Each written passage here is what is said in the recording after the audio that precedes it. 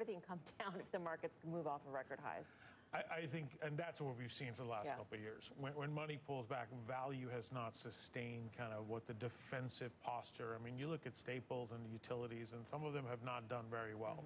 So I do think when money starts coming out, it does. But I do think if you get rates coming down, you get a slowdown in the economy, you can be in some of these defensive cash flow sectors that have growing dividends and revenue growth. So if you get top line revenue growth, you have valuation sustaining you. And I think you can then get that tailwind to actually outperform the market and not just be in the AI trade, which is getting more and more expensive because more and more money is chasing it. Right. Surat, thank you. Good to see you. Thank you. Coming up, tax changes in the president's mega bill, turning the philanthropy world upside down. Robert Frank going to tell us how it could impact charitable giving by the wealthy. Then later this hour, Senator James Lankford on some of the tax changes in the bill aimed to help businesses write off new equipment costs. That's at 7:50 a.m. Eastern. Squawk Box returns in just a moment. As a global leader in alternatives today, PGIM is capturing the potential of tomorrow with over $320 billion in alts across public and private markets. PGIM, the pursuit of outperformance. Thanks for calling Consumer Cellular, ranked #1 in network coverage and customer satisfaction. Hi, my friend Linda has you guys and gets way better coverage than I do. Sounds like Linda has you beat. Not at bowling. You're breaking up a little. Are you really ranked #1 in coverage? Yep. And plans start at just $20. Oh, we could afford lessons for Linda. You're embarrassing yourself. At least my phone works. Switch to the carrier ranked #1 in network coverage satisfaction. Call or visit Consumer Cellular today. You stand at the forefront of building materials. Today, Amrize becomes the partner of choice for the professional builder of North America with our advanced branded solutions from foundation to rooftop. Dick's Deal Days are happening now. Score amazing limited time savings like great deals on Hoka, 60% off bats, $400 off ping clubs. Scorecard members earn a $20 bonus reward on your purchase of $150 or more. Shop in the app and Dicks.com. Advantage TFO. Barclays Bank is proud to partner with Wimbledon.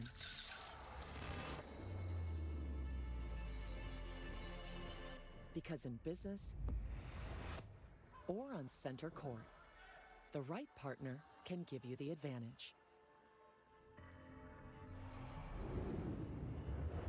Barclays, the official banking partner of Wimbledon, powering possible. When I started Walton Goggins Goggle Glasses, I needed a website. And GoDaddy Aero uses AI to make a beautiful website so fast it'll blow my customers' noggins while they're shopping for Goggins for their noggins. Order submitted. I can't wait to see their faces when they come out. Order filled.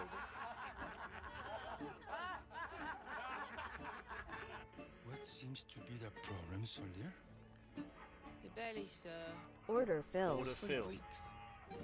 Sneaky Order cowards. submitted. Innovation changes everything. Send it Order filled. Order filled. Order submitted. You can access the NASDAQ 100 innovators who are rethinking the world. Before investing, carefully read and consider fund investment objectives, risks, charges, expenses, and more in prospectus at Invesco.com. A CNBC special report. Brian Sullivan, live from the OPEC International Seminar in Vienna. The future of global energy amid geopolitical tensions. All-day coverage today and tomorrow, and streaming on CNBC Plus.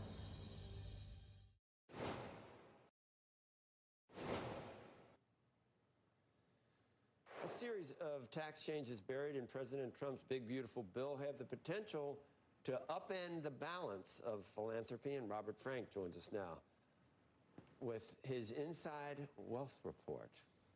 We get inside.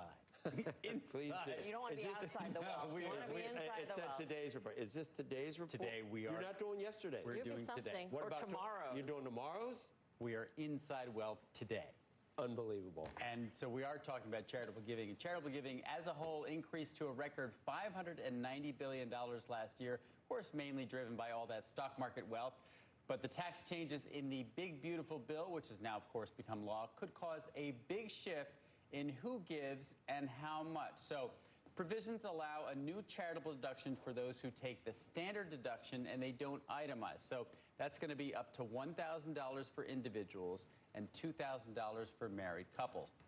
To pay for that, it's going to require itemizers, mainly the wealthy, to exempt from their charitable deduction the first 0.5% of their gross income. So if you make $1 million a year, your first $5,000 giving to charity will not be deducted. It also limits deductions for those in the top tax bracket, allowing them to claim only a 35% tax deduction for charitable gifts rather than the current 37%.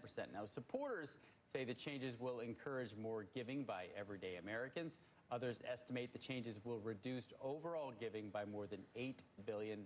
For more on how the new tax changes will impact the wealthy, you can check out the Inside Wealth newsletter, brand new one, out tomorrow morning. You can go to cnbc.com/insidewealth. That's cnbc.com/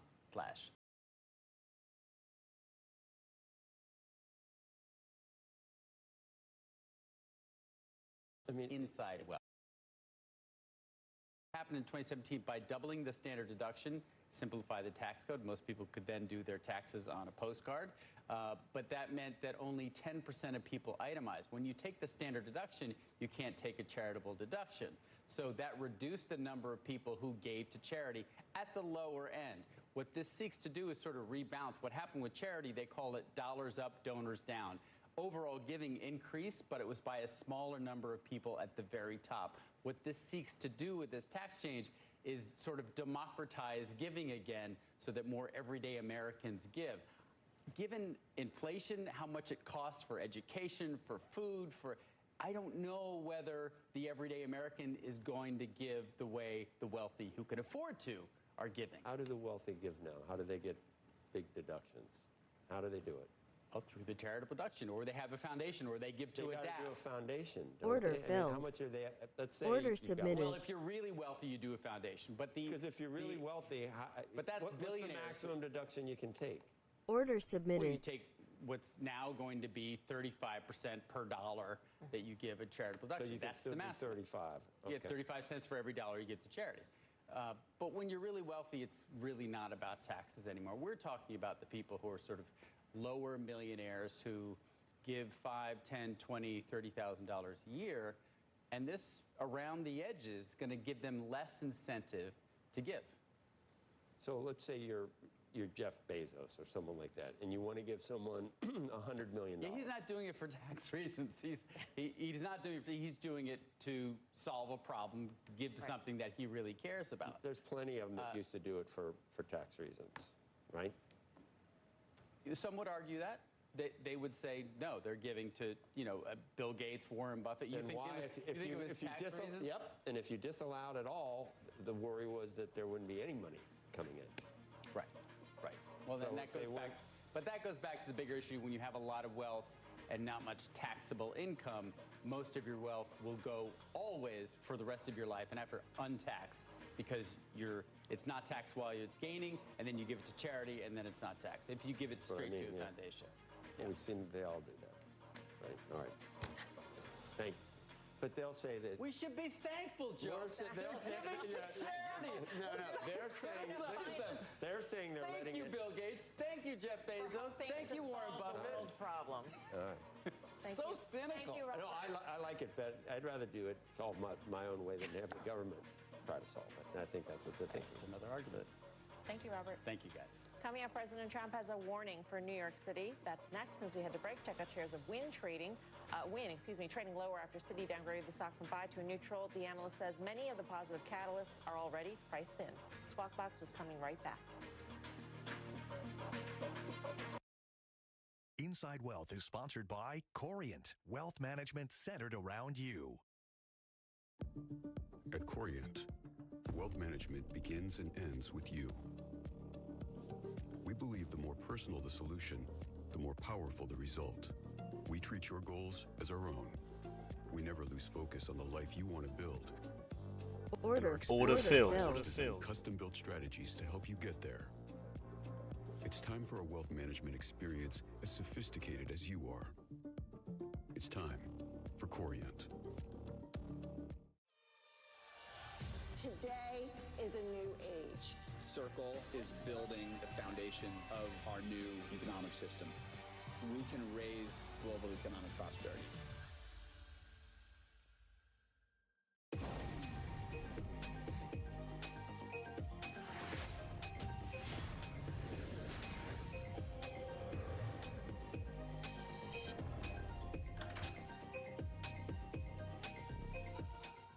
Jones lines things up, checks his Fidelity app, looks to outside analysts to get a second opinion. Nate likes what he sees, and he places the trade. Talk about easier investing. Down, up, right, left, inside, out. Sometimes it's hard to make sense from nonsense. Go beyond the headlines. A trusted global perspective. The Economist. Know which way is up. All right, let me tell you about ambition. Too much is not enough. Don't just waste this life. Set the goal really high and go all out. And then you create another vision, and another vision, another vision. So that's being ambitious. This is what it's all about. Hi. My daughter's in ballet, and you need a set of bun, and you don't know what set means. Okay, you're gonna want shine and hold. This'll keep her hair sleek, and this'll keep Order her cute. submitted.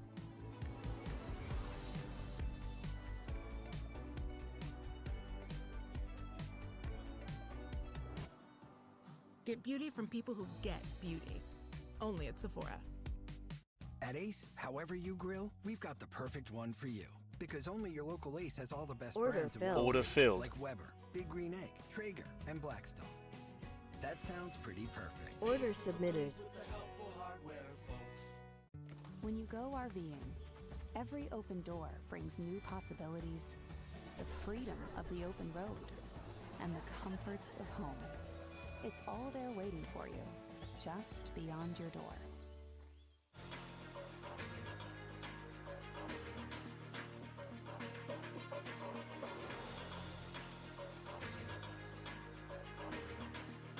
President Trump weighing in on New York City's mayoral race and the rise of Democratic Socialist Zohran Mamdani. The president going as far as threatening to use the power of the White House to take over the city. If a communist gets elected to run New York, it can never be the same, but we have tremendous power at the White House to run places when we have to. We're going to straighten out New York. Maybe we're going to have to straighten it out from Washington. President Trump has also threatened a federal takeover of Washington, D.C., citing a desire to get rid of crime and run the city well. And a deal in Philly. Union leaders agreed to a tentative deal this time to end the 9-day garbage strike. Squawk Box has been all over this one, like the stink that has plagued Philadelphia as the trash overflowed at drop-off points. So we've been all over it. Order submitted. Stepping out. Yeah. All right. Coming up, the push for crypto regulations on Capitol Hill. Ripple CEO Brad Garlinghouse is going to talk to us before he testifies before the Senate Banking Committee today. He's also going to tell us about a new stablecoin partnership with BNY. As we head to break, check out the crypto markets this morning. Squawk Box returns in just a moment. You didn't start a business just to keep the lights on. Lucky for you, Shopify built with just one tapping, ridiculously fast acting, sky-high sales stacking, champion of checkouts. Businesses that want to win, win with Shopify. With 4imprint, you get more than promo products. You get the certainty of personal service, design expertise, and unmatched quality to make your moment shine. Be 4imprint certain at 4imprint.com. 4imprint for certain. A Spotlight's powerful beam is designed to be seen from miles and miles away. And now that power can be put in the palm of your hand. This is the brand new Star Patrol Spotlight. Designed with rechargeable LED and laser technology, this light shines a beam that is insanely bright. It can project up to a half-mile away, visible from up high in the sky. Even from atop this skyscraper, it easily lights up buildings from across the skyline. That's over 30,000 candelas of crazy bright light. Pull the trigger again and it converts to a floodlight, turning this entire field from dark of night to super bright daylight. Spot it or flood it. It's your choice. Wow, look how bright this is. Wow. I've never seen anything like this. Wow, it lights up the whole neighborhood. It's an advancement in technology combining focused laser beams with LED lights for intense directional light. Oh no, the power's out. Forget weak flashlights. Light up the whole house with one Star Patrol. Noises at night? A regular spotlight can't show much, but the Star Patrol Connection will blind lost. that prowler with fright. Even compared to these two headlights, Star Patrol is up to 4 times as bright. And when you're on a camping trip, it's an essential tool you'll want to have with you every time. Even charge your phone with it. Got car problems? Well, the roadside emergency mode will help alert oncoming traffic. The built-in power bank has ultra-fast USB charging, so it's ready again with hours of battery life. Go online and get your Star Patrol today to lock in free tariff pricing and receive fast free shipping. Plus, a free upgrade to the Pro Patrol version. The Turbo Boost button will increase brightness by up to 100%. But hurry, this could be your last chance to lock in this pre-tariff price. If this isn't the brightest spotlight that you've ever owned, just send it back for a full refund. Star Patrol is available to ship from our U.S. warehouse, and there's a strict limit of 3 per order. Don't wait. Order now. Call 1-800-814-9429 or visit GetStarPatrol.com. So call 1-800-814-9429 or visit GetStarPatrol.com now.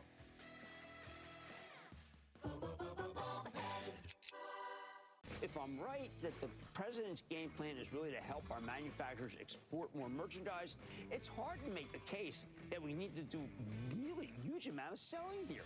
Mad Money, weeknight 6 Eastern and streaming on CNBC+. Ripple announcing just moments ago that it's partnering with BNY for BNY to be its primary custodian for its stablecoin. Joining us first on CNBC, Ripple CEO Brad Garlinghouse. Wow, that's a nice shot, Brad. It suits you well. You're looking very, even presidential almost. Welcome. Thank you. It's good to be here. Good to be back on Squawk Box. You need a custodian for your stablecoin. Why BNY? Well, look, I think as the crypto industry has emerged from kind of the last administration where the industry was being attacked, working with the most trusted, the most well-regulated, and even the best capitalized partners is a way to continue to build trust in this system. And stablecoins at their core, by their nature, it's a dollar backed with a dollar in deposits. BNY Mellon has, for a very long time been amongst the most trusted partners out there for as a custody bank. So we're really pleased. We think it's indicative of the shift of tide where we've had headwinds for this industry are now becoming tailwinds, and I think we're going to see a lot of growth. I mean, all the way back to that duel, I think, right? Is that Bank of New York? I think, yeah, Alexander Hamilton. It goes back a ways, doesn't it? That one goes way back. I didn't put a number out there because I wasn't sure how many years it's been. But the BNY Mellon, we feel very lucky to be partnered with them, and we think, again, building trust for the whole industry and having RLUSD, our stablecoin, which just passed $500 million of market cap. We launched only about 6 months ago, so we're really pleased with that trend line and feel like this will only continue to build that trust. It's small compared to some of your competitors, though, at this point. How does that factor into how you approach the whole stablecoin industry?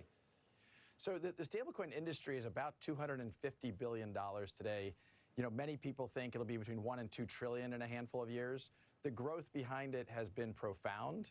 We joined the market kind of late, partly because we were using stablecoins in our payment flows for our institutional customers. As you probably know, Ripple at its core has been a payments company and solving a cross-border payments problem. We use stablecoins, we use XRP where it makes sense. And stablecoins, when we were using that, we were a big part of activity for us. We were minting a lot, and we thought we can participate in this market given our institutional background, given the fact that we've leaned into compliance and been very regulated. We have over 60 global licenses to participate in these markets. So we feel like the growth ahead will serve us well as we continue to serve that institutional client. This doesn't, you still want a banking license, right? Even though you have this deal with BNY. Well, yes is the short answer. We have pursued and requested application to apply for an OCC license as well as a Fed master account. We think that the key here for crypto and the kind of decentralized finance, as many people call it, Ripple has been building bridges between traditional finance and decentralized finance. The world isn't going to be taken over by crypto. Instead, we think about how do we take the best of what crypto brings in facilitating faster, cheaper transactions and bring it to traditional finance. That's been at the heart of what Ripple has been focused on from the beginning. This is a step towards that, and certainly getting an OCC license for those that have said that the crypto world wants to be unregulated, whatever, the opposite is true. You know, I'm here in Washington in part, as you referenced, there's a Senate Banking Committee hearing today. We are advocating as an industry to be regulated. And those that, like Ripple, who have stepped forward and said we want to get an OCC license, in addition to the licenses we have with the New York Department of Financial Services, it only continues to augment that very robust, very compliance-first, trusted partner so that we can continue to use these technologies to benefit consumers and businesses alike. I have to correct you. Yesterday, Joe Lubin told me crypto, in fact, is intent on taking over the world. Didn't he tell us that? Yes. I think he told us that yesterday, that both that Ether and Bitcoin were going. He kind of said that. He kind of said that. Yeah. Brad, I'm just wondering if you could take us out, 5 years, 10 years. I mean, right now we have a host of stablecoins out there. We've had reports that Walmart and Amazon are looking into how they use stablecoins. Where do you see stablecoins meeting the general public in terms of function? Well, I think first it will probably benefit companies like Amazon and Walmart and companies that are doing a lot of transactions, particularly cross-border transactions. The friction of how we all live today, which really is often referred to as the SWIFT network. This was built literally 50 years ago, and the architecture has not kept up with the modern internet. We see the opportunity with things like stablecoins to fundamentally change how payments work, how treasury operations work, reducing the amount of time and float necessary, and then it's also reducing fees. So stablecoins really can have a profound impact. I think that's why there's been a lot of investor excitement. But I think your consumers will probably see it secondary to businesses here in the United States. Outside the United States, you're seeing consumers lean in part because they don't necessarily want to hold their local currency. If you live in Argentina, where you've seen the Argentinian peso devalued multiple times in my lifetime, you might actually say, I'd rather hold a US dollar stablecoin. Right, which has its own, dollar's got its own issues, I guess, Brad, but nothing compared to that. That's true. It's good. It's good to have you on and keep us updated with what's happening. You got a lot of fans on Twitter, I'll tell you that much. So I'm looking. Crypto Twitter is an active group, and I think advocating for the exact same reasons we're here in Washington today. That people, and even to Becky's question, consumers and small participants in this market want clarity. Right. Yeah, it's Melissa. I don't think he has a monitor.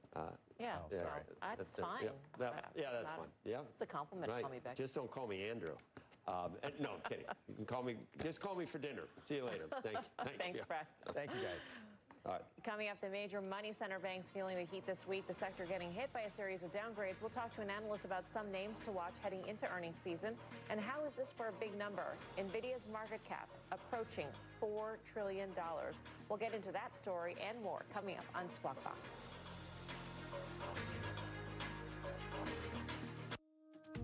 At Interactive Brokers, independent RIAs work with the best research and trading tools designed to help them outperform the markets. Meet them at Interactive Brokers Investors Marketplace for Advisors. Advisors at Interactive Brokers keep all they earn on our low-cost platform with no ticket fees or custody charges, low margin rates, and high interest earned on idle cash. To get better results, get a better platform. The best informed investors choose Interactive Brokers. We are Transformer Table, creators of the most multifunctional furnitures in the world. A table that extends from 2 to 12 people. Transform your dining area into 2 sleek functional desks in seconds. Explore our dining collections, built to last and designed to evolve with your lifestyle. And for the first time ever, save up to 40% off all our products for this 4th of July. What if the future of finance wasn't built around averages, but around you? At Abacus Global Management, we're reframing the very nature of financial planning around the most personal data point possible, your lifespan. Because Abacus is the originator, the market maker. We're not just participating in the space, we're reshaping it. As a technology-driven asset manager, we're empowering our investors with an integrated system to take command of what matters most. Your time, your future, your financial destiny. While legacy firms cling to static models and outdated assumptions, we move forward with precision, agility, and a vision rooted in reality, your reality. This isn't finance as usual. This is control in the hands of those who dare to lead. This is a new era of investing built on the truth of your life. Welcome to Abacus Global Management.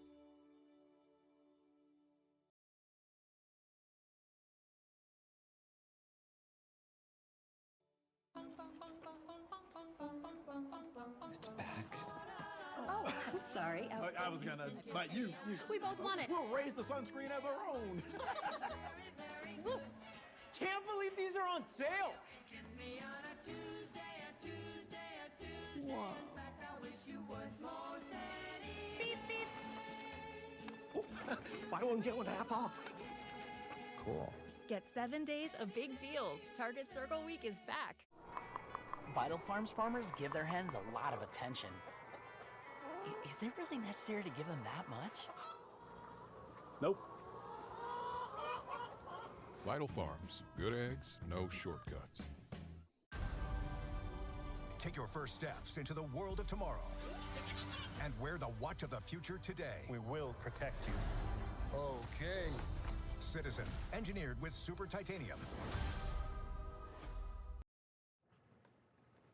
Let's get a closer look at bank stocks following a series of downgrades ahead of earnings season, which kicks off next week. Joining us now, Scott Seifers, Piper Sandler Senior Research Analyst. Scott, great to have you with us. At the heart of the downgrades that we've seen so far yesterday from HSBC, the concern really was valuation, that a lot of the good news has been priced into stocks. And I'm wondering how you see, let's say, a JP Morgan, which is close to a record high, trading at a price to book of about 2.4, which is, expensive to itself, expensive, to the group. And how do you justify that moving higher? Yeah, so it's a good question. It's an interesting time, Melissa.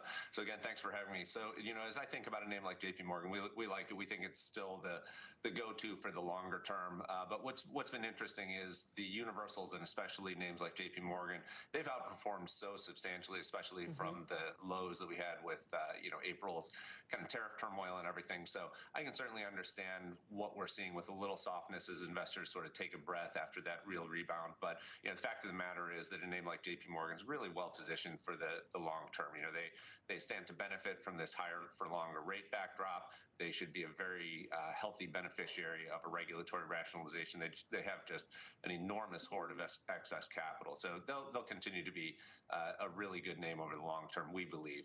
But certainly understand this little kind of rotation that we're seeing into, say, the regionals out of the money centers, given valuation disparities. Yeah, the disparity is great. Regionals are like at one, are trading at half the multiple. And so, from your standpoint, is there an argument to be made to be going to regionals, or is that group still risky in a market where the second half has some question marks around it? Yeah, I wouldn't say the regionals are necessarily risky. In fact, there are several names that we like. I would highlight a name like U.S. Bank, Citizens Financial, Fifth Third, Key Corp, for example. So the story is improving kind of across the board. As I suggested earlier, it's very strong for a name like JP Morgan and the universals. But as we kind of exit this immense amount of uncertainty following what happened early in the second quarter, the backdrop for the regionals is starting to look more like what we had hoped it would be at the beginning of the year or the beginning of Trump's second term. For example, the regionals should benefit really well from a likely rebound in commercial lending demand. They're well positioned to take advantage of an investment banking recovery. The rate environment's pretty benign for them, and credit's kind of a non-factor. So, I think as I look at things, the environment's actually pretty good all around. As I suggested, we tend to prefer the universals over the longer term, but it's a pretty decent backdrop all around in the banking space. You mentioned higher for longer, and I'm wondering in your mind what that means exactly, since Wall Street is expecting maybe a full point coming off of rates in the next, 12 months, 9 months. Yeah, good question. So I tend to look at it a couple different ways. Number one, we tend to do our modeling off the Fed funds futures, which is the best indicator we can get for the likely path of rates. And it looks like there will probably only be about 2 rate cuts at the short end of the curve this year. I think as long as we go in a measured pace, that's probably fine. Just as importantly, we look at the shape of the yield curve, which is actually pretty steep. Banks tend to capture that spread between short and long rates, and that's been great. So what we're going to see in the regional space, for example, is that you're going to have this asset repricing story where, banks sort of roll off lower yielding assets from a few years ago. Bank of America is actually probably the most pointed example out there, where they had bought a lot of low yielding mortgage-backed securities several years ago. Those will roll off and you'll see them reinvest in similar securities but at much higher rates. So there's a good asset repricing story in there. And then even though we're reaching sort of the tail end of it, there are still deposit pricing opportunities. So basically what you're getting are better asset yields, stable to lower deposit costs, and it really helps the net interest income trajectory. Scott, gonna leave it there. Order filled. Thank you. You too. Thank you, Melissa. All right, coming up, Order a submitted. wide-ranging interview with Senator Langford, James Langford, including his push to allow companies to speed up writing off the cost of new equipment. It was included in the president's mega bill. It's a mega bill, mega bill. And the most powerful names in tech and media are gathering at the Allen & Company conference. We'll have a live report from Sun Valley. That's coming up next. Squawk Box coming right back. Order filled. Order filled. Order submitted. Wealth management begins and ends with you. We believe the more personal the solution, the more powerful the result. We treat your goals as our own. We never lose focus on the life you want to build. And our experienced advisors design custom-built Order filled. to help you Order get there. submitted. It's time for a wealth management experience as sophisticated as you are. It's time for Corient. Now you can cook everything without having to master anything with the Ninja Flex Flame. Make sizzling steaks, smoky fall-off-the-bone ribs, crispy chicken, griddled favorites, and artisan pizzas, all under one hood. Ninja Order Flex filled. Order filled. Here at Mint, we love green, and I'm excited to tell you about a deal that will save you a lot of green. We're teaming up with Samsung to give you unlimited premium wireless and the new Galaxy S25 with Galaxy AI for $30 a month. Your friends will be green with envy, and those little green bubbles? Not an issue anymore. So you can like the messages and do a proper group chat with any phone. Video that doesn't look like it was filmed on a brick. Turns out it actually is easy being green. The frog is a liar. Searching for the perfect underwear? Tommy John combines innovation and excellence in every pair. Available in multi-packs, Tommy John's breathable second skin underwear is even softer than cotton, with up to 4 times the stretch of competing brands. We've also crafted indulgently soft second skin sleepwear for luxurious evenings and mornings. Invest in your comfort worry-free. If you don't love your first purchase, we'll make it right, because if you dress to the nines, your underwear should be a 10. Go to TommyJohn.com now for 20% off your first order. Every morning, even before the markets open, I'm planning my moves that I make throughout the day. When you're actively trading, the fees really start to add up, and that eats directly into your potential returns. I found that Public is really the only platform that offers rebates on your option trades, which help offset those costs. For me, when it comes to investing, timing is everything, and Public allows me to get a step ahead. There's some things that work better together, like your workplace benefits and retirement savings. Voya helps you choose the right amounts without over or under investing, so you can feel confident in your financial choices. Voya, well planned, well invested, well protected. Introducing CNBC Plus, the new streaming platform from the #1 source in business news. Watch live or on demand. Access any market, anytime, anywhere. Start streaming. Go to cnbc.com/plus now. Companies are now allowed to write off the full cost of new equipment the year that they buy it, rather than spreading it out over time. This comes as part of President Trump's new mega bill. Joining us now, Senator James Langford. He's vice chair of the Senate Republican Policy Committee. And Senator, I don't know if the rest of the world was excited about this. Order filled. We heard many of our guests talk about how powerful and important this component of the big, beautiful bill was for corporations. And I think that's the case you want to make here. Tell us why. Well, it is because you have the opportunity to be able to not have to borrow money to be able to pay your taxes on the year that you have a big expense. A lot of companies are looking to be able to buy a new piece of equipment, whether it's a big truck, if you're a delivery service, or whether it's manufacturing, whatever it may be. They've had to depreciate that after several years. Now they can do it in the year that they actually purchase it. So that expense happens that year. That helps them in their taxes. That also incentivizes them to buy more equipment, which helps more manufacturing, which helps more jobs, which helps the economy. It's one of the most, if not the most, pro-growth portions of the bill, and it's permanent tax policy, unlike what we did in 2017, where it diminishes a little bit each year. Now it is 100% expensing every single year from here on out. And this is one of those things that I guess critics say it was expensive, but then proponents would say, and I guess I consider myself a proponent, that when you're spending money, and a lot of times we're spending money we don't have, but at least it should be something that has a chance to come back and have a great return in the private sector. I mean, if you're going to deficit spend, at least it should be pro-growth. This is absolutely pro-growth, and the issue on deficit spending is you're going to depreciate this asset out over several years. So the way the Congressional Budget Office looks at this, they look at what's called a 10-year window. They look at the next 10 years. So they would say things that you buy 8 years from now, they can't count the depreciation on year 11, 12, 13. They can't count those, so they consider that deficit. As crazy as it sounds, it makes no difference to the federal treasury whether we do it all in 1 year or depreciate it out over several, but it makes a huge difference to that small business, that manufacturing businesses, that corporation, whatever it may be, to be able to do 100% expensing this year and the year that it actually occurred. So for me, this is expensive only in Washington, D.C. terms. It's very beneficial to the economy. I'm trying to see if I really, I don't know if I really understood. So this did not add to the deficit, even with the way the CBO scores it? Well, CBO scores it as a deficit. In real life terms, it doesn't affect the deficit because the depreciation is either going to carry out over years or it's going to be in a single year, but it gets depreciated out. So in real life terms, when you look at the actual deficit that's actually being spent or that we're losing on that, it doesn't have an effect on that. It is a scoring issue, not a real deficit issue.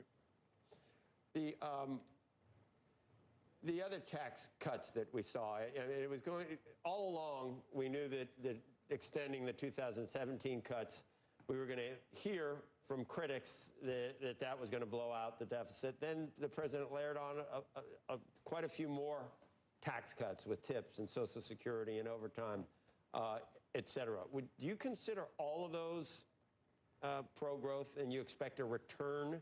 Or maybe increased revenue and increased tax revenue from growth? Is that how you would argue for those as well? Those aren't necessarily pro-growth the same way that the full expensing is pro-growth. Full expensing, no doubt, is overwhelmingly, that's pro-growth. That adds more to the economy on it. When you've got some of the things like no tax on tips, no tax on overtime, those aren't necessarily pro-growth on that. That is very beneficial to that group of folks and is targeted towards the lowest income to be able to make sure they're getting some tax relief. But those are not necessarily pro-growth the same way that you've got the full expensing is pro-growth. But those are issues the president's been very passionate about. It seems like he gets his way more often than not. So I don't know if I would have stood right in front of him and said, no, we're not doing that. Did Senator Johnson come to you and try to talk you into joining him to do more than one bill and to go line by line over all the increases that we've seen since pre-pandemic levels? Because, you know, you had Elon Musk until you didn't have him, and then you definitely don't have him at this point. There could have been more cuts, and we're still well above the spending levels that we had prior to the pandemic. Will there be another reconciliation bill down the road that tries to... There needs to be another reconciliation bill. As you remember, you go back to January, February, March, the Senate was saying overwhelmingly, let's do 3 bills. Let's put this into different pieces. It takes months to over a year to get some of these things all laid out. So let's do 3 bills. The House came back and said we could only do 1. And as we saw, the House had a very close margin. The Senate had a very close margin. We got as much deficit reduction as we could get done in this bill and actually get the votes to be able to pass it. Our desire is to be able to bring up another one, to be able to keep going and to keep working on what are we doing on deficit reduction. So this is the funny Washington, D.C. math. This is either $3.5 trillion of deficit or $508 billion in the positive on this, depending on how literally CBO scores it. They have 2 different scores out there. One is in the black, one is in the red. We look at it and say, okay, we kept the tax rates the same. CBO would say you should raise everybody in America's taxes next year, and that'd be better. We also say that would kill the economy, and so we're not going to do that. So we're going to try to keep the tax rates the same, and then also work on what can we do to do deficit reduction. So the House said one bill. But there's going to be enough. There's going to be more, right? Well, the Speaker has actually brought up the possibility of another one. We've obviously worked on the possibility of another one. We have what's called a rescission bill that would come up next week, excuse me. That would be about $9 billion in reduction. There are some ways we can do a piece at a time. There are also different bills that we can do larger. At this point, whatever progress we can make to be able to whittle down the deficit, we need to be able to do. But at the same time, we can't hurt the economy. We have to have a growing economy. We have to reduce our spending. That combination has to be there. What do you make of the latest forays in the tariff wars, Senator? Will they, some of the biggest tariffs, will they be levied? Will we slap those on some of these other countries, or will they come to the table by August 1st? I would say many countries are already coming to the table. We've already had some tariff agreements already and some trade agreements. Obviously, Vietnam's a big one. They're very close to settling the issues with India. That's a very significant trade partner. So we've got several that are either in process, they've got some progress and actually have a signature on, and there are quite a few of them that they're actually getting very, very close. So they're trying to be able to extend at the deadline to August the 1st to say, let's ink those. They're not going to have 100 done by August the 1st, but if they can get 3 or 4 more, they're showing real progress. That's good. Let's just keep moving at this point. I'm one of those folks that likes low tariffs and no tariffs. That takes an agreement to be able to do that. They've got to be able to open up their market, like what Vietnam has done. They've got to be able to open up their market so that we can actually get greater access to there. We've got lots of countries that are allies that still block out American products. Let's get that fixed. Do you think the next bill would be before the midterms? I'm already thinking about, I'm like I'm in Congress. You know, the day after I get elected, I'm thinking about the next election in the midterm. Will there be more Republican legislation assigned by the president, do you think, before the midterms? And after the midterms, is it still going to be possible? Well, let's find out on that. The American people are going to decide what happens on the midterms. But yes, I would hope that we could actually get more of the Republican-only bills that actually focus on deficit reduction before the midterm election. I think the American people are supportive of trying to be able to bring down this $2 trillion deficit. It's always, I want you to bring down the deficit, but don't affect the thing that I like. That's just not going to be possible with a $2 trillion deficit. But I think there are a tremendous number of people across the country that get that. They say they've got to balance their budgets. Their state has to balance their budget. The federal government's got to be able to do that the same. Very good. All right, it's 8 o'clock. I know you got to go. We got to go. Thanks for your time today, Senator. You bet. Good to see you again. Good to see you. It's 8 a.m. on the East Coast, just after. 8:01 now, actually. You're watching Squawk Box on CNBC. I'm Joe Kernan, along with Melissa Lee. Becky and Andrew are off this morning. Among the stories that we're following, there are five. No, we're not going to do five. We're doing more than this. No, there's only 3. It's so confusing. The Wall Street Journal says the race to be Fed chair may be narrowing to the battle of the Kevins. The paper reports that White House economic advisor Kevin Hassett has emerged as a serious contender and met with President Trump about the job at least twice in June. Meantime, early frontrunner Kevin Warsh is reportedly planning to meet with Secretary Bessent this month to talk about the Fed job. Meanwhile, President Trump is floating the idea of imposing up to 200% tariffs on the pharmaceuticals imported into the U.S. He said the levies wouldn't go into effect, though, immediately, and that he would give companies about a year or year and a half to come in, referring to drug makers bringing manufacturing back into the U.S. where they wouldn't be subject to those tariffs. And Merck is buying Verona Pharma for about $10 billion. Verona makes a drug to treat chronic obstructive pulmonary disease. That needs an acronym, and it's COPD. That's being studied as a potential treatment for other respiratory conditions. Both boards have signed off on that deal.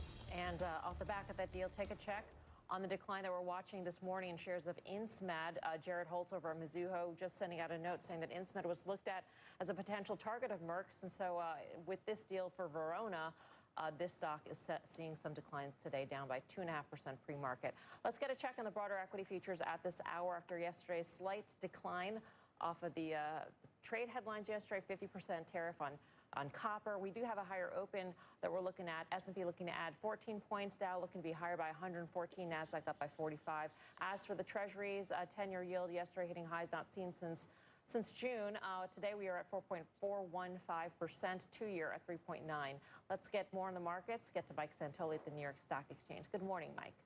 Morning, Melissa. Yeah, S&P 500 hovering just below those record highs. Had the down day on Monday. Yesterday, as you mentioned, it was basically a stalemate. The slightest of declines at the S&P level, but under the surface, a lot of back and forth movement. The market seems to be trying to cool off or deal with this slightly overbought condition after this 25% ramp off the lows in April by essentially just sort of dissipating some of that, some of the stretch conditions and kind of bring some of the laggards up and sell off, take profits in some of the big stuff. So yes, 25 or even 30% gain from the intraday lows in early April. But on the other hand, it's kind of a breakout of like a 7-month range. So it's not as if it's real escape velocity yet. It looks like it's in a pretty good shape. Technically, any pullbacks, probably 6150 or no big deal, because that was the prior minor high that we had back a little while ago, several weeks ago. Take a look here at some picture of the rotation happening.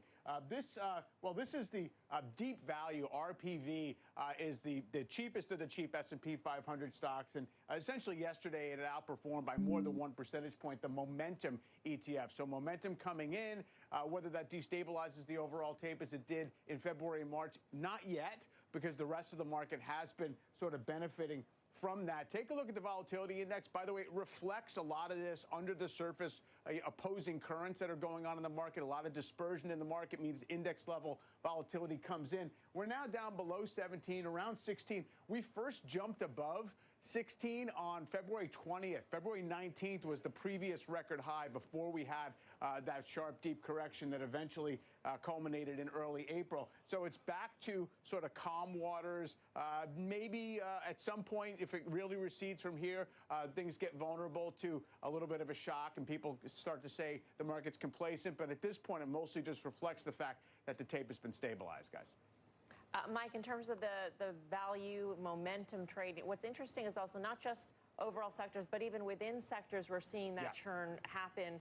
Yesterday, it was regionals versus money centers. We also saw some of that within semiconductors, the AI trade versus some of the non-AI stocks. Exactly. Factors right now, like momentum, like value, like earnings revisions, whatever it is, it almost supersedes sectors. So it's really every sector is its own market. JP Morgan and Goldman Sachs were flying well above the average bank stock. There's been some convergence there. You know, you got your Costco's and Walmarts that are well above staples and retail. So again, that activity is kind of it's sort of self-healing if it happens in this pretty orderly way. But, you know, again, back in February, you did get a little bit of volatility because it's just sort of a lot of money to come out of the biggest and most winning stocks into the rest of the market. It's sometimes, you know, that baton doesn't get passed so smoothly. Yep. Mike, thank you. Mike Santoli. And it's July, early July, and the annual Allen & Company Conference in Sun Valley is underway. Let's get to our Julia Borston with the latest on who's there, what the big themes are this year, and how's the weather? What's the forecast? Well, the forecast is good, Joe, and the most powerful leaders in tech and media and finance arrived last night. Apple CEO Tim Cook, Microsoft CEO Satya Nadella, Amazon CEO Andy Jassy, Uber CEO Dara Khosrowshahi, Netflix co-CEO Tan Sarandos, and YouTube CEO Neil Mohan. They're all gathering here for meetings and panels hosted by Allen & Co. amid uncertainty around the impact of tariffs, as well as the battle for leadership in AI. Disney CEO Bob Iger and Comcast CEO Brian Roberts shared a friendly conversation on the heels of reports that Disney and Hearst are looking to sell A&E networks. Also some questions about what assets might fit with Comcast or with Versant, CNBC's parent company, after their split. I also caught up with Warner Brothers Discovery CEO David Zaslav. He didn't answer any of my questions about what assets he might be looking for to buy for either half of his company. We're just going to focus on our split. We don't need any approvals. So sometime next year, before the middle of the year, we'll have a pure play streaming and studio company with a great studio and great property. On On the agenda for the Allen & Co. conference today, sources tell me that there will be interviews with Andy Jassy, Scott Bessent, and Barry Diller. And coming up today, we have an exclusive interview with Snap CEO Evan Spiegel. That's in the 10 a.m. Eastern hour. And we have a lot more today and the rest of this week. Big interviews. And of course, we'll be getting the latest on what's happening on the ground here in Sun Valley.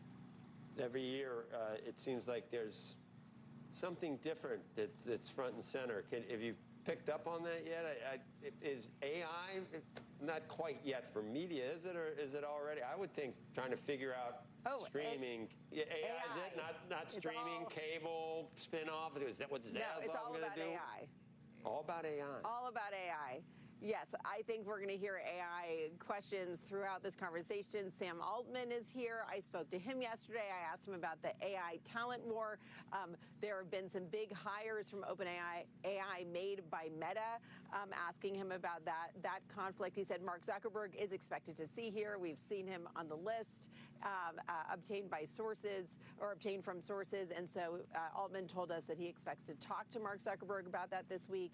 So a lot of questions about what it's going to take to not just compete in the AI war, but to win at it, especially when it comes to securing that top talent. And of course, that's something that really impacts all of those CEOs we showed right off the top of this segment, whether it's Microsoft or YouTube or Uber or all of these companies. They all need AI talent. Obviously, Apple also is struggling with this right now. Everyone needs to make sure they have the top AI talent right now. I'll bet you next year and the year after it's even bigger, though, because media's still got its own. You know, I can give you 10 other things media could be talking about that has nothing to do with AI and isn't going to be solved by AI for a couple of years. And there's no question that technology has just as much of a presence here, if not a much bigger presence here than the media companies. Okay, that's why then. Yeah, for media, I don't know what they ought to do. They got to spin off parts. That's what they got to do. Spin off, buy. That's the solution. Rearranging the deck chairs on the, not necessarily. That's terrible. We are in that business. I know. Believe me. Tell me about it. Thanks, Julia. See you later.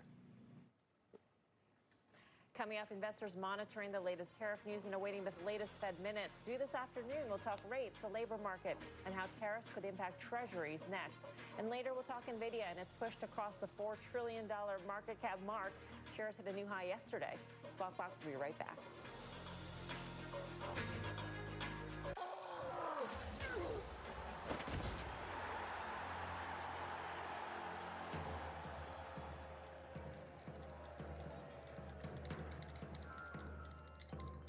Sir, it seems that the gladiators get a lot of positive social sentiment. Innovation changes everything. With one investment, you can access the NASDAQ 100 innovators who are rethinking the world. Before investing, carefully read and consider fund investment objectives, risks, charges, expenses, and more in prospectus at Invesco.com. At Public, the high-yield cash account's a no-brainer. I know my money's working hard for me, and I know I can access it anytime I need it. It's very simple. Better rates mean faster growth, and that's exactly what I need. When it's time to start your business, it's time for Shopify. Designed with easy-to-customize themes, sell everywhere people shop, and never miss a sale with the world's best converting checkout. See why millions of businesses sell with Shopify. Start your free trial today. When logic bends, when certainties shatter, when left is right and right is left, which way do you turn?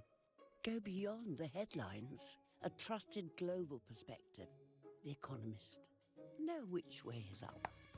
This thing is so good for your gut health. I used to have a collagen, I used to have probiotic, a green juice. I replaced it all with this Arma colostrum. My hair has gotten so much thicker ever since taking it. Which American states are driving business, surviving, and thriving?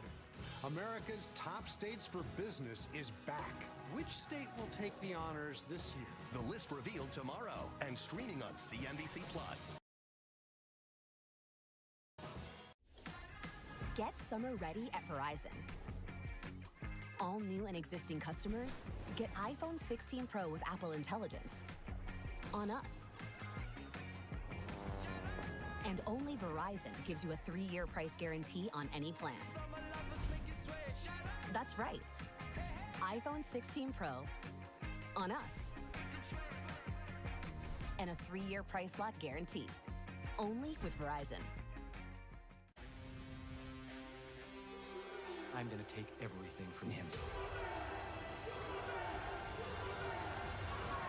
Lex, good luck with that. Rated PG-13. In theaters everywhere Friday.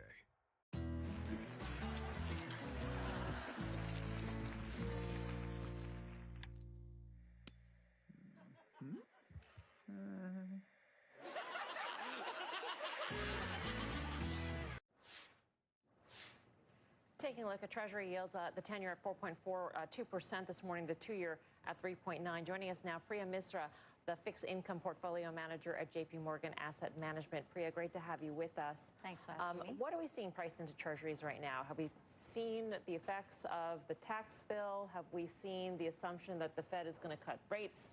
So, I mean, what are we looking at? I love that question because there's so many cross currents with interest rates. So to answer your question, I think the fiscal side, yes, we've known about the one big beautiful bill for a while. I would say it's largely priced in. We also know that we're getting tariff revenues, and the total cost, you know, the total amount that we can get from the tariff revenues, the CBO is projected 2.8 trillion versus the one big beautiful bill cost of about 3.2 trillion. So actually they almost kind of offset each other. You look at the yield curve has steepened. So the market is pricing in that we have an unsustainable deficit trajectory. The deficit is a lot. And so I think that curve has steepened. We're pricing in fiscal. On tariff, I think the market has a little bit of tariff headline fatigue. And I think if you look at the underlying economy, the economy is slowing, but we're in subtrend. We're not talking about recession. A lot of those tail risks have been taken off. Inflation, the big concern around tariffs was this is a stagflationary shock. Inflation's actually come in weaker the last few months. So I think that's why that front end of the curve is still pricing in Fed rate cuts. It is pricing in a soft landing. We're only talking about 100 basis points, 120 basis points of cuts, which is the market saying, look, inflation may be a one-time price shock because of tariffs. The economy is slowing. The Fed's going to do those good news rate cuts. And I think that's how you can square where the Treasury market is versus where sort of risk assets are. In terms of a one-time price increase, a price hit on tariffs, is there an assumption that tariffs will be removed, or are we assuming that there's going to be some base level of tariffs permanently and that is priced in? I think the market is pricing in some base level. What that level is an open question. I think 10% on the world and maybe 30% on China or transshipment. I think that might be baked in. To the one-time price shock, I think the U.S. is still a service economy. 75% of the consumption basket is services. So we're looking at service inflation, whether it's housing, ex-housing services. That's actually coming down closer to the Fed target.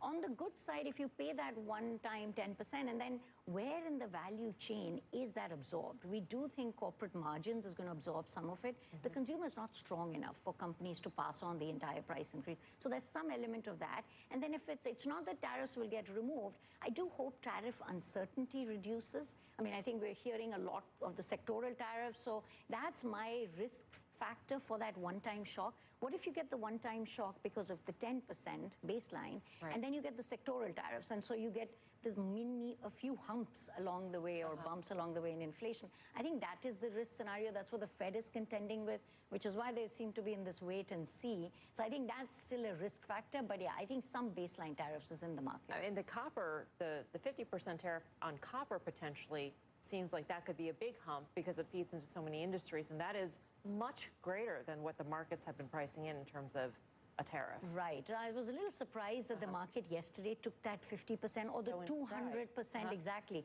Risk assets took it well. I think even treasuries took it well. I think there's a hope there that this is a negotiating deal, tactic by the president. It's a maximalist. Let's escalate to de-escalate. I don't think 50%, especially downstream, because when you get the input costs going up that much, and we saw it with steel and aluminum in 2017-18, I think the market is assuming that that's where we start, but we're going to end up at a much lower level. Speaking of taking it in stride, the bond volatility index, I mean, that's pretty low. I mean, traders are pretty complacent. I mean, not just on the bond side, on the equity side as well.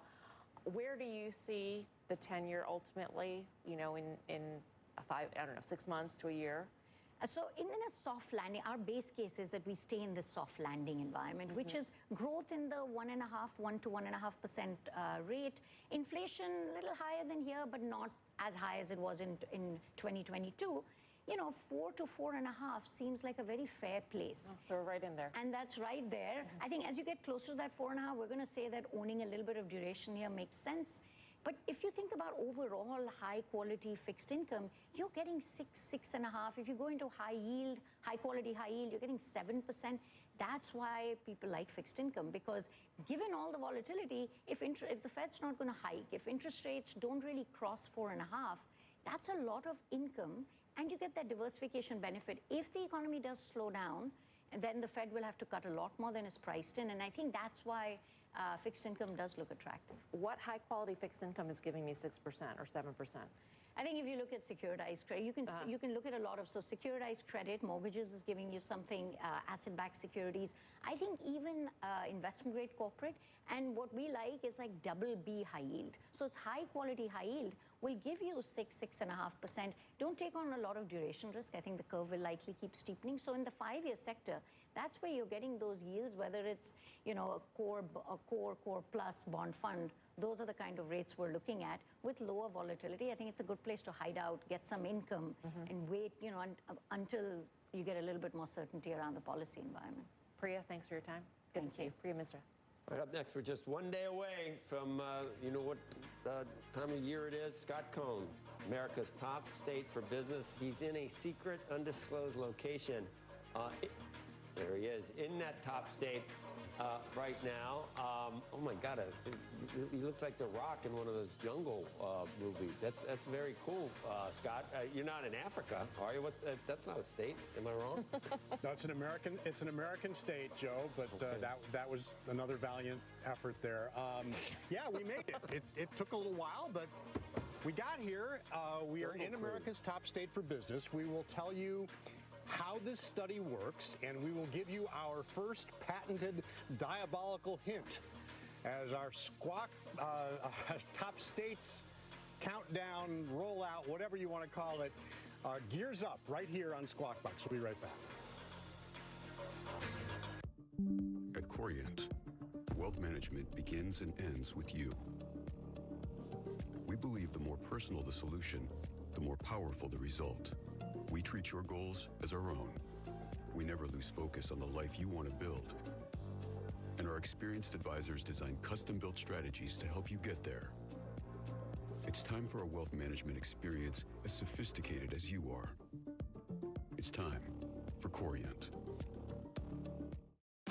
Searching for the perfect underwear? Tommy John combines innovation and excellence in every pair. Available in multi-packs, Tommy John's breathable second skin underwear is even softer than cotton, with up to 4 times the stretch of competing brands. We've also crafted indulgently soft second skin sleepwear for luxurious evenings and mornings. Invest in your comfort worry-free. If you don't love your first purchase, we'll make it right, because if you dress to the nines, your underwear should be a 10. Go to TommyJohn.com now for 20% off your first order. Leo, he's there when we wake up, he's there when we leave, he's there whenever we come back home from school. He's just there always. Mash it up, doofus. Ever since we introduced him to the farmer's dog, his quality of life has been forever changed. He prefers real, human-grade food. It's like real food. It is. He's a happy dog now. He's a happy dog. He's a happy dog. Humana Medicare Advantage plans. Carry this card, and you could have the power to unlock benefits beyond Original Medicare. These are convenient plans that offer all of the benefits of Original Medicare, plus extra coverage and benefits. With a Humana Medicare Advantage plan, you could get doctor, hospital, and prescription drug coverage in one convenient plan. With $0 copays on hundreds of prescriptions. Order filled. Order submitted. Vision, even hearing benefits. There's also a cap on your out-of-pocket medical expenses. That's more than you get with Original Medicare, and Humana offers $0 or low monthly plan premiums. So call now to see if there's a plan in your area that could give you extra coverage and benefits. A knowledgeable, licensed Humana sales agent will explain your coverage options, even help you enroll over the phone. Call today and we'll also send this free guide. Humana, a more human way to healthcare. Kelly Evans, Brian Sullivan, Power Lunch, weekdays 2 Eastern, CNBC. Coming up, an interview you do not want to miss. You just said something to me which makes me a little bit nervous. Every time a tech expert comes on this show, you better ask him, what are you doing on AI security? What is the thing you worry about the most right now? In an environment where there is a lot of uncertainty, make sure we're playing the long game. Is this the right way to do it? He's not a conventional president. Reading the president's latest, I swear he's watching. Squawk Box, weekdays 6 a.m. Eastern, and streaming on CNBC Plus.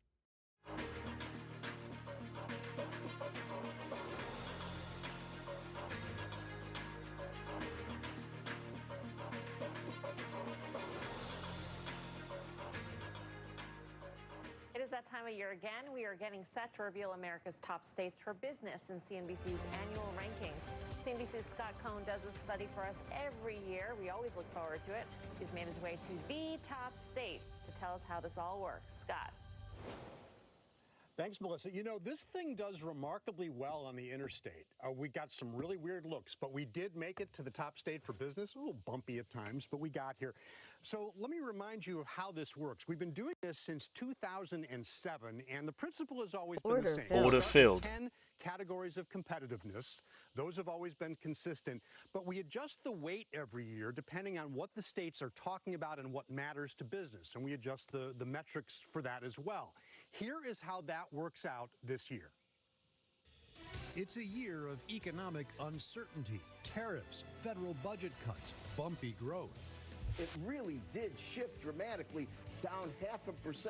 With more states saying they have the most strength to get through this, economy is our most important category this year, measuring economic growth, job growth, the housing market, and state finances, but also this year the risks from federal budget cuts and from tariffs. Next, infrastructure. We've shown you the huge data center battle.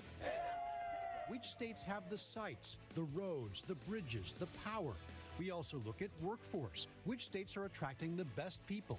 We measure the cost of doing business, business friendliness, the quality of life, technology and innovation as federal research money dries up.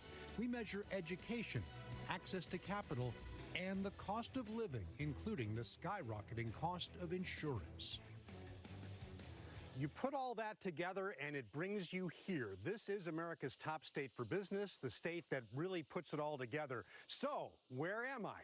As you know, we drag this out a little bit because we've put a lot of work into this. So here is your first top state's diabolical hint. The sting. The sting.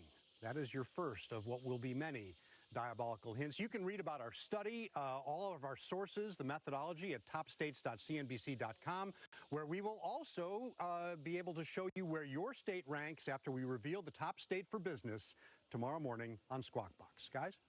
Yeah. It's you have a guess, no. right? No, you don't have a guess? The sting? No, it's diabolical, and it never. You play connections. You know how the connections. You try and figure out what those are in the morning, and it might be something so far off, but then it finally makes sense, and that's what you do every year. So I'm not going to bother with trying. I mean, I started looking up Robert Redford and Paul Newman, and I don't know where that was. I don't care. I don't want to know. That has nothing to do with it, I'm sure. I'm sure it had nothing to do with the police or, Sting, right? It could just be like bees. Sting, I know. I have no idea. That's a cool shot, though. You really do look like Jungle Cruise or something. Could be anywhere. Yeah, you could. You could have some lighting there. I don't know what time it is. They could be fake trees. It could be fake trees. It could be like a lot. Well, we'll know tomorrow, Scott. We will know tomorrow. We'll do the usual thing. We'll unveil this state. We will talk to this state's governor and talk a little bit more about competitiveness in a really, as you guys know and as you talk about every day, a really, really interesting year. And particularly interesting year in state economic development, which is what we focus on. You know, I'm optimistic. It's not. It seems like it won't be because you've got some different parameters. But when it's a state right around Washington, D.C., that always drives me nuts. You know what I mean? Of course, naturally. It's just, the money is just seeping from the Leviathan to the nearby states. And that's no way to run an economy, right? Well, and that as you say, like that whole dynamic is changed. We'll see how much it's changed and whether that's shaken up our rankings. But yeah, it definitely is changing, and it's something that we had to take into account, particularly with economy being such a big deal this year. Yep. Thank you, Scott. That'll be a meme of me like throwing up on air, probably. Probably. Yeah. That's pretty funny. They do that. That's okay. I opened myself up for that. Up next, June was a big month for tech IPOs with Circle, CoreWeave, and Figma coming to market. Is it a sign that momentum is building for more companies? Let me say it again, coming to market. You love that twice. A look at the industry and the names you need to watch is next. As we head to break, check on shares of T-Mobile, U.S. KeyBank downgrading the stock to underweight with a downward price target of 200. Squawk Box will be right back. When you're actively trading, the fees really start to add up. Public is the only platform that offers rebates on your option trades, which help offset those costs. It's a simple way to help me keep more of what I earn. Everything about PXG totally changed my game. The whole experience that PXG brings is top-notch. They really tailor it to your swing. Yeah, you should go get fitted. PXG, you've never played like this before. Food is Gina's passion, but diabetes threatened to take that all away. With Dexcom G7, Gina learned how different foods affect your sugar levels in real time, so she doesn't have to choose between the foods that she loves and her health. When I started Walton Goggins Goggle Glasses, I needed a website. Figuring out how to make one was pretty hard on the old noggin. But with GoDaddy Aero, I can just tell it what I want. And it uses AI to make a website so fast it pretty much blows my noggin. This is working. With a beautiful design that'll blow my customers' noggins. Which allowed me to focus my noggin on making more goggins to put on their noggins. Which were just metaphorically blown. Look like you know what you're doing at GoDaddy.com.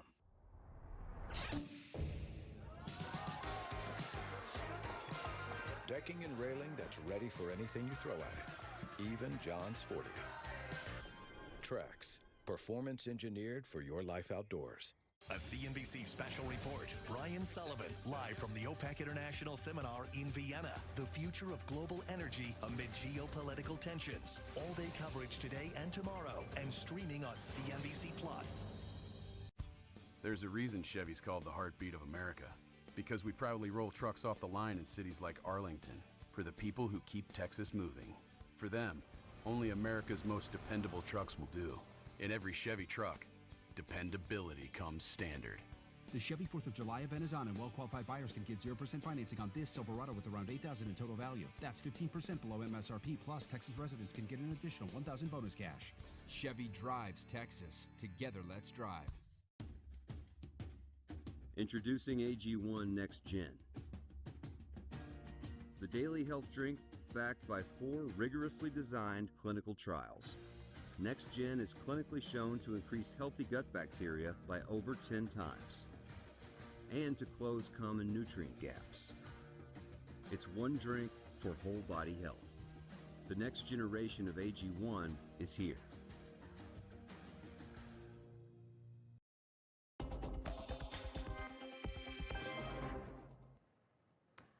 Microsoft getting an upgrade this morning from Oppenheimer, upgrading the stock to an outperform $600 price target. The analyst says AI revenue will be a big driver for the company. The stock up just fractionally, up 0.8% pre-market. All right, let's talk about mergers and acquisitions in the IPO market. What could drive deals in the second half of the year? Joining us now is Robert Kindler, Global Chair of the Mergers and Acquisitions Group at Paul Weiss. Good morning. It's been a while. It's great to have you here, especially in studio. We've heard a couple of conflicting things. One is that it's been really quiet, and that all of the excitement about the Trump administration and the tailwinds for M&A activity, or even Justice Department type things, would usher in a much better environment than we've seen recently. And then it looked like it didn't.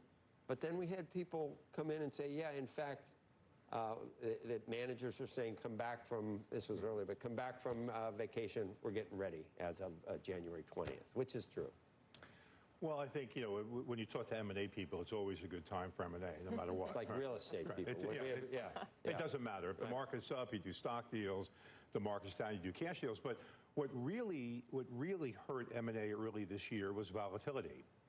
That was the issue in the market. It's very hard to do deals. And, you correctly made the call that people were overreacting to everything, right? You had these wild swings in S&P, and you said quite rightly, this doesn't make any sense. But the fact is, you can't do M&A deals when you have wild swings in value. You mean the Liberation Day? You mean all the things that caused wild swings in volatility? You just can't come to terms. And then you made the point, which is with question, that everyone expected antitrust to be easier, right, under the new administration. And I think people were waiting to see whether that is true.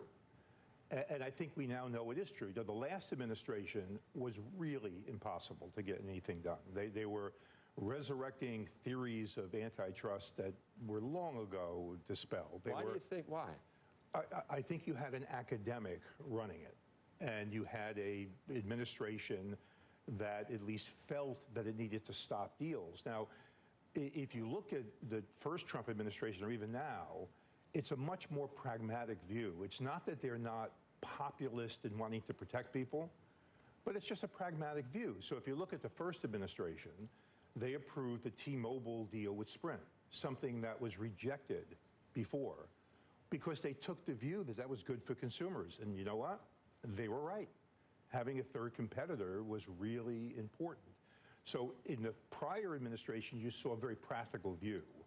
And I think now that the market is kind of stabilized from a volatility perspective, now we see that this administration really is much more practical. Just to give some examples, the prior administration wouldn't enter into consent decrees to help solve the problems, right? This administration, they approved the Hewlett-Packard deal for Juniper, and they agreed that there'd be some divestitures. They're willing to negotiate to do the right things to get deals done. Look also at the U.S. Steel, which, longtime client of mine when I was at Morgan Stanley and J.P. Morgan, that deal made perfect sense, and yet it was blocked for political reasons last time. So I think now that people see that there's less volatility and more practicality in the market, I think we're going to see a lot more of that. It's hard to understand, but I can figure it out. It was almost the notion that bigger is just going to be worse for consumers, and bigger in terms of big corporations. I mean, every time President Biden spoke, I was always struck with almost an animosity towards corporate. I'm from Elizabeth Warren and Bernie Sanders. I mean, it's a given. But from the chief executive of the country, I was hearing the same kind of anti-corporate, just almost in every single State of the Union or campaign speech. I understand that's populism, but I think it seeped into antitrust almost. Oh, it was impossible. And now you have an administration that is definitely populist. They want to do the right thing for consumers. They don't want prices to go up, but they're being pragmatic. Pragmatic populism. And also just, I point out that it's not that getting deals is going to be easy to get deals done. In Europe, it's very, very challenging. In the U.S., it's going to continue. People are going to look closely at deals. When I first went into banking, which was 25 years ago, the first call was always to the bankers. Let's see if we can put this deal together. Now the first call is to the lawyers, because the first question is, can we get this done? Not just in the U.S., but can we get it done in Europe, which really hasn't changed.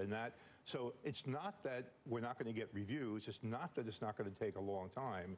It's just that now we're dealing with someone who's being rational. There's a perception still that the president decides on certain things, and I don't know whether he would get involved in the details or day-to-day operations of antitrust. I'm not saying he wouldn't, but there's a perception that, if Amazon contributes to the inauguration, or if Mark Zuckerberg, does something, or is that Is that true? Is it pragmatic, or can it be based on the president's opinion, or whether he likes a company or a CEO or not? Does that play in? Do you know? There's always been, for as long as I've been doing this, it's always been a political angle. So just give an example. When Continental merged with United, which was under the Obama administration, a deal that by most measures never should have happened. Why did it get approved? Well, because they agreed to name the new company United and move it to Chicago. Right? It just sailed right through. So the idea that there isn't some political more so now, angle, or not really? I actually don't think it's more so now. We've always had. I remember when Unical was being sold and the Japanese were trying to. The Chinese were trying to buy it. Yeah. There was huge political uproar. How could you let a Chinese company buy this U.S. icon in Unical? Right. Well, 100% of Unical's assets were in Indonesia. I mean, Robert, there's a notion that David Ellison and Skydance, that this is going to happen now because of the settlement with CBS. That now it will happen in a matter of weeks. That looks like just blatant. I know that on Jon Stewart a couple of nights ago, they called it, I don't know, kissing the ring or a payoff or something. Is that not the case? As I said, there's always been politics, and you could argue that maybe it's more challenging now, but the political aspects of getting deals approved is just nothing new. It just isn't. I would like to know where, before we leave, where the M&A is picking up. And we just heard about a deal this morning, Merck for Verona. We know that's a sector where the big pharma companies, they're facing patent cliffs across the board. Where are you seeing the most interest? Well, if you look at deals that we've done this year, a lot's been in energy, representing Chevron and that deal for Hess. Some has been done in industrials, like the deal for the Beacon Roofing. I think there's a lot of tech going on. Even on the smaller side, I recently represented IonQ, a quantum computing company, in making $1 billion acquisition. Or even earlier this week, IonQ got $1 billion investment. It's a huge investment. People are very focused on tech, obviously on AI. So I think those sectors are going to continue to be strong. Also in banking, the regulatory framework is a bit easier for banks now to do deals. So maybe regionals will get together? I think that could happen. The JP Morgans of the world, they're already at the cap for deposits. But I think we're going to see a lot in that area. But we are, quite frankly, very busy now. And I do think it's picking up. Yeah. And I do think the reason is because there's just less volatility going on. And the fact is, you need to do M&A. Shareholders want you to do M&A. You can't get growth organically. You just can't. And pricing, a lot of the S&P going up has been through cost cuts. That's over. Now, you're only going to be able to get growth through M&A. So like happy days are here again. You just said, though, you said that you're always bullish, M&A people. Well, I have to be. So IPOs too, and strategic deals, sponsor deals, everything. Well, you've seen the IPO markets opening up again, and that really helps with everything, including spin-offs and people getting corporate clarity. That's going to be, you can only do that in a robust IPO market. It's harder for PE firms to do deals now because the multiples are high. We have over 22 times, S&P multiple, and the alternative is doing IPOs. But that doesn't stop strategics who have, who need the growth and who have synergies. I think media is going to be really busy too. I totally agree. Maybe it's just because I'm. Well, Versant. Yeah, Versant, Zaslav, all the things that are Sun Valley's happening right now. Maybe it's on my mind. Rob, thank you. Don't come back. Don't make it years next time. We're close, aren't we? Can't you? Yeah, we are close. No, I'll definitely come back. Okay, good. Thank you. Squawk Box will be right back. So.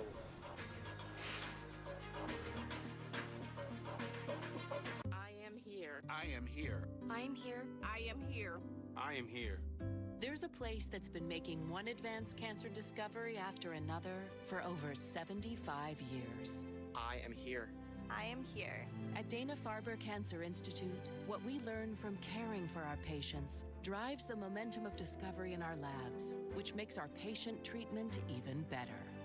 I'm here because of Dana-Farber. What we do here changes lives everywhere.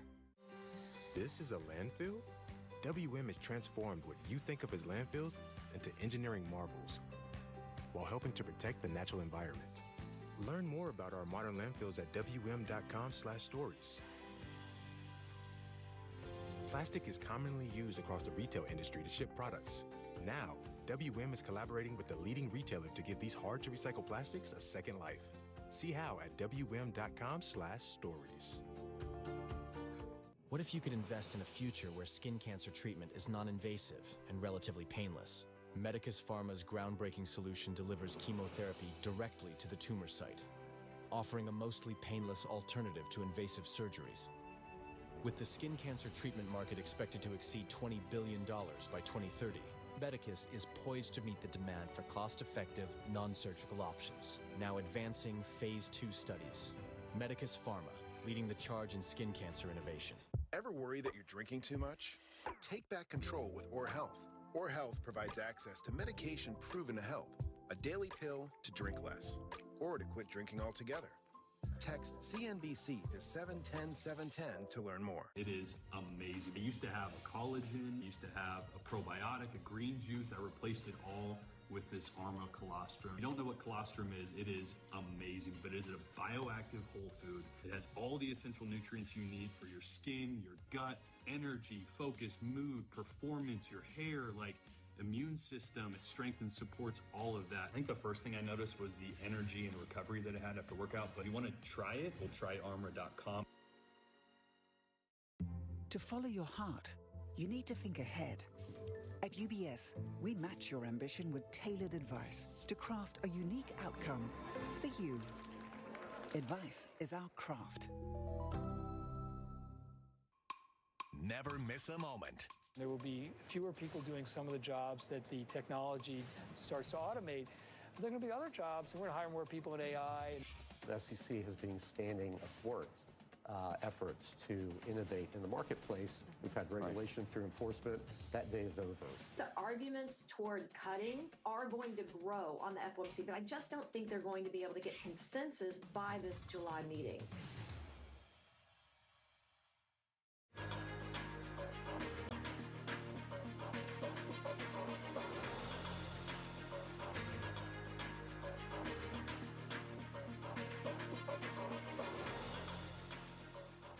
We've been talking about Merck all morning long. We were just talking about M&A, in fact, as well. So the company is buying Verona Pharma for about $10 billion as it looks to diversify its portfolio beyond Keytruda.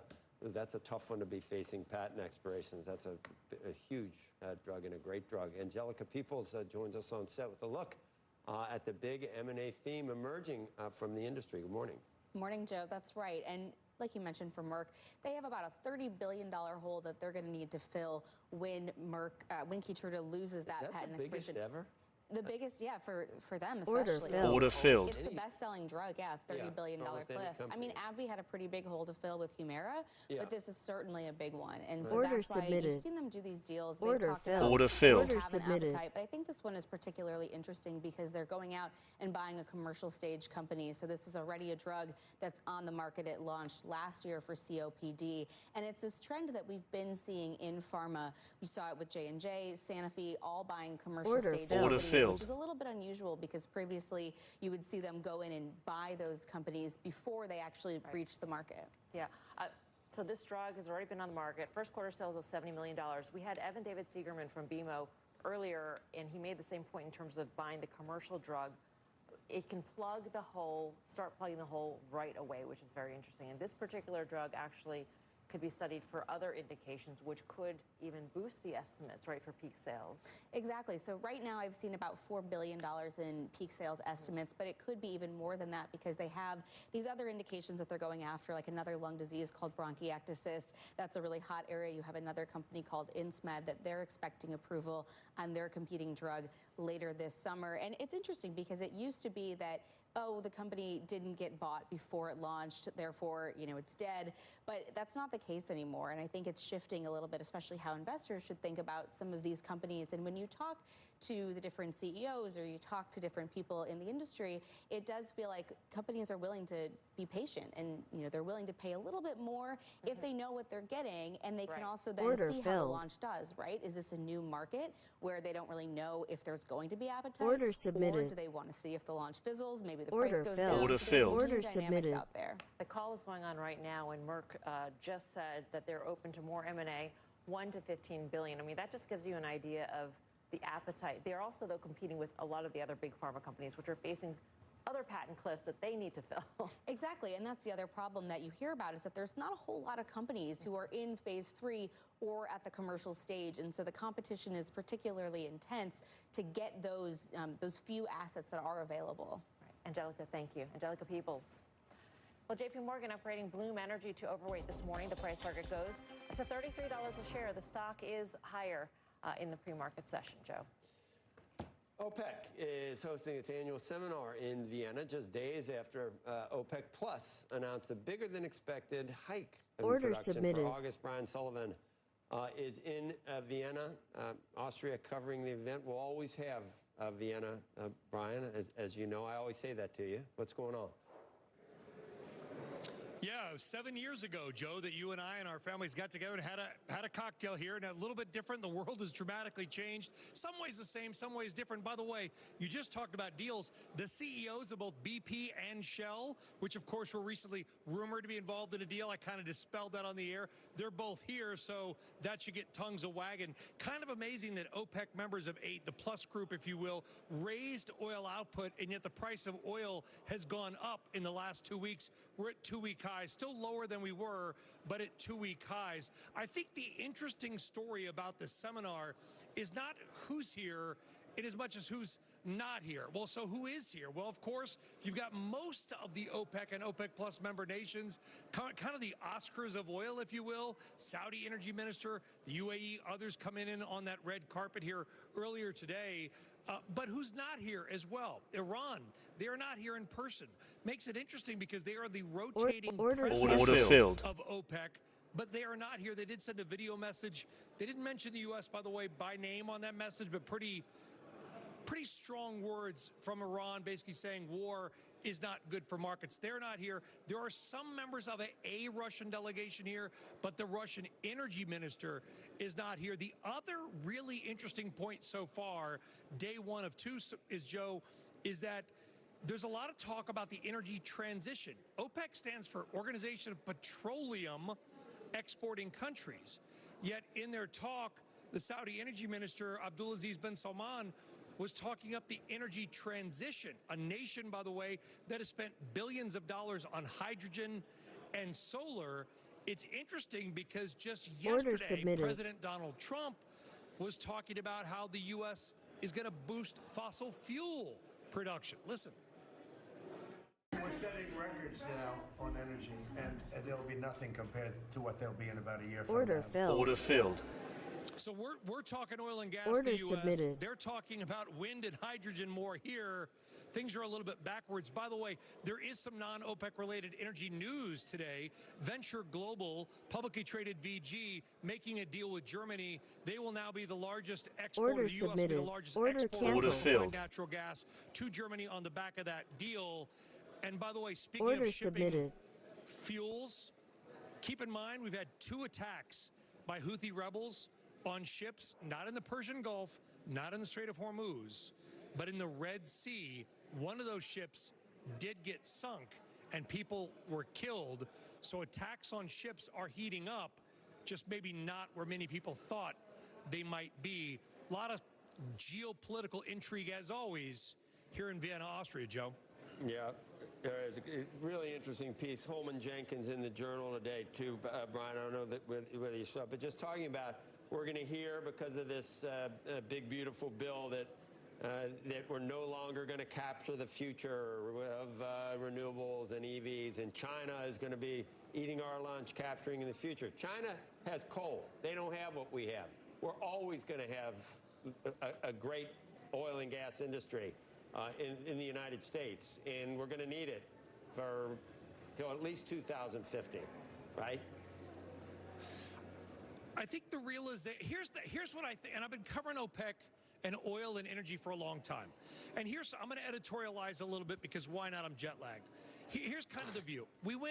The previous administration was kind of all in one way, all in on the transition, 100%, phase out oil and gas. Now we're kind of swinging wildly back the other way. The answer may be somewhere in the middle, and that it's all of everything. The Saudis are saying they're going heavily into hydrogen and solar. Obviously, they have a lot of sunlight, a lot of sunshine, a lot of oil and gas. That helps with hydrogen production.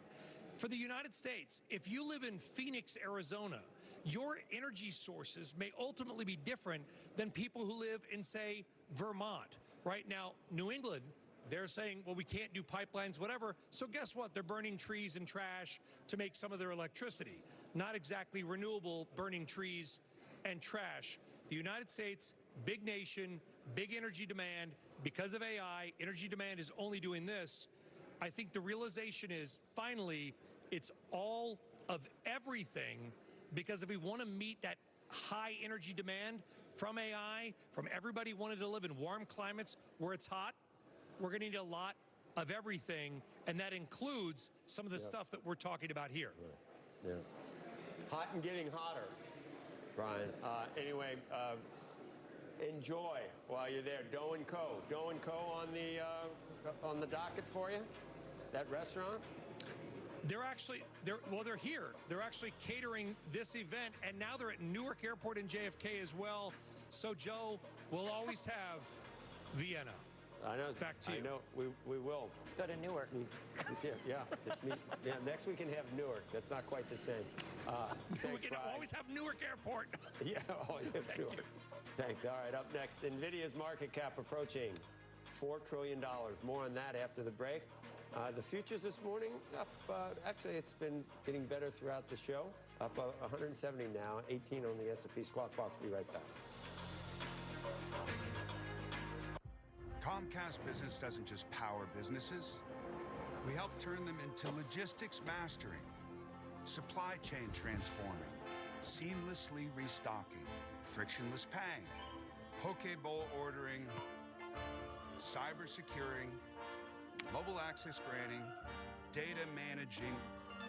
Welcome to the worlding modern businesses. Powering the engine of modern business, Comcast Business. At Morgan Stanley, old school hard work meets bold new thinking. Partnering to unlock new ideas, to create new legacies, to transform a company, industry, economy, generation. Because grit and vision, working in lockstep, puts you on the path to your full potential. Old school grit, new world ideas. Morgan Stanley. There's some things that work better together, like your workplace benefits and retirement savings. Voya helps you choose the right amounts without over or under investing, so you can feel confident in your financial choices. Voya, well planned, well invested, well protected.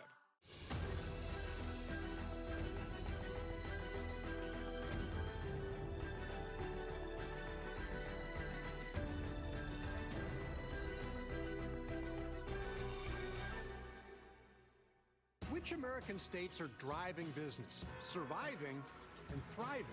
America's top states for business is back. Which state will take the honors this year? The list revealed tomorrow and streaming on CNBC Plus. Get summer ready at Verizon. All new and existing customers get iPhone 16 Pro with Apple Intelligence on us. And only Verizon gives you a 3-year price guarantee on any plan. That's right. iPhone 16 Pro on us. And a 3-year price lock guarantee. Only with Verizon. Prime Day is here, with great deals on whatever you're getting into next. Bust the move. Plate. Bank. Buckets.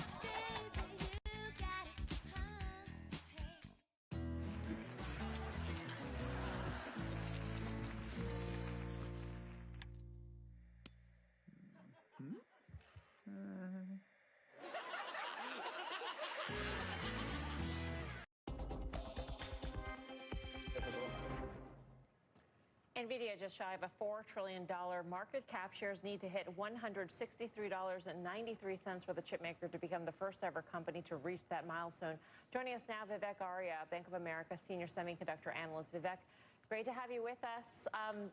Do you have any concerns about this? I mean, I think that one argument that a bear might make is that a lot of its customers are actually working on their own chips, some closer than others. But for instance, Amazon is pretty close up there in terms of shipping that chip out. Is that a threat to NVIDIA, or do they work in conjunction with? Sure.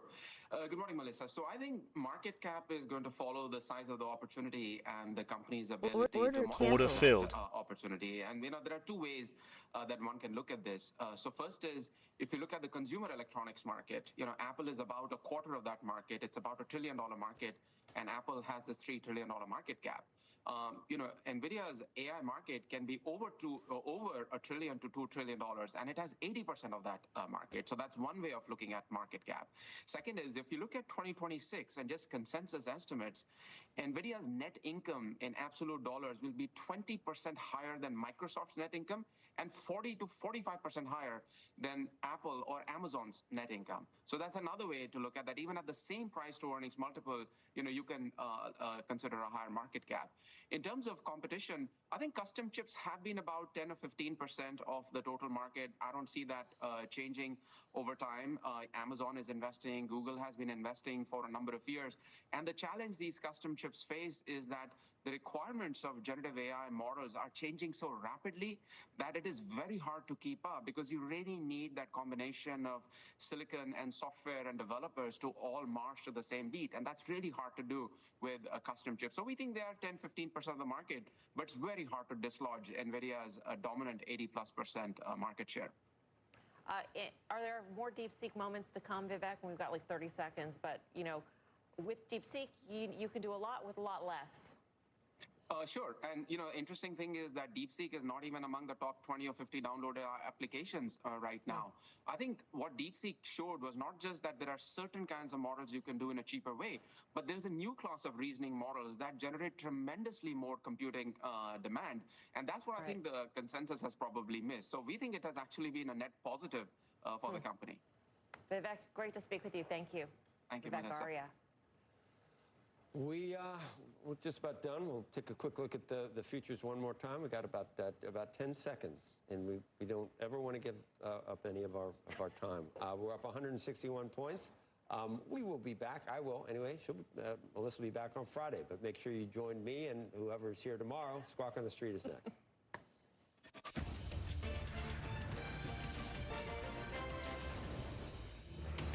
Good Wednesday morning. Welcome to Squawk on the Street. I'm Carl Quintanilla with Jim Cramer at Post 9 of the New York Stock Exchange. Faber has the morning off. Stocks continue to look past the increasing tariff threats from the White House on pharma, on copper, on bricks. Got some pharma M&A on the tape today, and a VIX flirting with a 15 handle for the first time since February. Our roadmap begins with the march to $4 trillion. NVIDIA trading higher pre-market, set to top Apple's record market cap. Speaking of Apple, shaking up its C-suite in a major changing of the guard. And the president says at least 7 trade-related announcements are coming later on this morning. Let's begin, though, with NVIDIA's march toward a $4 trillion market cap. It finished yesterday's session with a valuation above $3.9 trillion. If the stock closes above $160.47, it would surpass Apple's record closing market cap.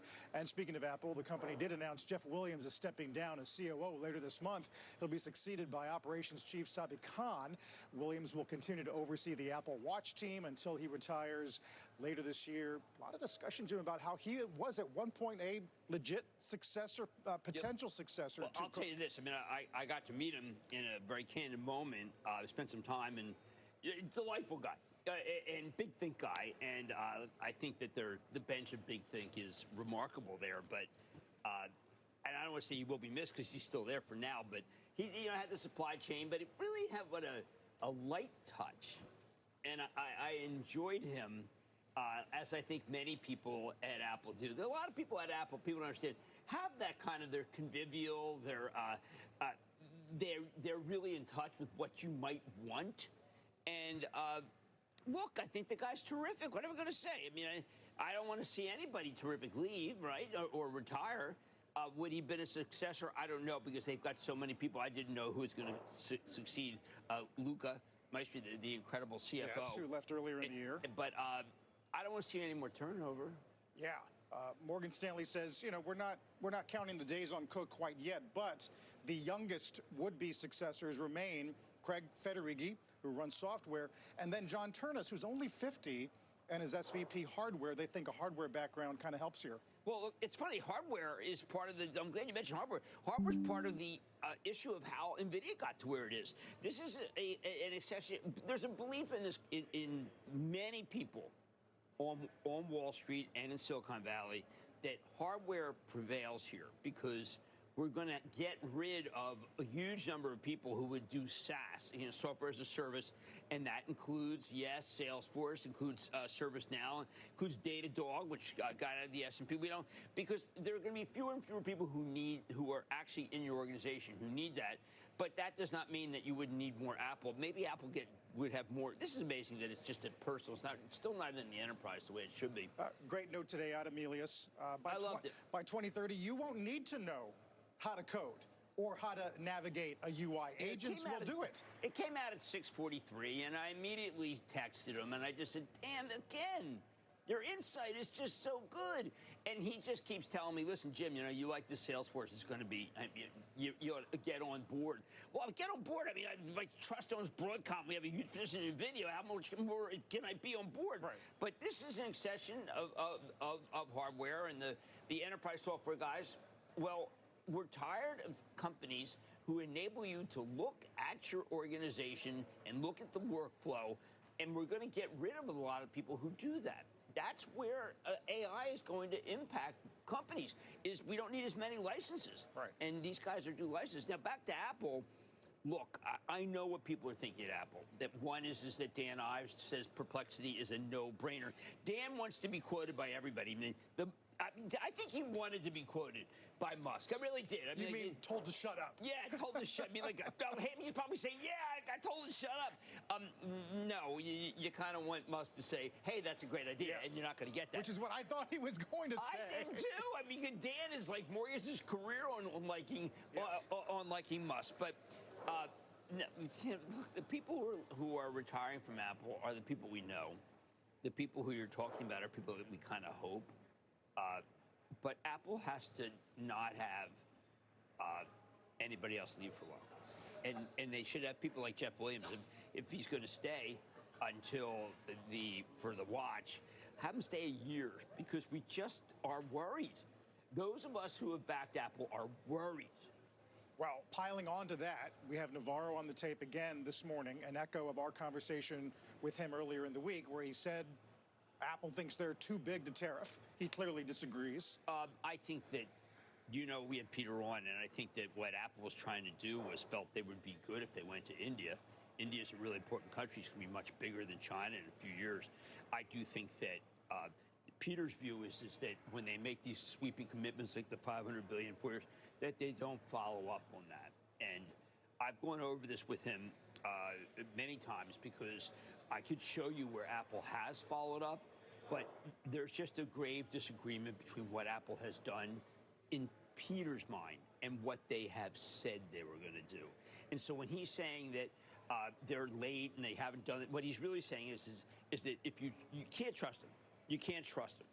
And I come back and I say, look, I'm not going to go with that. I'm not going to not trust Tim Cook, and I think he's going to follow up. He's a man of his word. But Peter is convinced that they're not people of their word. And that's a very hard statement. This is a great American company. I've said that over. I said, listen, slam people who are not great. Go slam United Health. Go slam United Health. Go pile on United Health. Yeah. But can we just recognize that Apple is a gem? It's the product that everyone around the world loves. And yes, okay, so it's moving to India, but it was doing what we thought was the right thing for many, many years. And you can't just suddenly say, you know what, I'm going to start making them here.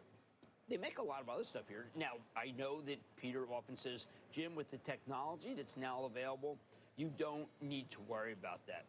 I just think that that's a little aggressive. Right. A little aggressive. Are you surprised they haven't made some kind of symbolic move to finish assembly here or do more packages, something that would Look, I'd like them to do Taiwan Semi. I mean, Taiwan Semi and NVIDIA, and what do? They like to shovel ready, and they go down.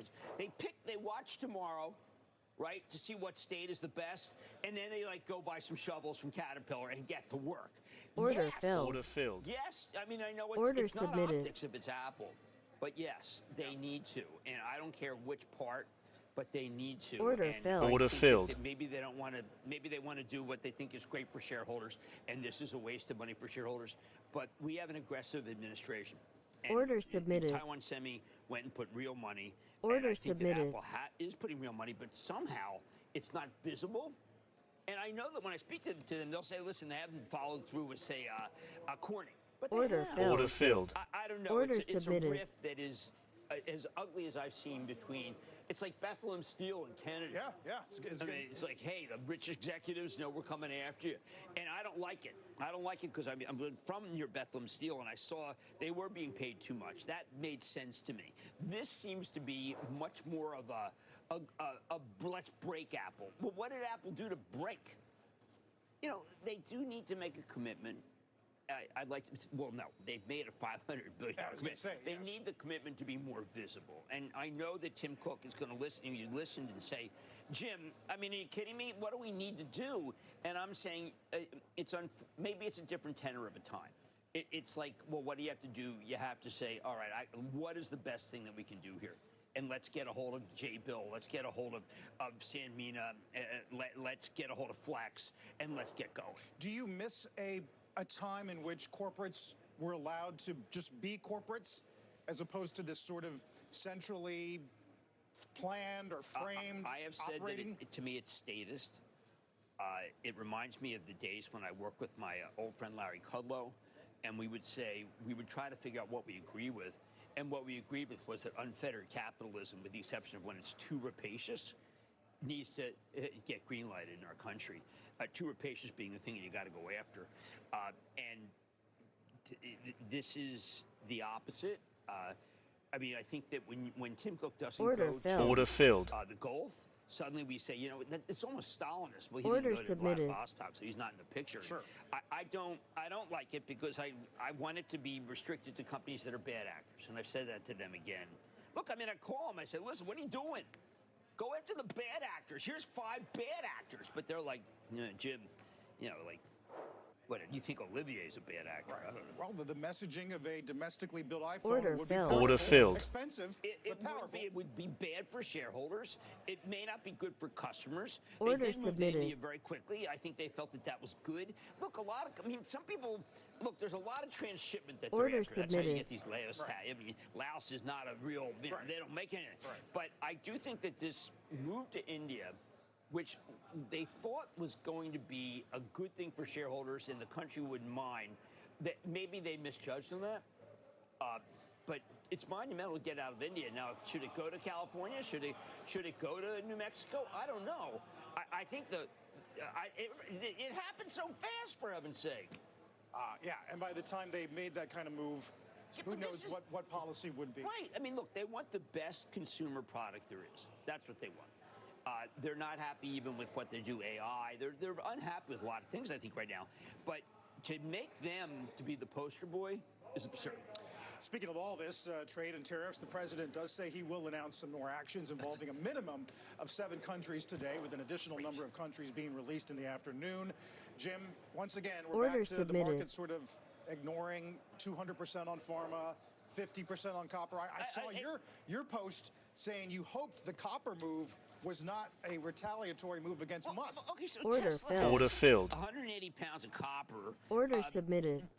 Well, that's, these electric vehicles are filled with copper, and a typical ICE vehicle has far fewer. Now, candidly, Musk is trying to get this down 40. Order 40 filled. Order filled. But if you didn't know better, you would say, boy, this is really aimed at Tesla.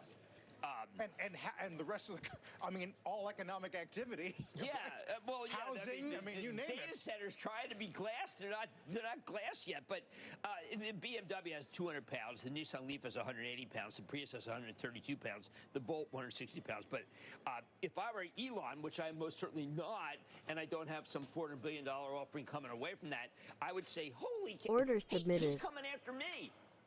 I'm the copper user, but Order everybody filled. uses copper. We've Order switched. submitted. Most of the world's copper is used by China.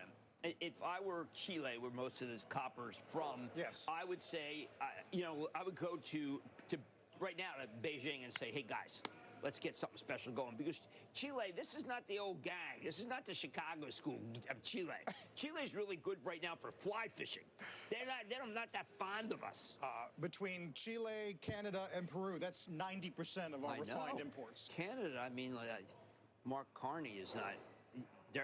You can piss off a lot of people. Yes. And eventually you piss off so many people, it doesn't go well. That said, though, Jim, this morning, JP Morgan desk says clients continue to expect the president to shift his stance to avoid a market meltdown. They say unless you see some macro degradation, either jobs in the 50K range or CPI, core CPI 3.6 and Order above. filled. Order filled. The market's going to digest these headlines. I actually think that's right, but you take a look at that Bank of America survey yesterday, and the institutions have been Order pulling out submitted. like mad. This week, last week was the biggest since Order 2008. submitted. So the institutions have had it with this guy. The institutions don't want any more of this. The individuals. Order canceled. Order filled. I have a big annual meeting Order coming up. filled. Order filled. I'm going to kind of shock people. I'm going to say that the individuals love them.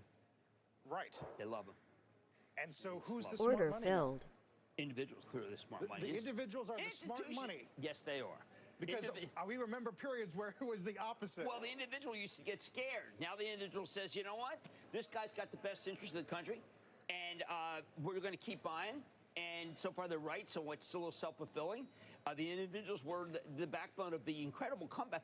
Do people understand that comeback from Armageddon Order Day, submitted. Liberation Day, was perhaps one of the most swift and incredible comebacks, and it was led by individuals, not by institutions. I totally agree. I mean, look at Savita, B of A note yesterday, basically a mea culpa for not believing in that cohort in April. Yeah, man, individuals are, it's don't stop believing. It really, it's a journey. It's a journey, Mark, you know? Although we know how that Sopranos episode ended. Well, but yeah, that's true. But still, at every wedding, you get that Don't Stop Believing. You also have Wagon Wheel. There's like a list, a playlist.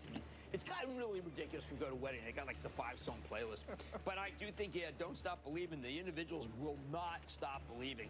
And, kind of things are going the way. I mean, do we care that Musk gets banged on copper? Do we care that he says that Apple's not doing enough? I mean, I care because I defend the right of a great American company to continue to be a great American company that does a lot of things here with 2.9 million developers, mostly in America. But, he's got an in for Tim. Yeah. That's wrong. Yeah. Jim, we got a lot to cover this morning. We're just getting started. Some more problems for UNH. The DOJ's in the mix. We do have some upgrades of CAT and Microsoft today. Melius. I love Microsoft. Holy cow, Rule of 60. Yep. We're going on that one. We'll get to those with futures in the green on this Wednesday. Don't go anywhere. At AT&T Business, we confidently guarantee our network. What we can't guarantee, enough hours in the workday. Or your projects always going as planned. 3 days, max. Oof, more like 3 weeks. Hey. And closing up shop on time? Still open? Sure. Yes. They're open. Not tonight. But with AT&T Business, you can get the connectivity you depend on, or we'll make it right. After my health scare last year, I can't help but wonder if they'd be okay without me. We still need to get life insurance through Ethos. It's a smart financial move that helps protect their future. I'll get coverage now. Check your price today at ethos.com. We asked Howie Mandel to describe new hands-free Cozy Fit Skechers slip-ins. They're like little soft puff jackets for your feet. These are like cozy little slippers for the street. Introducing new hands-free Cozy Fit Skechers slip-ins. Ultra comfortable sneakers you just step into with no bending down or touching. Okay, so you got hit by ransomware, and now everyone's in a panic. What do we do? A lot. As the CEO, there's just 2 magic words you need to know. Minimum viability. It's knowing the core functions you need to get your business back, and the cost if you don't, and recovering this fast. Commvault restores the viability of Order your filled. apps and business in just minutes. Like it never happened. It's the fastest, most complete recovery anywhere, Order so you submitted. can be a continuous business. All right, let me tell you about ambition. To me, too much is not enough. Order filled. Order filled. You only one life. So go all out. The only way you're going to accomplish all the big goals is if you have a vision. Find out what you want to do, set the goal really high, and go all out. And then you create another vision, and another vision, another vision. So that's being ambitious. Be useful. That's what my father always said. Don't just waste this life away. Be useful, help other people. This is what it's all about. Since 1955, Volvo has sold 5 million cars in the U.S. That's 5 million American drivers who made a commitment to safety. To continue that commitment, our starting price on Order new filled. model year 2025 Order cars submitted. will remain unchanged. Get summer ready at Verizon. All new and existing customers get iPhone 16 Pro with Apple Intelligence on us. Order filled. Order filled. Only Verizon gives you a 3-year price guarantee on any plan. That's right. iPhone 16 Pro on us. And a 3-year price lock guarantee. Only with Verizon.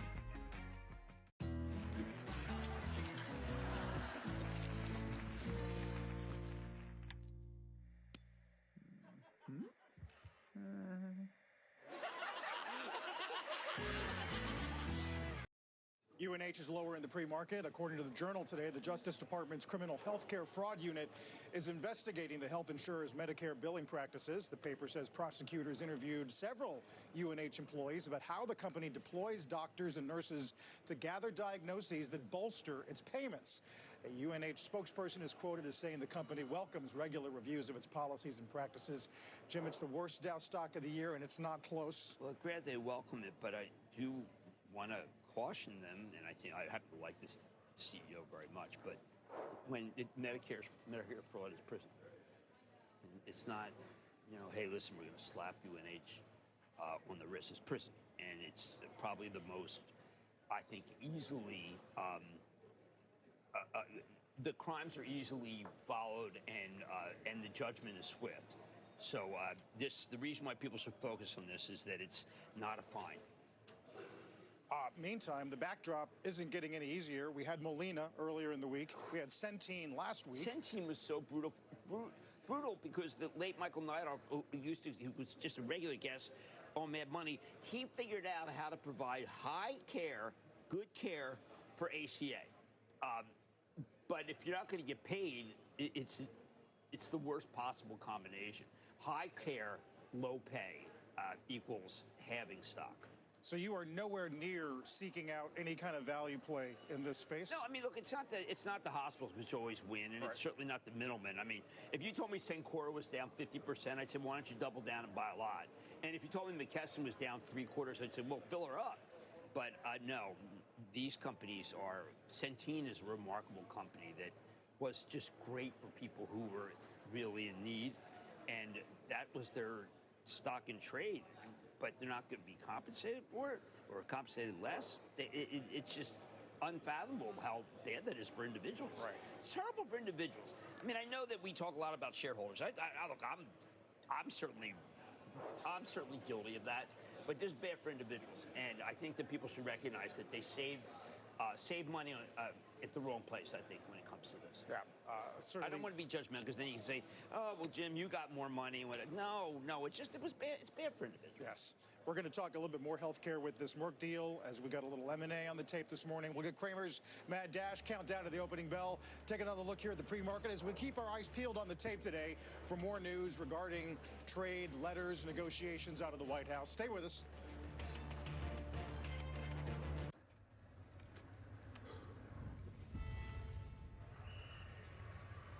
At Capital Group, we believe in the potential energy of fixed income. Fueled by 50 years of experience, our distinctive approach to fixed income investing has delivered strong long-term results and could power portfolios to reach investor goals. All you have to do to activate this potential energy is activate us. Capital Group Fixed Income. Actively different. Only ServiceNow connects every corner of your business so people can do all their work on one platform. No more mindless swivel chairing between platforms. Or swivel chairing between apps. No more swivel chairing. I don't feel so good. What did you do here again? Mostly that kind of stuff. Will you push me back? No. For plant-based, healthy blood pressure support, there's one brand that stands above the rest. It's Superbeats by Human, the #1 doctor, pharmacist, and cardiologist recommended beat brand for heart health support. Find out how to get a free month with your first order at livehuman.com. Is this how you're hoping to retire? Well, hope isn't a good retirement strategy. You've worked for a comfortable retirement for years. Now you need to plan for retirement income. Learn ways to avoid common mistakes, like being too conservative or not setting retirement goals. Have someone on your side to keep you on track. Call for Fisher's Comfortable Retirement Kit with the help you need to make your retirement a success, including the Investor's Guide to a Comfortable Retirement, 13 retirement blunders to avoid, and maximize your Social Security. Call 1-800-759-4477. Fisher tailors a plan to keep you on track for a retirement you want. And as a fiduciary, we do better when our clients do better. Call now for your Comfortable Retirement Kit. Call 1-800-759-4477. Call us today. You don't have it coming to you unless you plan for it. If your portfolio is $1 million or more, call 1-800-759-4477.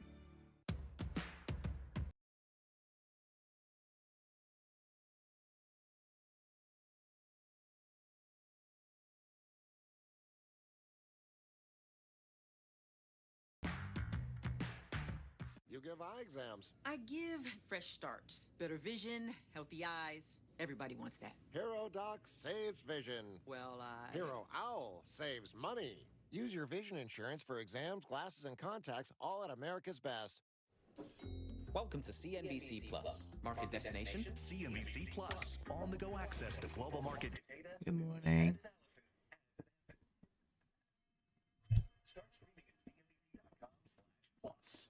Oh, I'm doing a TPT giveaway on stream later. So get your points in. And Funetics. Funetics has Trade of 8. $10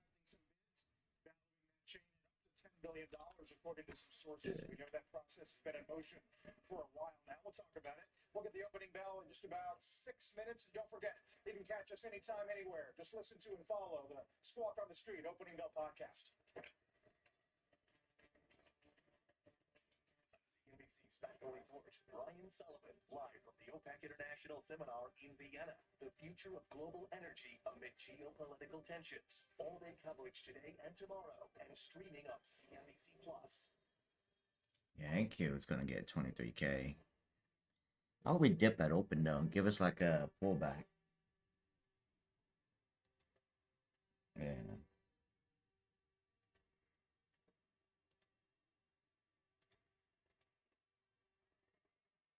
So Chris, Starts with Genesis. Now, during the Genesis Summer Signature event, I don't like everything pumping like this. 2.99% APR for 60 months, exclusively at your DFW Genesis retailers. Well, everything's overbought right now. Let me check the 15 minutes. For sure, 15-minute is way up. Oh, not yet. I'm down 6K on the tournament. I show the ES and NQ, so I got 10 contracts.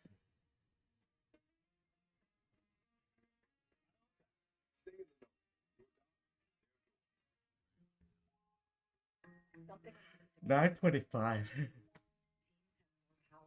I was up like 600, but I wanted a big flush. Are building more resilient IT and electrical infrastructures with Schneider Electric. With EcoCare remote monitoring services and 24/7 support, your organization. We got TPT and funding ticks on YouTube today for the giveaway. So don't. I only got one from Funny Ticks, but those come with free activation. The TPT doesn't. Today, just this morning. Yesterday was trade day, so I added that to the price thing on the trade day. You can get 1 million in coverage, and it only takes about 10 minutes. Everybody's getting killed. Yeah. Let's see. It's 80% of people are dead now. It's got 1, 2, 3, 4, 5, 6, 7 left.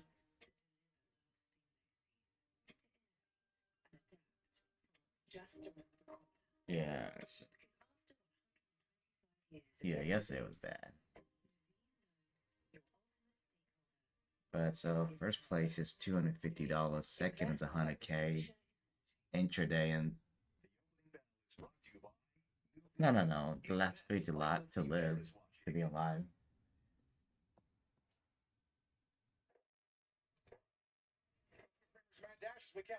Yeah, made it to pay out.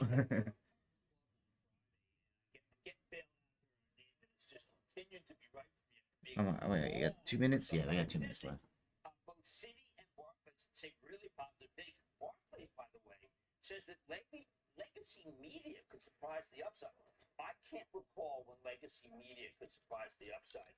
So watch the stock take off as people realize that the Bob Iger Disney back, and that Bob Iger Disney is the surprise. I'm up $12 on my TPT Pro. Yeah. Yeah, I just play one at a time and I'll add up if I'm losing. DCA. I'm gonna gamble one at open. Short it. Order filled. This morning, everybody in the business knows that it roots for Zach. Zach's up because people know that he is. Shit, I'm sure that's 66. It pushed down yesterday, I think, at open. Because the companies that have executives these Right days now, it's looking bad for us. and outgoing, terrific, like a Jaxie, they're being cut slack. We're just in some era that maybe Yeah, I just got one. Who I think is the ultimate gentleman. We see this again and again. We see a discourse that's the opposite of the White House. I was just going to say, it's not like they're following suit. Why is pumping? I don't get it now. It's the opposite. They're meeting it with a turn the other cheek attitude, New Testament attitude. And it's, to me, a delight because when you see someone who is slapped in the face by the government. Here we go. 20 seconds. I like it. I mean, it brings us. Is Apple too big? Yeah, I don't like it when they pump this much. Like, they know something we don't. Ugh, that's a bad loss short. Yeah, holy.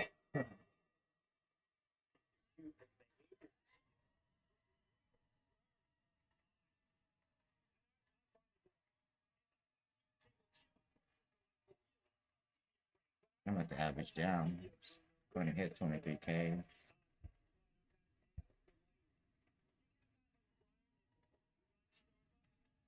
And I showed 50 on the tournament.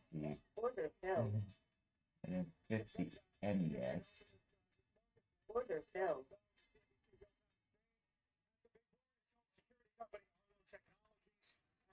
Wow. That's stupid pump.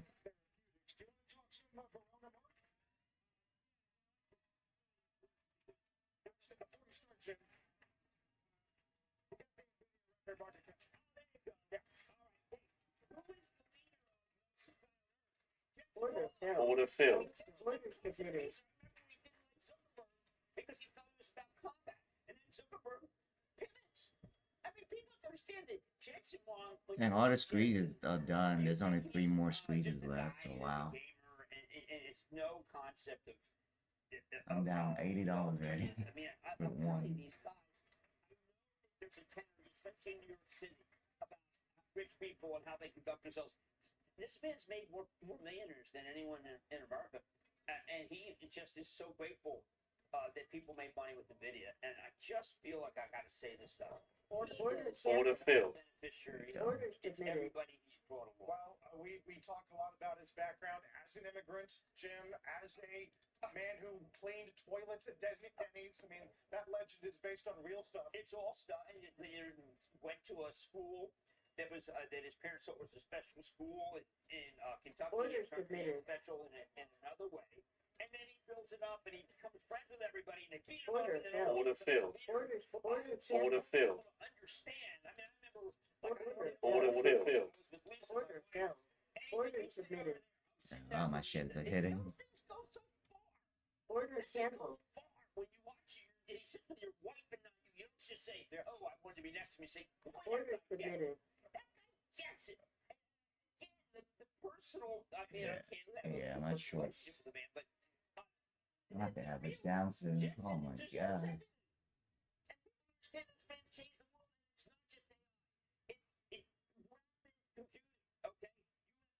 I mean, Bot's up like 200 points on the long. I don't get it. Like, there's nothing new, but it's just pumping. Like, everything's the same from yesterday. I feel like it's a trap.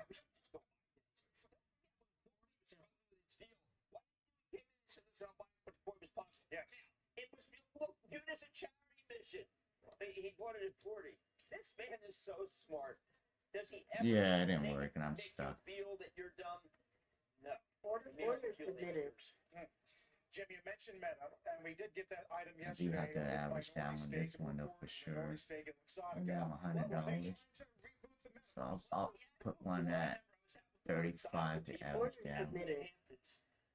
Actually in Montauk, that's David's area. Nice. And there was a Order to submitted. celebrate the fact that they got this deal. I bought the glasses, but the most recent doesn't have it doesn't have the language capacity. Maybe I can downgrade. It didn't have when I was in Belgium. I said, tell me this in give me something in Dutch, and then like, sorry, I don't speak. Order filled. That was a bummer. Yes. But I bought them. How many things have you bought? Backboard chassis of what you bought. I bought 2 pairs of wingtips for the price of 1.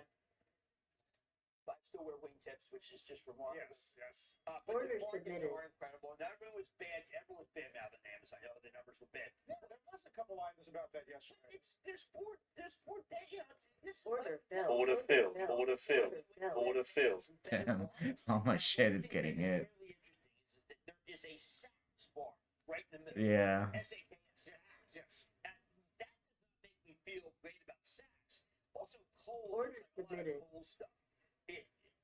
No, unless it's the coal that the administration gave the big breakthrough. Beautiful coal. Yeah, Yeah. I worry about that. And the coals. Well, I think you've got to reserve judgment on Prime Day statistics because it's they don't give you everything. No. Right? We need some context. And we've got you've got multiple days. You also have some of these things. Order Order canceled. filled. Amazon Prime Day deals. Order I mean, submitted. This week, yeah, this week's been hard to trade. Order filled. Damn. Order filled. Filled. The Visa card is terrific. Jassy has thought of a lot of things, but no, he doesn't get any credit. We'll keep our eye on the Order video submitted. the close. You Wow. need 163.90, I think. I think to my get the average trillion, down's gonna hit. which is obviously less than $1 away. It does feel like there's a let's get it. Yeah, I got 2 now. Like that.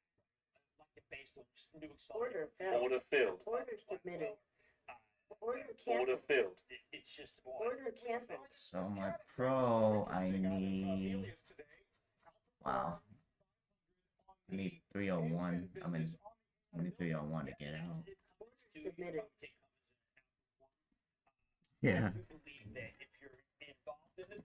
Well, all those squeezes is gone away now. Because the build out is non-stop. GE Vernova is still the biggest, I think, because you have to have nat gas. We love to have it all based on wind, although not the president. Right. The president brought up immediately the Nantucket wind issue. Always. It's a staple. That's going back years. There we go. No, Drop it in the now, I was sort of, the Rapid Con was better than Save the Whales when it came to start. Obviously, the president didn't like to save the whales. Maybe he liked to save the whales, didn't like the Rapid Con. Order submitted. Yes, that's very good memory. George Takei, the earwigs. Order filled. submitted. Yeah, Best one ever was Gene Hackman. as Lex. As Lex. That's We miss him. The Melius upgraded cat Order does point filled. out that bubbles remain a worry when it comes to this build out. Order But the submitted. general take is that it's so far out in the future that they're not too worried yet. Order submitted. What are you going to do when you put one of those up? Well, they like cat. Hey, by the way, Jim Appleby should get some credits there. Oh, yeah, Jim Doc just Appleby, blew his. Sure, CEO, but that was one of his initiatives. Look, I Order think filled. It's trade day. you can't do what Amazon wants and Alphabet wants and Yeah, it's pumping nonstop. what Zuckerberg wants without more data centers. It's just that it's remember Order filled.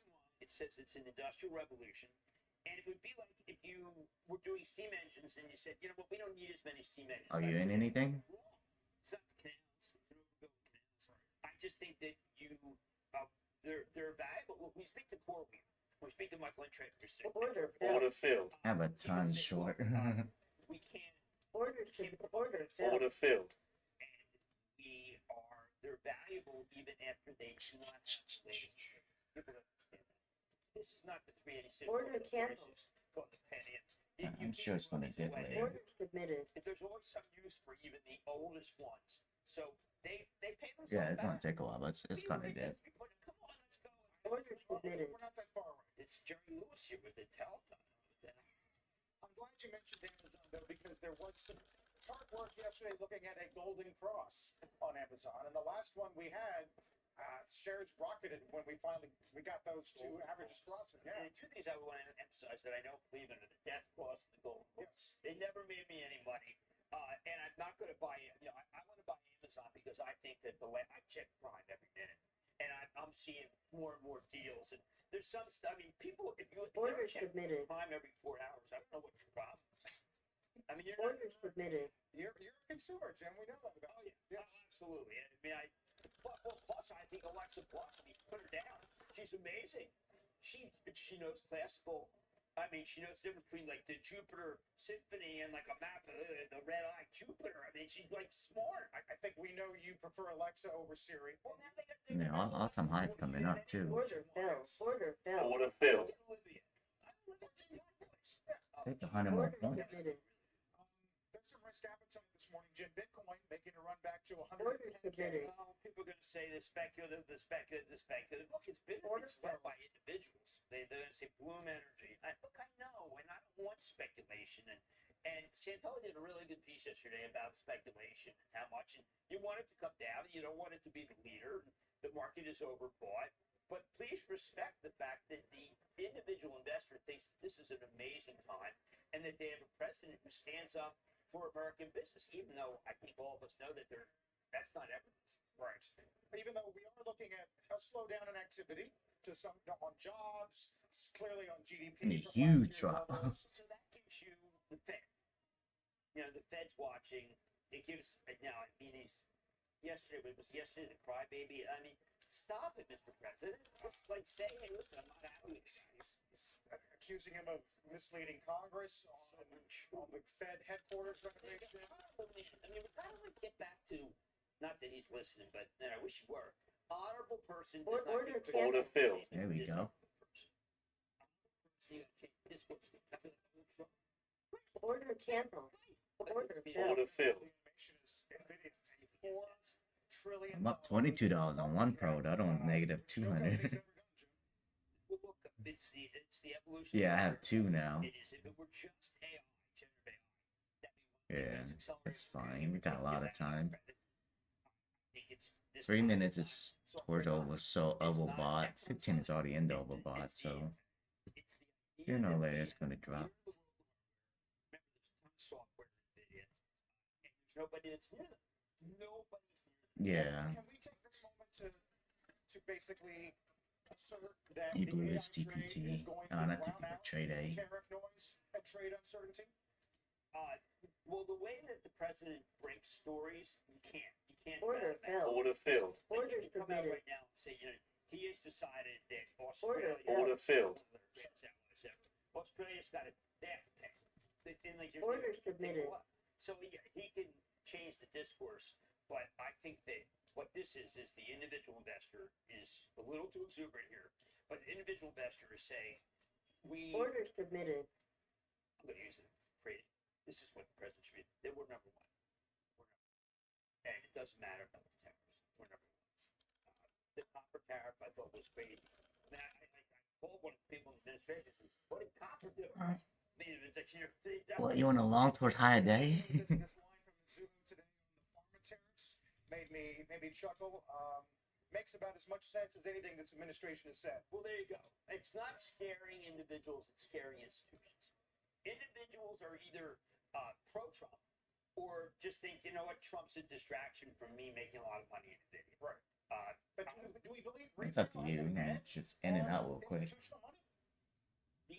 Oh, Prelon made 100% on his NVIDIA call. And if they had just stayed in and stayed long, if they had owned NVIDIA and not traded it, then they would be very rich. And that's look, NVIDIA made people rich like no stock I've ever seen. Order filled. It's a retail stock.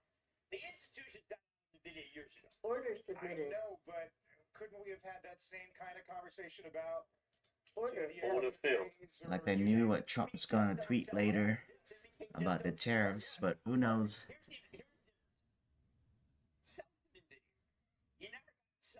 I don't know. FOC won't move anything. Just FOMC minutes. Order canceled. Just get your position down to 5%. We've done this for Like the last 2 days, it's nothing. Notice I don't call it Amazon anymore. Order submitted. Autocracy by Ann Applebaum. Who else has that?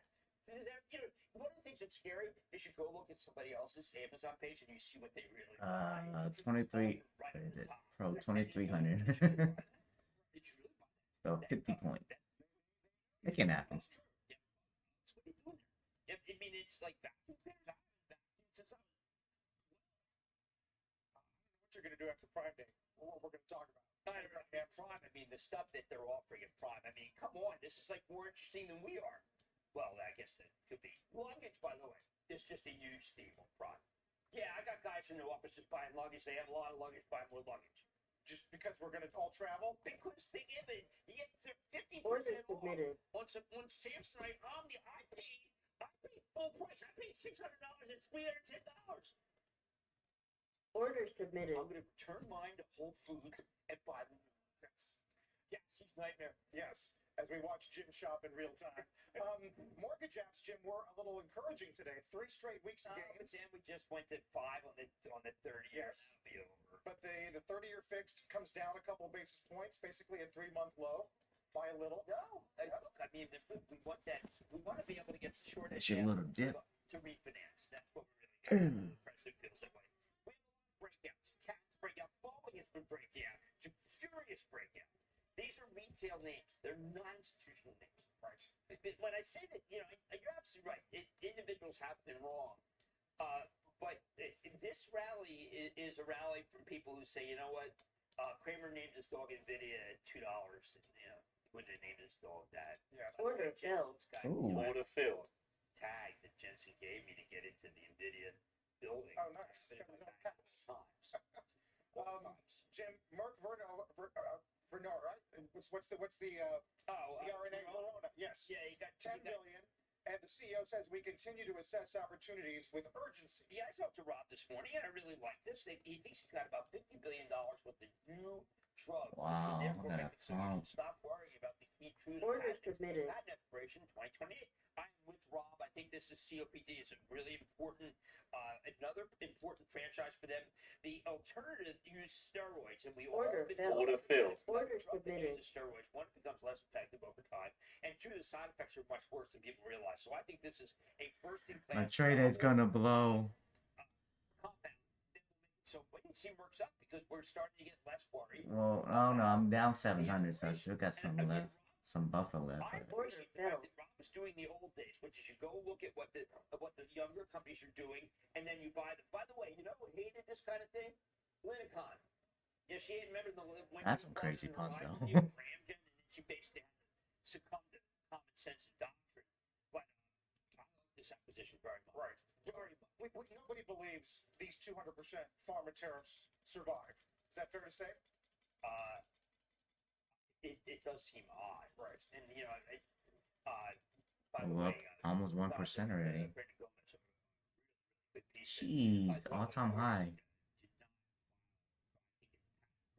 Going for it. Hims and Hers right there. Hims and Hers, by the way, the doctors, you talk to people in the business, Hims and Hers is regarded. Order submitted. I think they're a good actor for the people. I don't know. Meantime, Mizuho, we imagine the next time headline will be POTUS praising Lilly, praising All these people short and blowing. as they move more production domestically. The Patriots, I love that. You know why it won't happen? See, there's some. Oh, is Nvidia killing it? It's not crazy about big farm. That's the way. Order filled. Order submitted. Party from for you, you know that GOP does one not in favor of RFK Jr. Not in favor. Order filled. No party for that. J&J, I don't know. I mean, J&J's going to report next week that they've got a talent problem still, but I thought the president was going to act. I'm down $300. I had to average down one more time. If it hit 23,100. Order submitted. Yeah, I think it's going to hit. That's the biggest increase in 3 years. We did a piece last night about how it's not. Yeah, we should have followed a bot and went long. Order filled. The market's the biggest anymore. I bought long at 1 a.m. though. Order submitted. Order canceled. Yeah, I don't. Not today. It's overbought. I'm just waiting. Just holding on to mine. 3 minutes overbought too. The long term, is it $100? Something. When it was like $3, we had it bought. It's like this thing is a juggernaut. Apollo came in and gave him the money. So that could be even more than that, right? So what's Trader Sync that messed up that guy's payout? If you're buying it, JDH2 is in 2,000 video right now. Is it Qualcomm going to 1,000? I would say that people are buying it because they want to be part of the move. And that reminds me of when they had the watch parties. Oh, for going long? The watch parties. This is not a sport. This is not the Super Bowl. It's not even the All-Star game. Don't play that game. Don't try to be part of some move because you want to be. Wow, I'm part of the $4 trillion gang. Right. There will be no party. I mean, $3 trillion wasn't that long ago. We did the same thing. Remember? Stock was at like $300 trillion a couple years ago. I mean, $300 billion. Am I tell you a big move is coming? I thought it was down, but it's actually up because all those squeezes are gone. It'd be good, but don't be part of it because you say you want to. There's not going to be there's no benefit for people who are in the order submitted. Right.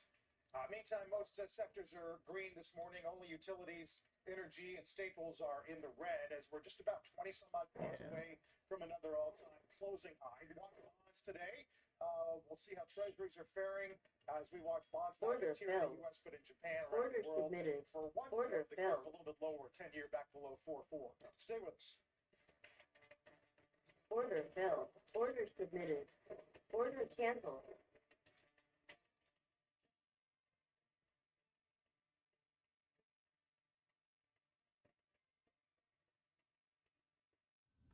The Bond Report is brought to you by PIMCO, a global leader in active fixed income. Wealth management begins and ends with you. Damn. Order filled. Order submitted. Focus on the life Mike. Think you try to just die. What the hell? Restart it now. experience as sophisticated as you are. It's time. What's all-time high? I think it is all-time high. Or close to it now.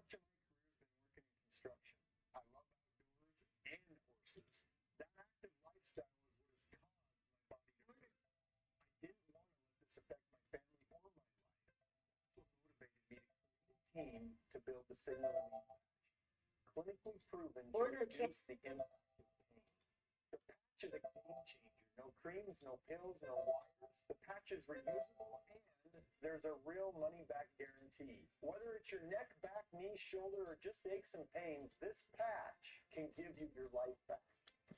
When I gave my best friend a patch with Order tears in his eyes, submitted. he said it was the first time in 16 years he did not hurt. Join the hundreds of thousands who found relief. I'm asking you to try the Signal Relief patch today. Order Go to our submitted. website. If you're thinking about buying, it means you need one. Order you submitted. have nothing to lose. I promise the patch works.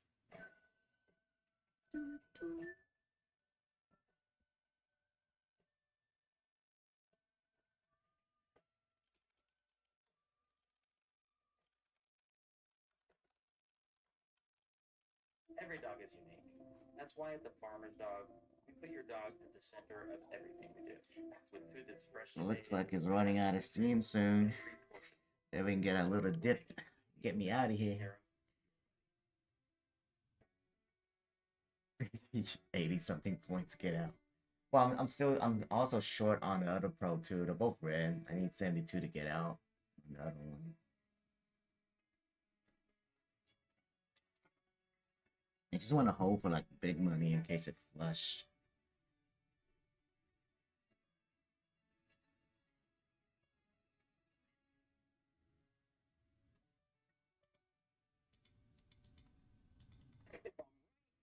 President's game plan is really to help our manufacturers export more merchandise.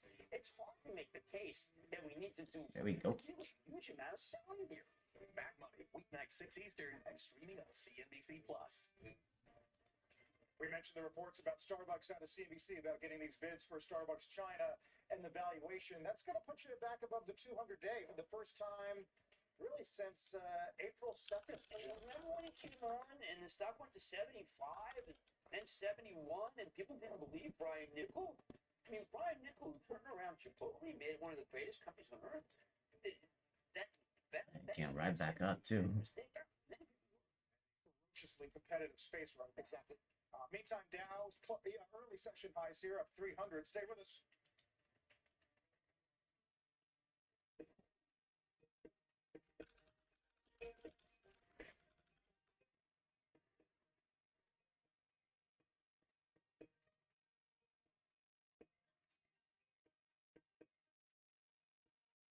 Small business owners, you got to stop doing what you're doing. Why? Because bookkeeping sucks. You shouldn't be doing it yourself. So go to Zenju.com. And what you're going to get there is a trusted financial partner. So you can do what you do best. Run your business. Zenju.com.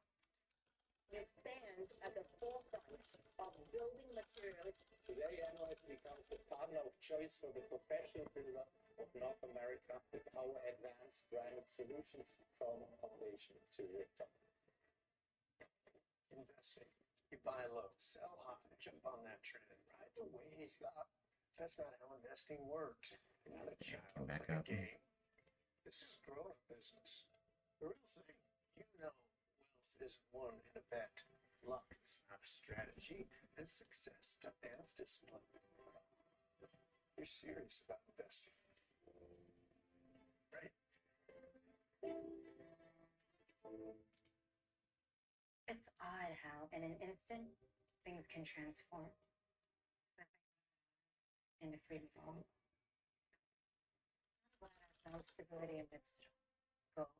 Order filled. Order filled. Oh shit, my shit went short again. You just said something which makes me a little bit nervous. What is the thing you worry about the most right now? Is this the right Order submitted. for this latest, I swear it's locked. Squawk Box, 6 a.m. Eastern, and streaming on Yeah, it was like all-time high, near all-time high, so it's hard. You were out there helping them. I thought it was. Yeah. Order Order canceled. filled. It's hard, dude. Finding the things you and your family need to be well Is kind of a big deal. Order submitted. Finding ways to save on those things is an extra big deal. Check out extra big deals at CVS. Extra Care members get extra big savings on more of what I matters think most I think it'll in drop 19 later. weeks. I mean, it has to drop. It's freaking overbought like crazy now. Shop tons of extra big deals at CVS today. And come back for more every What I have average down one is trade day. to be drama.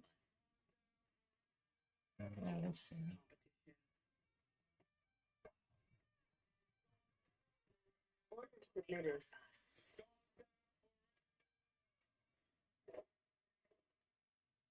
Let's get to Jim and stop tricking. Here's one little surprising. KeyBank puts out a cogent piece about how T-Mobile is fiber deficient, and they think that their consumer value proposition has deteriorated rather rapidly, downgraded to underweight. And the stock is. I finally blew my TTT straight to funded. Anyways, you read this, you think, oh, It's like, wait, I didn't see it. I only had like 1,000 buffer, so oh shit. It's okay. The trading it? Oh, I just shorted, but I was trying to YOLO it. I went like 3 NQ. Cause I'm down a lot. I'm down like 5,000 on it. Yeah, that's like a month ago. Bro, that's dead. Seabird is a winner.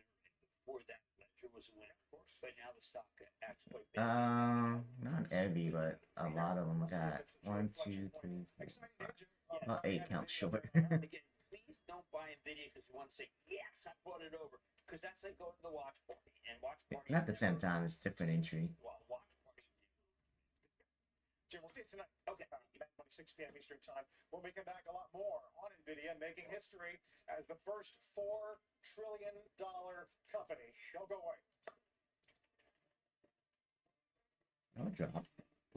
This July, Renewal by Anderson. Replace your windows, your patio doors, or your entry door, and we're going to give you an amazing opportunity. You ready? I just want to get out. Nothing. And I mean zero zilch nada for 18 months. Just to be clear, that's a year and a half.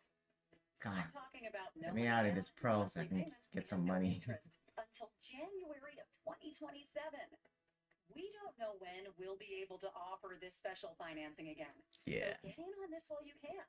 And did you know over 60% of all our customers choose to Get in finance? there. It just makes sense. But hold on. I'm gonna hold for Why'd longer, you use maybe. Renewal by Anderson in the first place? Well, we use an exclusive window frame material. It's called Fibrex. It never Order needs canceled. anything. It's twice as strong as vinyl. Order and it was submitted. designed to handle extreme temperature swings while repelling moisture and the elements. Speaking of the elements, summer brings warm weather, and warm weather brings bugs. Lots of them. Beat it, bugs. Not on our watch. Our If the 3-minute curve down, we'll get a bigger drop, but it needs to be maybe 15 more minutes left. Or your front entry door. But it's getting there. Just gotta wait. Monthly payments and no interest until January of 2027. Yeah. Get them now and pay down the line. And how about this? Anderson products will increase your home's value by 15%. It's true. Get out your phone, plug in your home's value, and multiply it by 0.15. That number could pay for your new windows. Now that's what I'm talking about. Book a free window and door inspection with us. Right back and up. Make sure to call before July 31st to lock in our special financing. 1-800-918-0800. Oh, some news is coming out. Wholesale inventory. 1 minute. Okay. Is that red or yellow? I don't know. Looks green to me. JG Wentworth can help you get a lump sum of cash now. Holy shit, all my short just hit. What the hell? Dollars in the past year alone. So why live month to month in these uncertain economic Did it? times? Call JG No, Wentworth today oh at wow. 877 cash now and get the cash you need now from your Order structure. submitted. Call now. Which American states are driving business, surviving, and thriving? The ultimate Holy competition. shit. America's top states for business is back. Order This submitted. year, states are tackling tariffs. Damn. That is crazy. Must be some good data. Last year, Virginia took the honors. Which state will be the top state for business this year? America's top states for business. Revealed tomorrow in Squawk Box and streaming on CNBC Plus.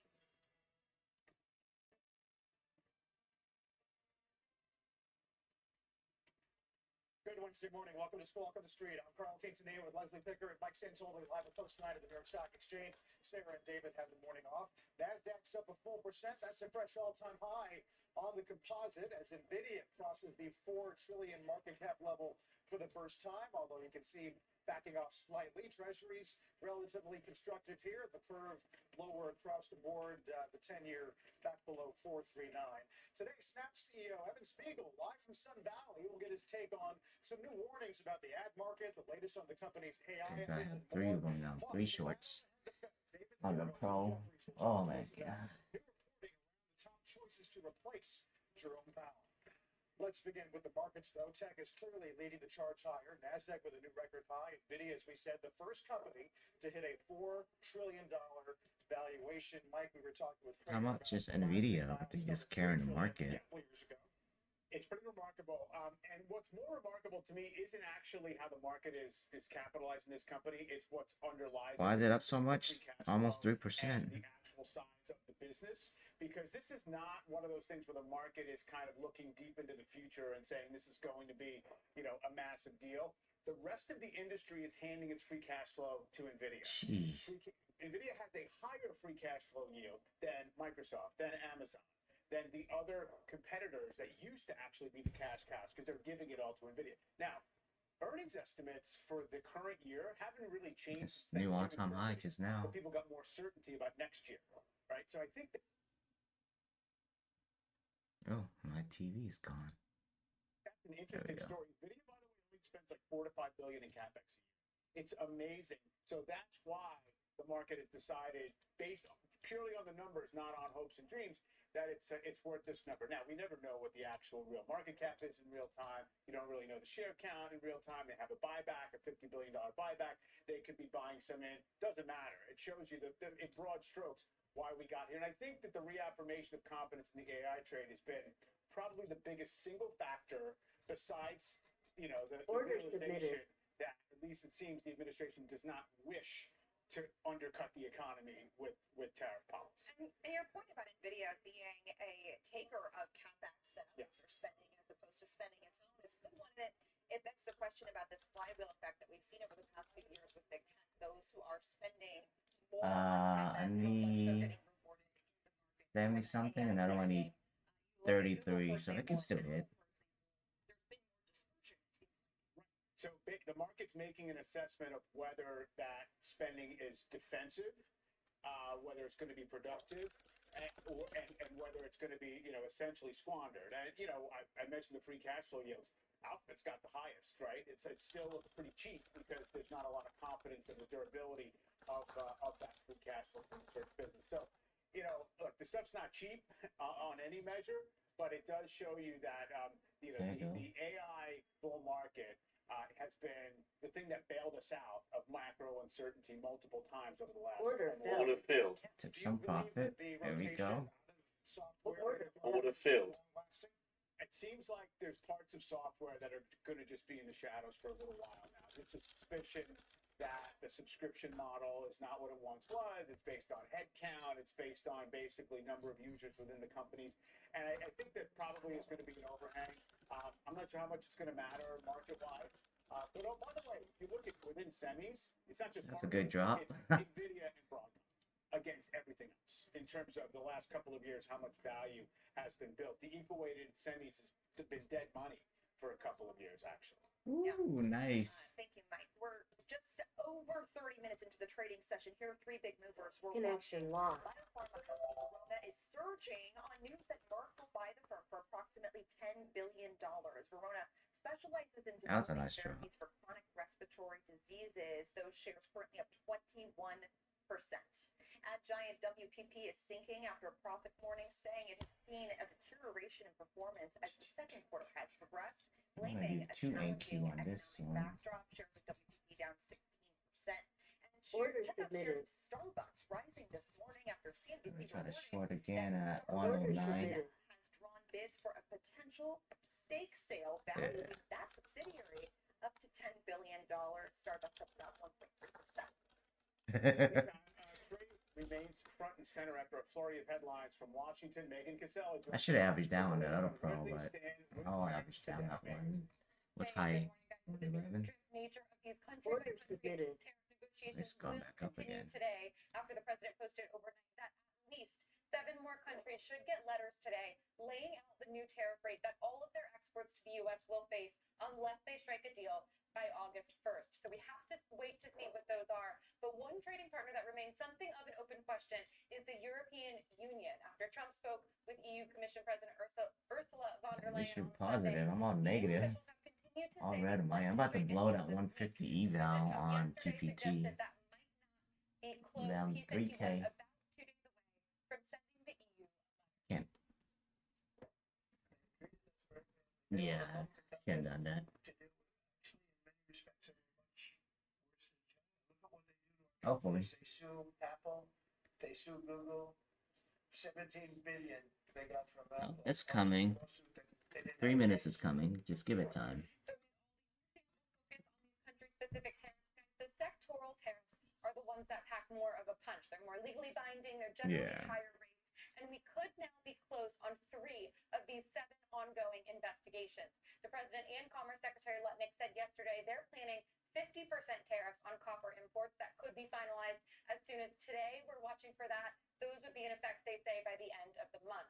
Trump also said he's considering 200% tariffs on pharmaceutical imports, and Lutnick said both that probe and the one into semiconductors should wrap up by August. So, guys, all of that paves the way for more sectoral tariffs soon after that. Guys. Megan, in terms of copper, is this something that the U.S. could be self-reliant on if we automatically go up to 50% tariffs? Or do you see any pathway for carve-outs for big importers of copper, such as Chile and other countries? That's going to be the big question. The U.S. has some copper, but I'm not sure that our domestic supply would be enough. What the Trump administration is doing with this is saying they want us to build up our domestic supply so that we are entirely self-reliant. A 50% tariff is exceedingly steep, but it is what we've seen him already do with steel and aluminum, another area where we're pretty dependent, at least at this point, on imports. So the biggest question is going to be carve-outs. We know in the first term countries have called for exemptions. Even when we have a proper supply, we might not have the specific copper products or the downstream products, I should say. We might not make them here. And so there are a lot of questions about that. Historically, though, exemption processes have been time-consuming, expensive, and hard to navigate. So we'll have to see where that goes. Yeah, copper, of course, lower on those headlines. Megan, thank you. With the NASDAQ hitting a record high in NVIDIA at $4 trillion, let's bring in Steve Sosnick, Interactive Brokers Chief Strategist. Steve, what do you make of this, especially against the backdrop of some of the recent moves and momentum that we've seen? Well, Leslie, to me, I can characterize this market as a combination of MOMO and FOMO. It's momentum. There's also a fear of missing out. I think the NVIDIA number is a nice milestone. Once it gets sort of in the public consciousness, these numbers become magnets, so it was sort of inevitable. And I think the character of today's rally, though, was very much of the don't short a dull tape variety. Yeah, a lot of giveaways today now. Don't have a ton of catalysts. The only catalysts are the ones coming from the tariff talks. And the market has been basically conditioned to look through them or ignore them or look past them because, they're just... It's behooved you to do so, and markets and traders tend to keep doing what's working for them. Yeah, you mentioned in your note that it's the half-life of tariff reactions has been steadily shrinking. Do you think that's because of the specific announcements coming through? Do you think it's what we're referring to in terms of the psychology and the fact that, now that we look back several months later, we can say, oh, well, if you didn't sell in April, you would have, largely been okay.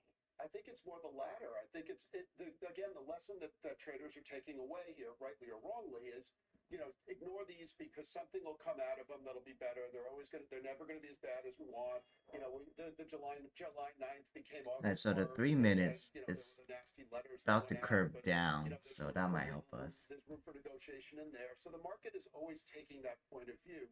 At some point, there is a reckoning to be done with, but the market just chooses not to.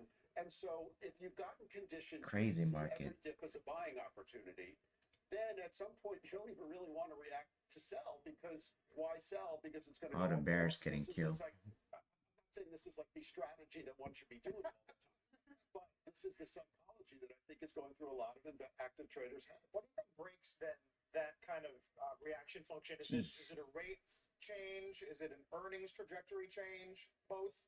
I think an earnings trajectory change is very possible. Talk about like no catalyst today. Well, we get a whole lot of them starting next week. And what's very different about this earnings season to me is I can't remember a last quarter, where basically companies could say, guidance? I don't know, guidance? What am I going to do with guidance? And the market was like, okay, yeah, we're fine with that. Think of how insane that is, considering what markets have been doing. And it made sense at the time, but I don't know that these companies are going to get a pass this time around. In terms of pulling guidance or lower, whatever. They have to deliver. They have to say something. And I do think in some cases, with the lack of clarity, they're not going to be able to just budget for a while. They'll probably give if-then statements, like if the tariffs are this, our guidance is this, and if not, then something else. But they're going to have to say something, and that's going to be an interesting measure as we go forward. Yeah, I guess those companies that do have a direct impact or some kind of sensitivity to the consumer reaction to tariffs have to say something. I wonder if the market's just trying to resize the tariff risk a little bit and say, look, the S&P 500, it's 40%, these 8 companies or whatever, 10 companies that don't really matter when it comes to the tariff debate. That's a large part of it. Is basically we've been led. We've been increasingly top heavy in our performance. We came on the air talking about NVIDIA. Sure. It's very much that AI driven trade coming in, and I think to some extent that that is what's moving things higher. But it is important to bear in mind for those who might actually be inclined to hedge that these momentum stocks that are leading on the way up also led on the way down. Yeah. And so for those who aren't inclined to hedge, if you want to hedge a big beta trade, you're probably better off doing it with NDX than you are with SPX, because these stocks, as big as they are in SPX, they're even bigger in NDX. And so you get the extra beta using that. Yeah, momentum works in both directions. Exactly. Good reminder there, Steve. Thank you. Okay. Thanks, Leslie.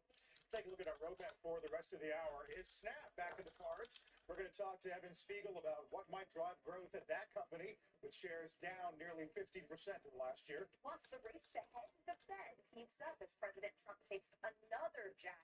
Moments ago at Jerome Powell, David Zervos will tell us who he thinks is the best pick for the role. And is Apple getting left behind in the AI battle? We've got new details on how a key competitor is pulling ahead.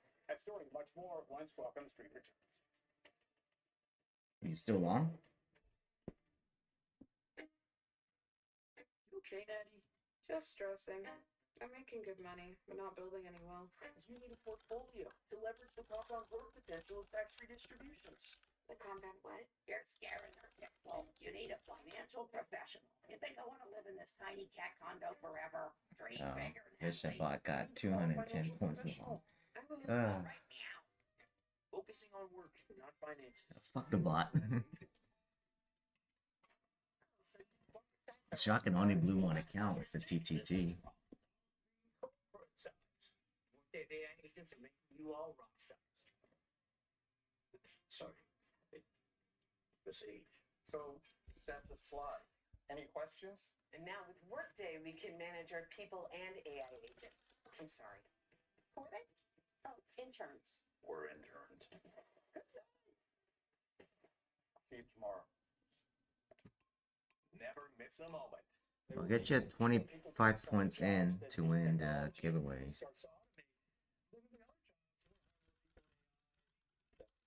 Expanding work effort to innovate in the marketplace. We've had the regulation period for that day is over. The arguments toward cutting are going to grow on the FOMC, but I just don't think they're going to be able to get consensus by this July meeting. Go went long, so goes go long. Read my tank.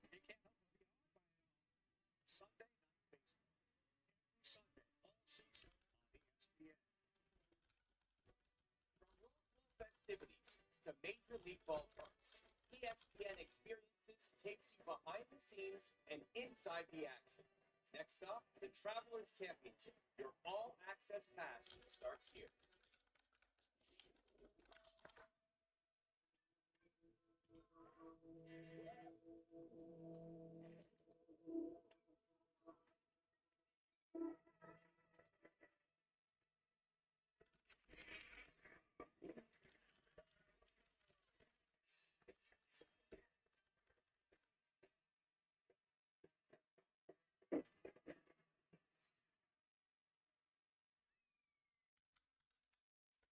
Welcome back. Samsung just unveiling its latest Galaxy smartphone this hour, loaded with AI features as Apple struggles to gain traction in its own AI efforts. Steve Kovac joins us with that story. And what's new, Steve? Hey there, Mike. Yes, I'm here in Brooklyn, New York. This is where Samsung is unveiling those two new phones you talked about, the Galaxy Flip and Fold 7, the 7th generation of those phones. It needs to drop under 75 and then it'll go lower. But what we're really here to talk about is the artificial intelligence features in here and how Samsung is approaching it versus other competitors here. This is Apple's biggest competitor, by the way. They are partnering. Actually, my short wasn't too bad at 72. It's 061 is the target too, so it'll go back down. You can use the phone's camera to send live video feeds. If it goes back down, if I have to pick up the kids. Talk to you about what you're doing. There's even a new selfie feature Yeah. on the mobile phones that can give you outfit recommendations and things like that.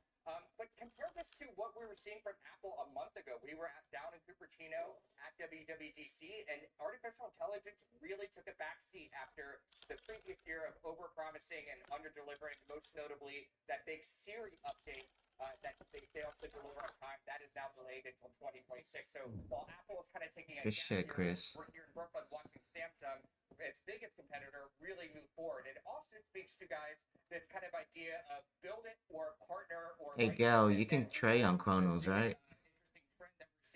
Oh, no, you can't trade? And also there's reports we got a couple of days ago about Apple potentially giving up on building Oh, and you can trade on Chronos, right? its own AI technology and instead licensing it from Okay, I'll save that one for you since all your other crap's been banned. So I'll just give one out, and the other one's for you. But what we're seeing right now is Samsung moving forward. That doesn't mean Apple can't catch up. We've been here before. You might remember over a decade ago when Samsung kind of had the limelight because it's putting out phones with big screens. Well, as soon as Apple did that, it was off to the races for Apple. And so we'll see if they can do the same thing with artificial intelligence next year, guys. Steve, this Yeah, idea change of that a ad. sort of purpose-built AI device, if that's what this is really being positioned as, how do we know how effective that's going to be in terms of There we go. demand? And obviously, the Only AI one. PC thing hasn't taken off, and I just wonder if consumers are thinking in those terms. It becomes a selling point, and I mean, I'll go back to the Apple example too. I mean, this was supposed to be a selling point for the. You had to register on their website. No, you don't. Yeah, you do. I'll get the code from him later after the giveaway. But congrats.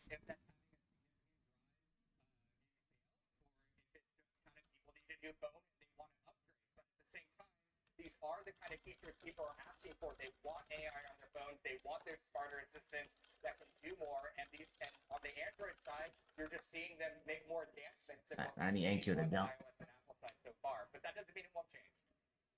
Steve, we could talk a lot more Apple for sure about perplexity and tariffs, but we'll see. Under 75, we can drop some more. There's only one squeeze left. It's the 240 minutes. This is the long term. It might not hit. With the latest on the company's AI push, we can just read on the ad market. We got some news out of WPP today and a lot more. Also, this might be about the cash in on an oversight by Novo related to its patent in Canada. We'll explain that when Squawk on the Street comes right back. There we go. Get me out of here, and I won't touch my Pro again. Shoes that push the laws of aerodynamics. It all starts with Skechers Hyperburst technology, supercritical foam that gives Aeroburst unbelievable response and propulsion, plus a carbon-infused H plate that returns more energy. Come on, get me out. Order filled. Oh yeah, I got out. I'm up $25 on a Pro. Lunch money. I got one more I gotta get out, but I'm happy. I'm down 280. I was down 400, so it helps. That's why I love Run Home recommendations. They know what I want. Even Couple before I more, do. and I'm good. A home that's just right. Yeah. Yeah. Yeah. Order canceled. Order submitted. Yeah, it bounced real quick. It's a relief, to be honest. Check your price today at ethos.com. When I started Walton Goggins Goggin Glass, I didn't know it turned all this fancy prettiness into a classy looking logo. But GoDaddy Aero does with its magical AI power. What else I need? I need 43, 33, 25. Not 50 points. I should be good. Ultra high absorption turmeric to support my joint health. It's the #1 doctor recommended form of turmeric. It helps you keep doing the things you love at every age. Cuno, the brand I Yeah, I think about to drop again. You see the 3 minutes oscillator, right? It's curving down already, so account at public actually at higher rates should be than good for a anything little else that was dip. able to find online. Losing sleep 15 over minutes, having very risky investments. still high, but it's gonna drop later. You just need more time. Give me long-term financial benefits. I know my money's working hard for me, and I know I can access it anytime I need it.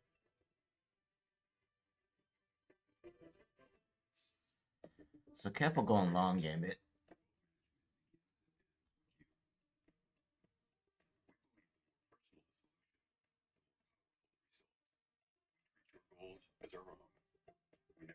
focus on the life you want to build. And our experienced advisors design custom-built strategies to help you get there. It's time for a wealth management experience as sophisticated as you are. It's time for Corient. CNBC. Live ambitiously. Hey, Gail, I actually got the code. Let me give it to you. Share insights, information, and all of the details that you need to make money. Closing bell overtime for Eastern and streaming on CNBC Plus.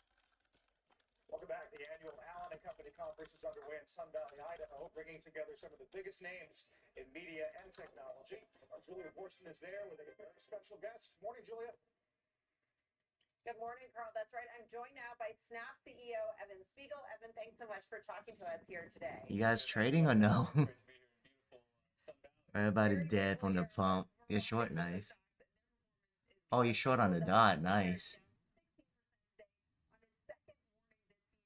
Concerns about the state of the ad market. What are you seeing? Are you concerned about the ad market? And should investors be concerned based on the declines of these ad agency stocks today?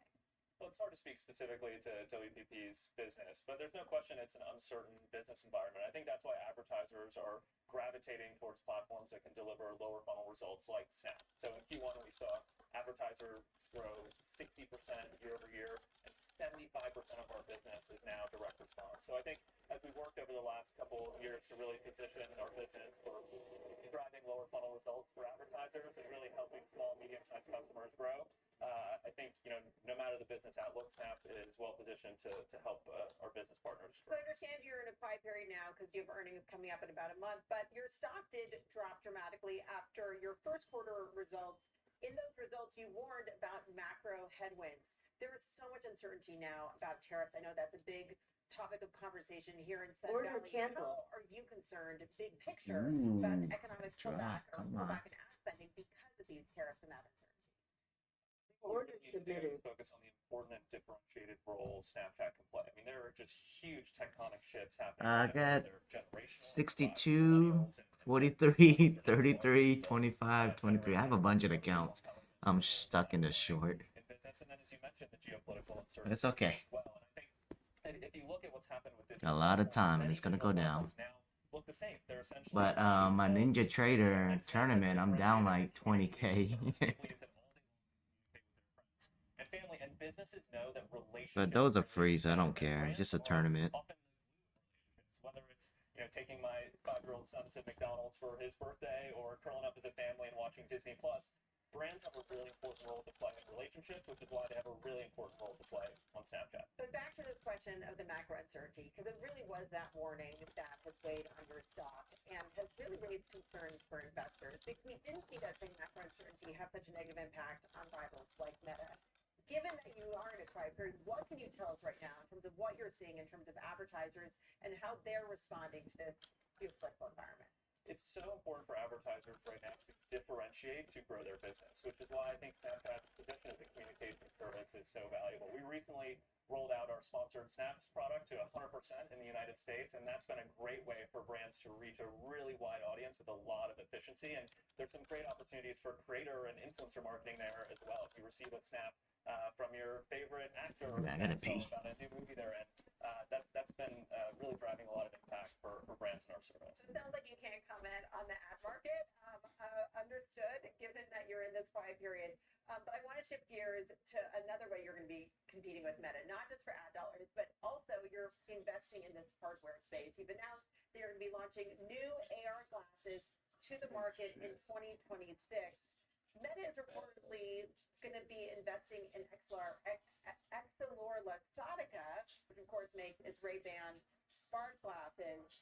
How can you compete with Meta, which is also working on Orion AR glasses, when they have such a head start in this space? We're so excited about our glasses coming next year. This has been an investment over 11 years at Snap. In fact, before Snapchat had a chat feature, we were building glasses because we've seen this huge opportunity to help people look up and experience the world and technology at the same time. I think people feel very torn today. They're spending 7 hours a day looking down at screens, and there's such an opportunity to help people integrate technology into their lives rather than forcing them to make this trade-off between using technology and living in the moment. And so as we look at our vision for AR glasses and what we're doing with specs, it's really about making a computer wearable and bringing all of that technology into a see-through form factor rather than forcing people to use it. What firm are you trading? So can you give us a sense of pricing? Are these going to be competing with the Ray-Ban smart glasses? Is this a new category? And how are you going to convince consumers to invest in something totally untested and new? It's going to be so important for us to just help people try and experience specs because they are a fundamentally new type of computing experience. But I think they're a type of computing experience that people want because they are exhausted from looking down at screens all day long and they're looking for something Another short. new and So, different. One of the so what are you trading now? Positioning against smart glasses, right? Which really MFU. aren't all that much. They're kind of AirPods and a camera. And specs are They're gonna have a 40% reset at 11. Oh hell yeah! Check me out. Yeah. Check the channel I posted earlier. Order filled. They'll be more expensive than Okay. Well, it's just for resets that are coming out. You address concerns of investors. Your stock is down about 14% year to date. Yeah, but it's 40% off. In case you blow. 50 is only one time though. People that already used up their one time. Yeah. I just posted on our chat. Well, I think what's going to be really exciting is getting this product out in the world next year and really showing investors Sam, strategic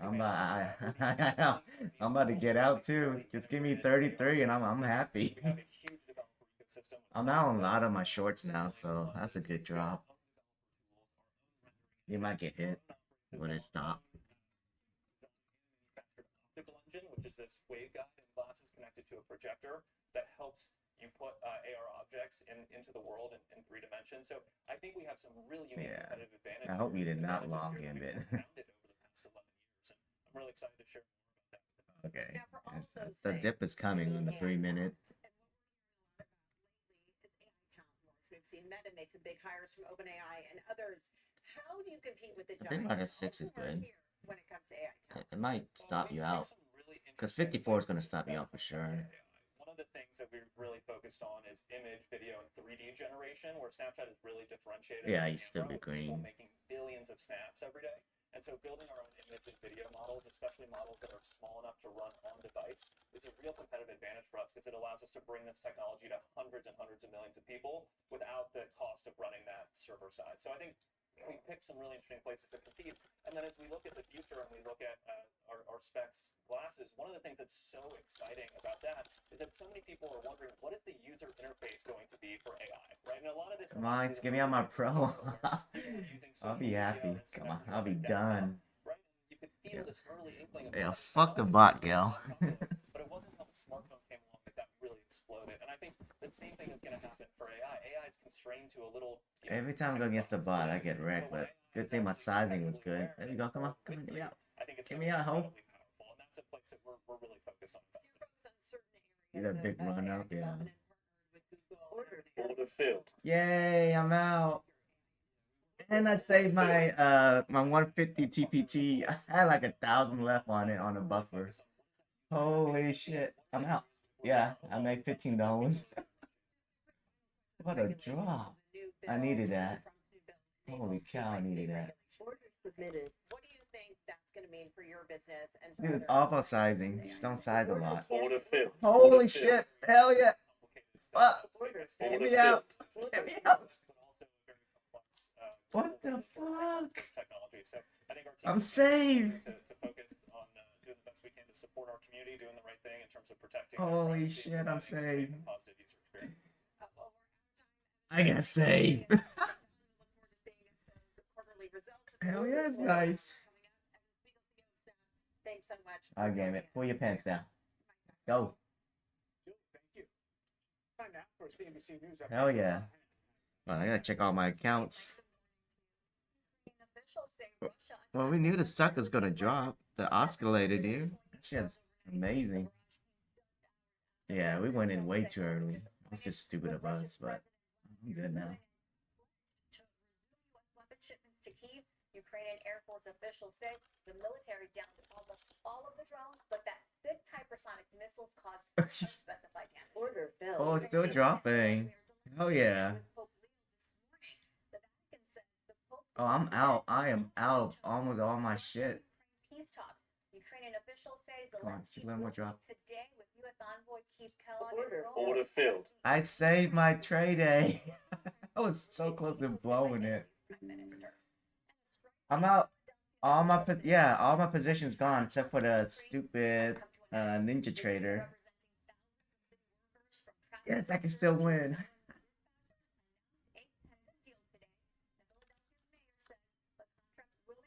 Union members pay by 14% over the next I haven't years. touched the evals in a while. I think I have like a lot. Let me see. Let me go count them. He's got way more than me. 1, 2, 3, 4, 5, 6, 7, 8, 9, 10, 11, 12, 13, 14. I got 16.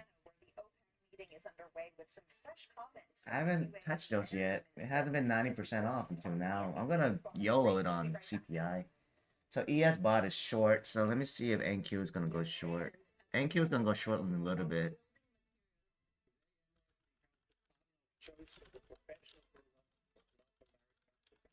Yeah. Let me cancel all my positions so I don't get fucked. I don't wanna trade no more, man. I'm gonna poop my pen.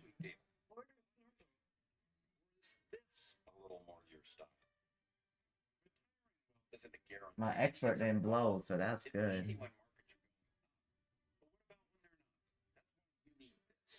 Retirement Survival Kit, featuring your guide to surviving market volatility, our stock market outlook, plus the Fisher Investments Difference. 3 indispensable guides. Yours free for calling 1-800-213-5317.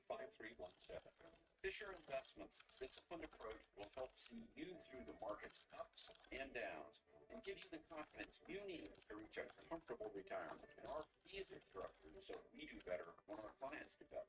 Call now for your Let me pump again. I'm gonna re-short. 213-5317. See if your dream retirement is on track. If your portfolio is $1 million No, it's Barbie. Not Barbie. Luke is the main guy, and the other two just mostly guess. But Barbie is one of the main hosts. Yeah, Cherry's always on there. I'm supposed to be on there, but I need a webcam. Yeah. No, she doesn't want me to, so I told Matt might most likely no. It's supposed to be on Top Step too, but I don't think Top Step likes me anymore. I was talking shit. Hey man, my credit card got hacked. So much thicker ever since taking it. Yeah, right after I pay. Yeah, right after I pay for the funded. Job building pocket. I want to work somewhat for you. Yeah, no, that's my new car. It was a brand new car, and the only one I used was Top Step. So. With Holland America, the journey is just as important as the destination. Yeah. Discover the art of leisurely travel on perfectly sized ships. Yeah, that won't get to it. It's okay. I haven't touched them yet after that.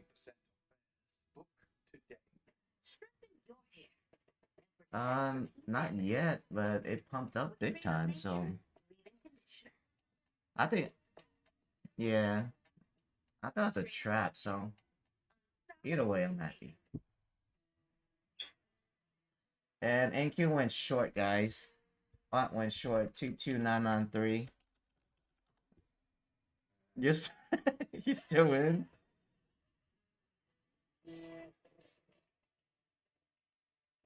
Yeah, holy wow. Whoa, what a short on the bot. Wow. Yeah, a lot of people gonna blow.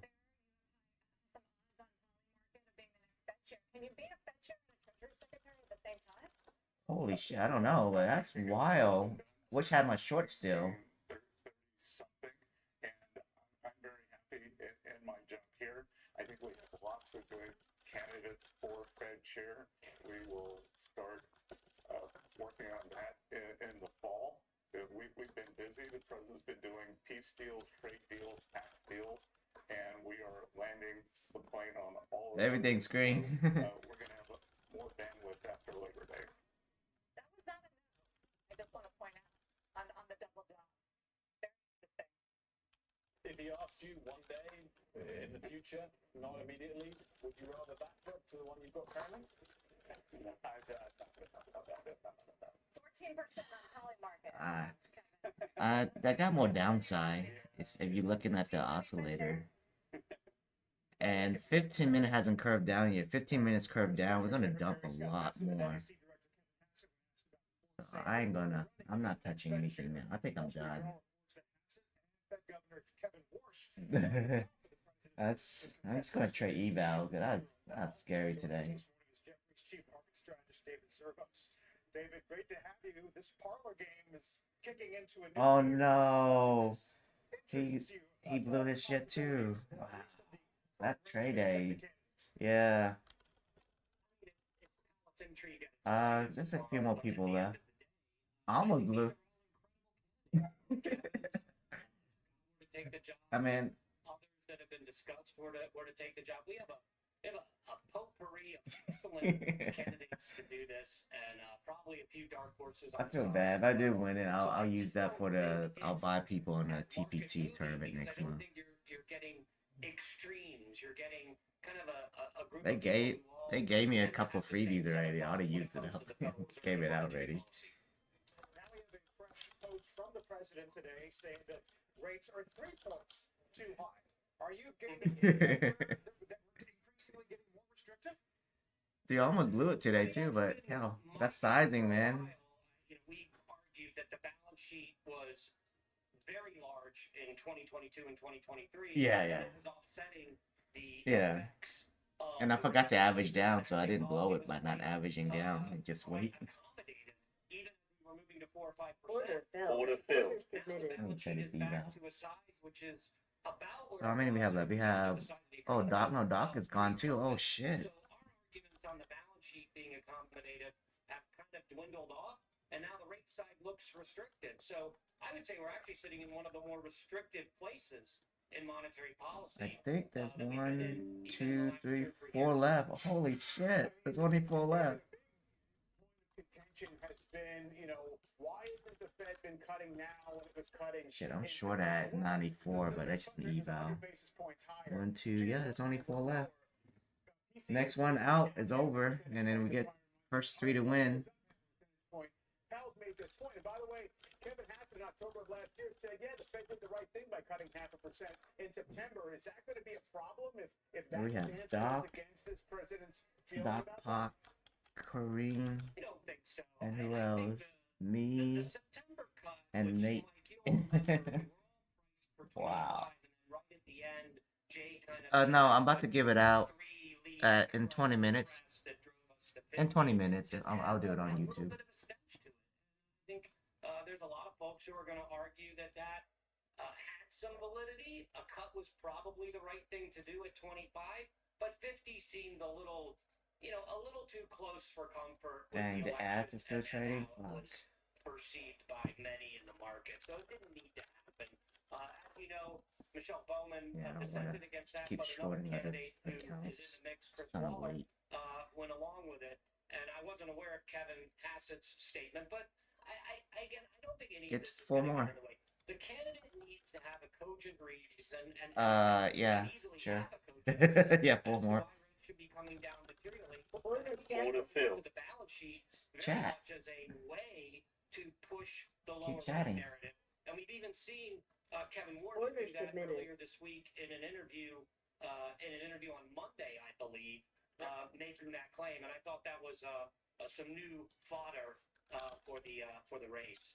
Yeah, Warsh's other point was that Yeah, it's follow the ball. We just short every pump now. That's what we're gonna taking a do. look at used cars and trying to see if we're getting more additional input into pricing. I'm assuming you do not think that's the case. I mean, I think the Secretary of the Treasury makes a very strong point that these are one-off Gonzalez doing increases. good. They're not inflation. And Powell is right to say as well that you want to make sure that they don't metastasize into something, but left on their own, I think the tariffs are really more about price level increases and one-offs, and monetary policy right now looks calibrated to be quite, I think, consistent with very anchored inflation expectations. Two-year break-evens are really unchanged since the beginning of the year, and really the beginning of the period where we learned about the election in November. So, you know, the long-term break-evens have stayed We'll make it 20 points to win. Can you get 2 more points? just by the polarization that's been in the survey data. But I really don't see an inflation expectation problem. And I think there is and has been a pretty cogent argument for getting back to something neutral, whether that's 100, 200. No, it's just it depends on your chat. Are you active on there? Should be good. You know, this president likes to push the envelope a little bit, so I can understand where he's coming from. As you assess the leading candidates at this juncture, Stop saying and you stupid describe shit. them all as excellent, what do you think is the biggest qualification necessity in getting chosen or getting selected for that role? Is it that ability to make the cogent argument to their other voters on the Fed that rates need to be lowered? Is it their ability to make that cogent argument to the market, which dictates market rates for things like mortgages and There you credit are. cards and so forth? Really? PPP poo poo poo? Received from a client or from you guys in the I want to long. Are you long game it? I think you hit the nail on the head. What do you Oh need in shit. this candidate? This candidate needs to convince 11 voters That's- and 18 other Order FOMC canceled. members that I there might is go a long with you.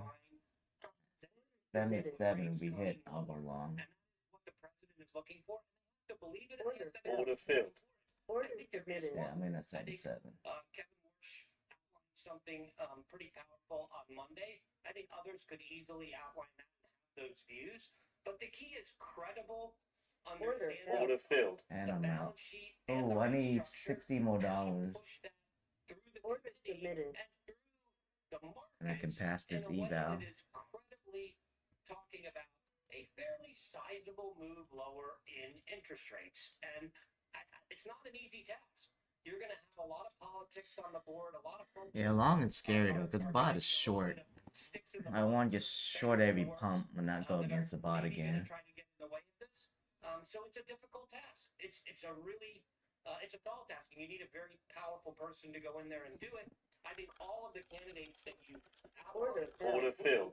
Chris at the committee, on the Order committee today, submitted. all have the capabilities of doing that in various degrees and bring. I can't believe I got out without blowing anything but TTT. Some are better at other aspects of that discussion than others, but you know, we again Order Order filled. I think we have at least I from need the a size down. reports, you know, a set of candidates that are not going to really Order filled. Order filled. Order Huh? submitted. What's the question? actually probably When is giveaway? I need to take a shit. in almost every case. Order Order canceled. filled. Continues, yes. David Servo says always thanks. Always a pleasure. Let's get out, Gambit. Order submitted. We'll take you Is it not on the video? Yeah, it says 11 a.m. Well, let me move it out more so you can see it. There we go. becoming the first company to hit $4 trillion. What? He's buying calls? I ain't touching that shit at all-time high. We'll be right back. It's crazy, you know? I ain't, no, hell no.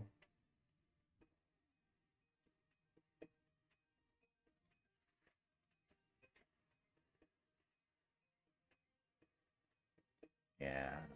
Today's a ton of people do that shit for sure. This July at Renewal by Anderson, replace your windows, your patio doors, or your entry door, and we're going to give you an Yeah, be happy you amazing got out. opportunity. You ready? Pay nothing. Shit, I wanna Order see if canceled. it's short. Just get $30. Order filled. Order filled. Just to be clear, Order that's a submitted. 2.5.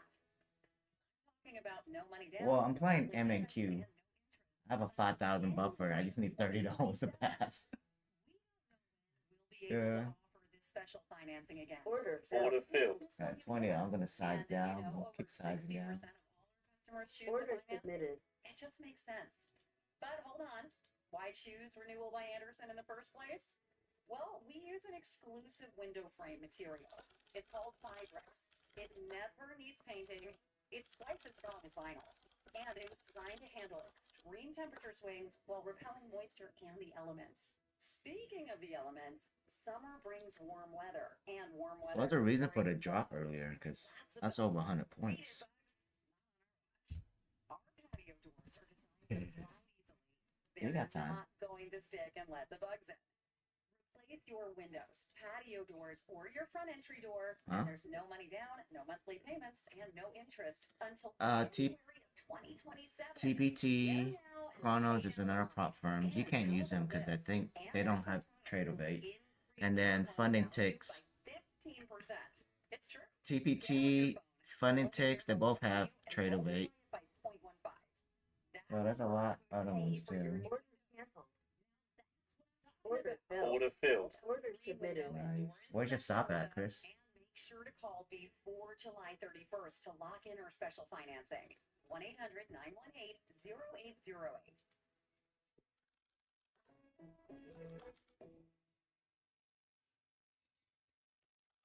Some people like doing things the hard way, like doing their finances with a spreadsheet instead Oh fuck, I'm on a wrong at 75.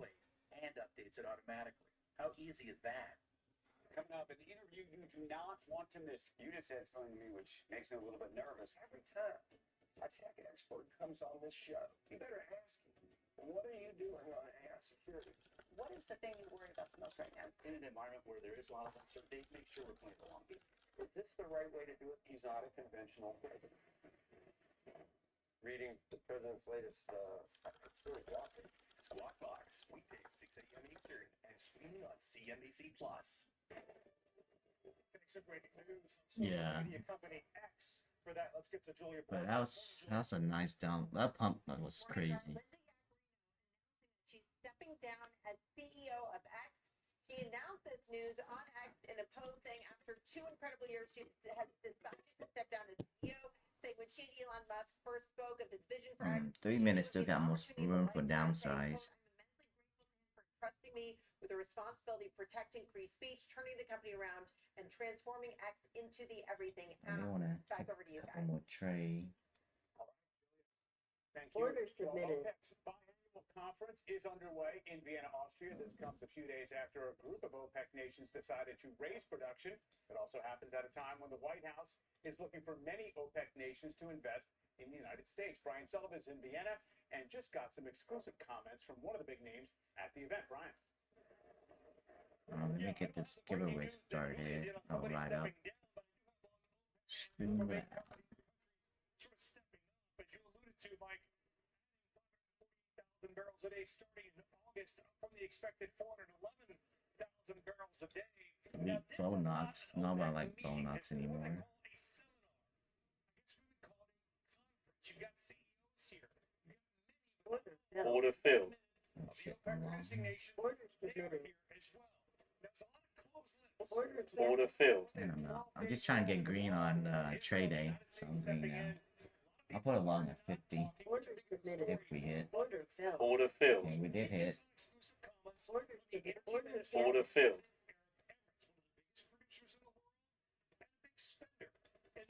Wow, what a drop.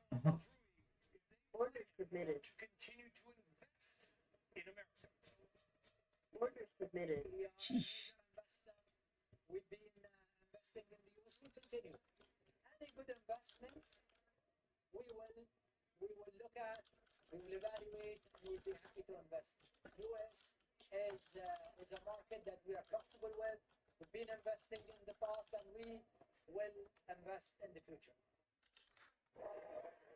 Now, Mike, this is an investment story because ADNOC, the Abu Dhabi National Oil Company, which is in the United Arab Emirates, just made a bid $18.8 billion to potentially buy Santos. It's an Australian company with a huge presence in Alaska, where we just were a couple of weeks ago.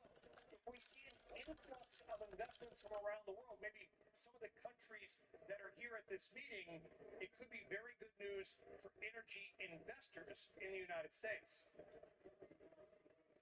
I'll drop more. Investors in the existing U.S. Yeah, we called this out though. We knew it was going to happen. With more production from OPEC maybe some investment from OPEC I don't. sources in I don't North think so. America Let me start the production giveaway at a now. time when Oh no, prices are somebody's getting pooping, so I'll wait 9 more minutes. production cycle here.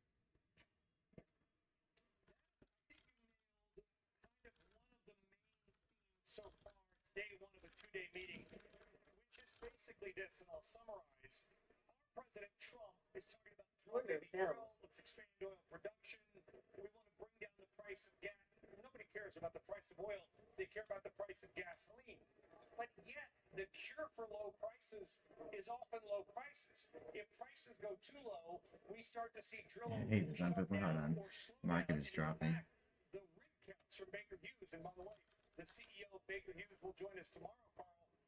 Baker Hughes rig counts are going down, not up. Okay. So one wonders if There we go. It started. here, share, especially if U.S. production goes down.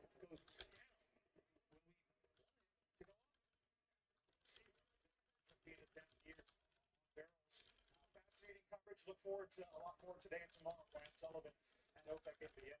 Still to come this morning, why shares of Hims and Hers spiked earlier this morning before pairing some gains. We will be right back. Stay with us. For plant-based, healthy blood pressure support, there's one brand that stands above the rest. It's Superbeats by Human, the #1 doctor, pharmacist, and cardiologist recommended B brand for heart health support. Find out how to get a free month with your first order at livehuman.com. Every morning, even before the markets open, I'm planning my moves that I make throughout the day. When you're actively trading, the fees really start to add up, and that eats directly into your potential returns. I found that public. Pump it, baby. I'm still stuck in that long. Which help offset those costs. For me, when it comes to investing, timing is everything. Public allows You got your 20 points. Some people like doing things the hard way, like doing their finances with a spreadsheet instead of How about you, Gambit? Quicken pulls all your financial info together in one place and updates it automatically. How easy is that?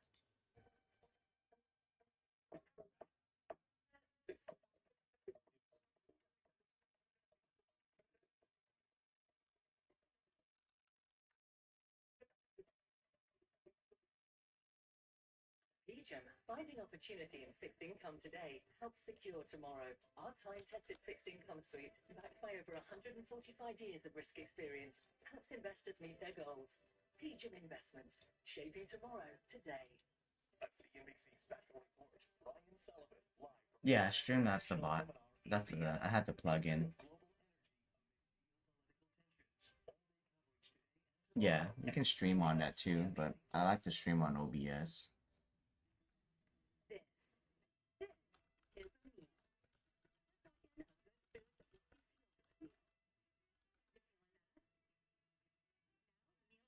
Yeah. Every month it starts over. No, the point stays for the whole month. Yeah. Whatever you're feeling. Good shit, Chris. It's not the starter plus, right? Because you can't pass it in one day. The 120 points runner is not starter plus, right? Here you get the opportunity to learn about trade and what you want to do in life, and also about, you know, I think a bounce is coming. 3 minutes. The 3 minutes close to oversold now, so it might get a bounce.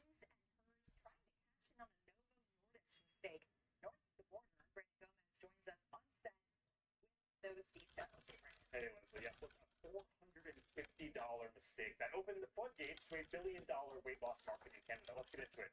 Novo Nordisk will lose its exclusive patent on semaglutide, its top-selling drug, Ozempic and Wegovy, in Canada next January. Why?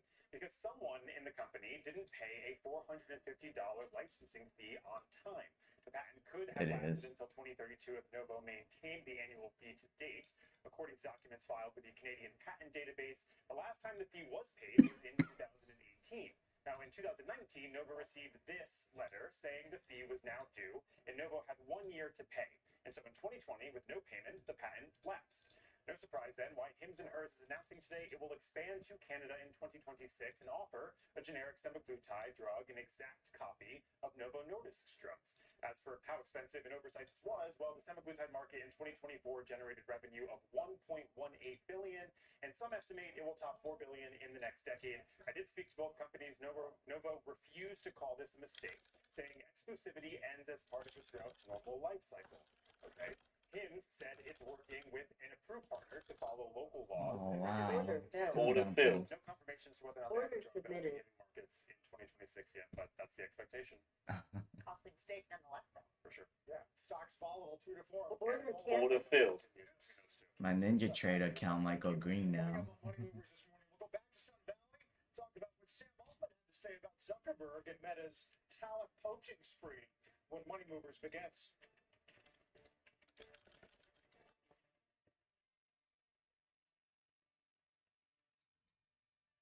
Order submitted. Is a new age. Circle is building the foundation. That's a bot. System. 50 points now.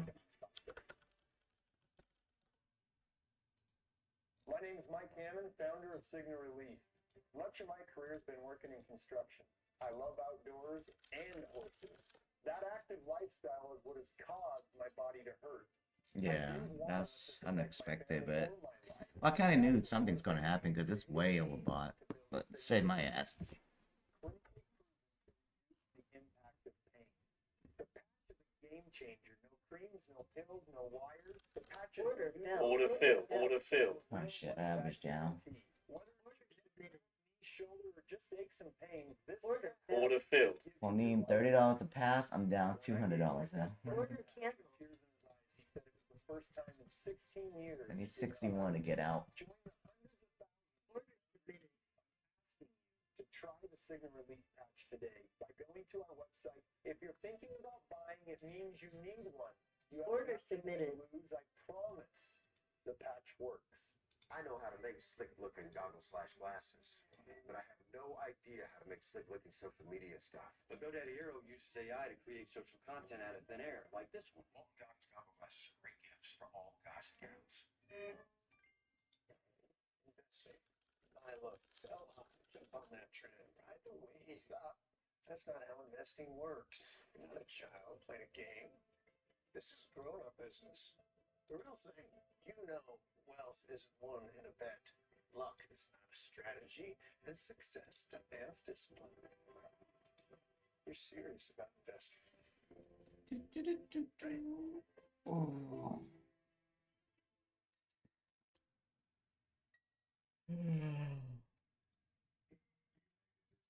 So fast. Your travel itinerary is so Where you long at? You got out?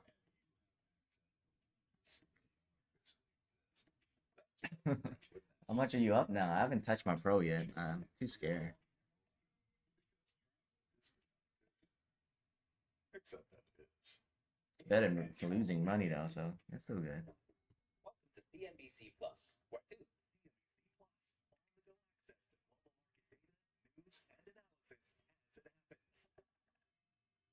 Start streaming at cnbc.com/plus.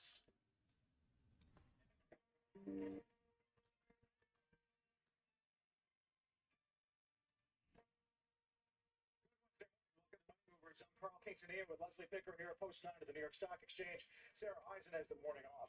Today, Trump tariff threats lingering for U.S. retailers and the consumer. The CEO of the world's largest retail trade association will join us, sharing what warning signs he's watching out for when it comes to a turn in the broader economy. Plus, with banker Get me out. Get me out. Nice. I need 61, but it's just an eval. I need $30 to win, to pass the 150K.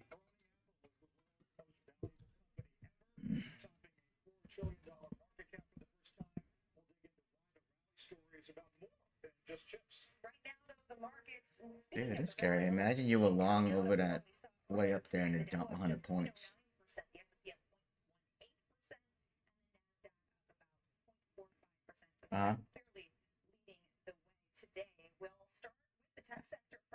highs for the Nasdaq. But you got out, though. NVIDIA's market cap hitting $4 trillion, the first company to ever reach that milestone. Joining us now with his outlook for Dane, Goldman Sachs Asset Management, co-head of public tech investing. Thanks for being here. Thanks for having me. It's great to be back on. It's great to have you here today. 3 minutes is close to oversold. 15 minutes still towards the top at overbought, so it hasn't really dropped yet. NVIDIA stock growth this year proves the point, right? It drew down 30% on noise around DeepSeek and No, it's still on the top of the overbought area. I'll show you the screen share. 60% Let's Your passive see. indexes couldn't take advantage of that. Active managers could lean in and take advantage of, what we thought was a pullback for great reasons. So, look, $4 trillion is a big number. And You see it? It's still in the zone. It's trying to curve down, so it'll dump later. We are at the early stages of the biggest tech Yeah. transformation we've seen in decades. Those things don't reset for a long time, so. Investors need exposure to this, and they need people to help them find the right names to own, different Order filled. I'm out. I need $18 now. Man's margin is another man's opportunity. Why hasn't that opportunity presented itself to rivals in a larger way? Is it still too early? It is early, and NVIDIA has done an excellent job of executing with their product roadmaps, right? Their chips are taking 60 cents of every CapEx dollar is being spent around AI. It's because they're innovating fast, they're pushing ahead.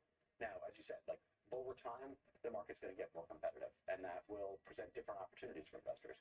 But right now, NVIDIA's been driving the momentum in this market and taking, advantage of the opportunity in front of them. Then what's the best way to express this dramatic sea change that you're expecting in terms of the tech sector and the evolution with AI? Is it NVIDIA, or are there other places that you think would be better expressions of that big trend? Yeah, so we've talked for a long time. In fact, I think I've talked on this show before about that we see the opportunities that are around AI in three big buckets. The first is the infrastructure space, which is chips and networking that are fueling the build out of this infrastructure. That's been where a lot of the excitement's been over the past 3 years. We think the next opportunity set though is around data and security. If you think about deploying agentic AI, the thing you need to do is make sure your data is in the right formats, is governed in the right way, is secured in the right way. We're seeing tremendous effort around this right now in the marketplace, and that's where we think the next leg of growth and incremental opportunity is set up. And then the third wave behind that is the application space. And as you begin to think about rollouts of agentic AI, that's really going to show up on the applications area. But we're encouraging clients right now to make sure that they have enough exposure to that data layer and the security layer around that in portfolios. Where do you come down right now on the damage that software as a service might sustain, right? If the seat model Type changes. Bugatti. Yeah, that's it.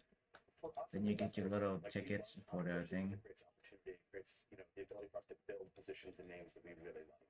So how software is delivered is going to change, right? We're going to move from more of a seat-based to more of a consumption-based to more outcome-based solutions.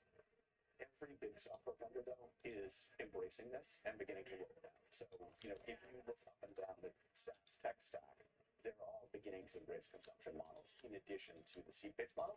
And I think they're going to do a fine job of managing that transition. So are you exercising caution in that space, or are you? No, we're actually pretty bullish in general around software. One of the larger overweights we have across our portfolios right now is in the software space writ large. A lot of that is more on the data and security layer, but we do have holdings and applications where we think that there's an opportunity for them to, really drive this fundamental shift to agentic technologies. The thing to remember is that the UI may change, right? We may not go into the usual front end we're using, but You post it? I probably used up by now. What's that? What's the code? Yeah. Don't worry about it. It's gone. Yeah. Yeah, it's probably gone.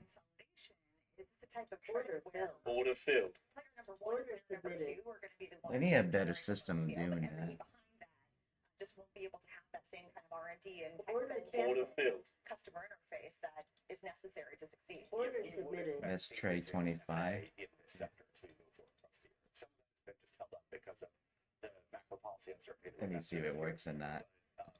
Consolidation will happen here. What size is it? 50K? To drive differentiation and position where they can help consolidate up weaker players. Order cancel. Consolidation of businesses. Order submitted. There's an upgrade Okay. today on the team, and part of it involves the engine business. And what's the coupon net code again? Going to be better than they thought before. Let's trade Really 25. to talk about it in a more cohesive way. Coupon not found. It's used up. So, Yeah. Sit me down and say, what, you know, how would you generate the alpha? But they do it every day though. So that's pretty good. Yeah, they do it almost every day. Yeah. All the scammers there just waiting.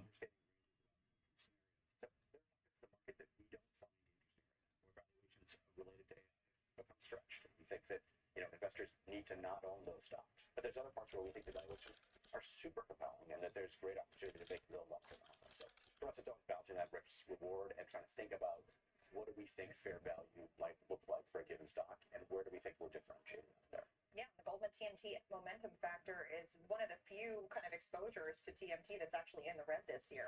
Chris is doing the short down. Nothing passive about it. To get exposure to these sectors. All right, thank you very much. Thanks for the time. got some M&A news to get to this morning in the pharma space. For that, we're going to turn to Angelica Peebles. Morning, Angelica. Morning, Carl. That's right. Merck announcing that it's acquiring Verona Pharma for about $10 billion. Now, this is Merck's largest acquisition. Joey, bot's been short for a while. Let me see what it's short. 22993. COPD, and Verona is also testing the drug for other lung conditions. That number, of course, could go up. And Merck executives on the call this morning saying that the valuation, though, was really driven by COPD, but they see a multi-billion-dollar revenue opportunity in both the short and the long term. And that's really the key for Merck right now, because remember, its biggest drug, Keytruda, will lose patent protection in 2028. And Keytruda did almost $30 billion in sales last year. That's almost half of the company's total revenue. So this is a company that needs to quickly figure out how it's going to fill that hole. Nice. And of course, M&A is one way to do that. Merck's Order filled. Analyst this morning. Come on, $8 more, you He said fucker. that Merck's still searching for deals Order in its $1 submitted. to $15 billion sweet spot. That would put Yeah, Merck to for pass. just right. The eval. I'll do it later.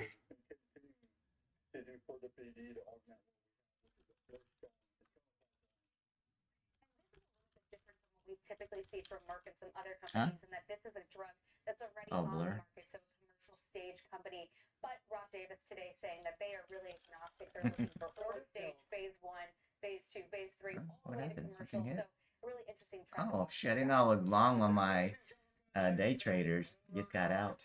Sweet. Will be in the small to mid cap space, or do you think this will be a large cap game?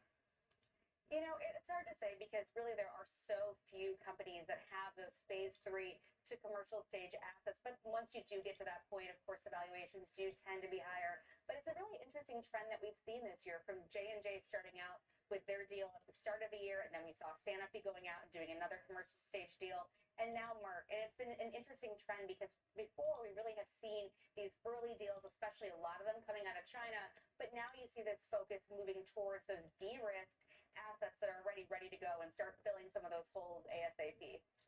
I should have top step. The M&A pipeline to heat up, and certainly pharma's I should top step. to make that happen in the middle of the year. Still to come this hour, National Retail Federation's the match days are Nice work. breaking down the impact of these new tariff threats for the sector and why a consumer pullback is yet to be seen. Why don't you post it on Twitter?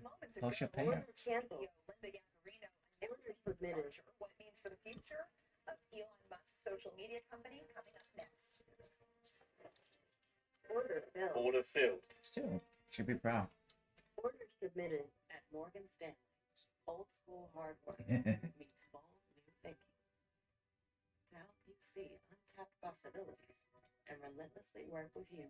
Come on, give me $8 more. Shit. This close to retirement, I knew I needed a will. Then we found Ethos. I created my will all on Order canceled. Order filled. $5 short. Come on. Keep forgetting about the commissions. Order submitted. Idle cash account's a no-brainer. I know my money's working hard for me, and I know I can access it anytime I need it. It's very simple. Better rates mean faster growth, and that's exactly what I need. At AG1, Campbell, are you still in the trade? and the best just got much better. AG1 Next Jen has launched with upgraded B vitamins and probiotic blend backed by gold standard clinical trials. It's time for the next generation of AG1. Nice. Yeah, let me give you a ride home. I should touch mine, but I'm just too scared. My Trump might wake up and do something. Doesn't tell me that I'm gonna be working with the bird that day. I get to set the records yelling at me like, don't make eye contact. Do you have something big coming up? No.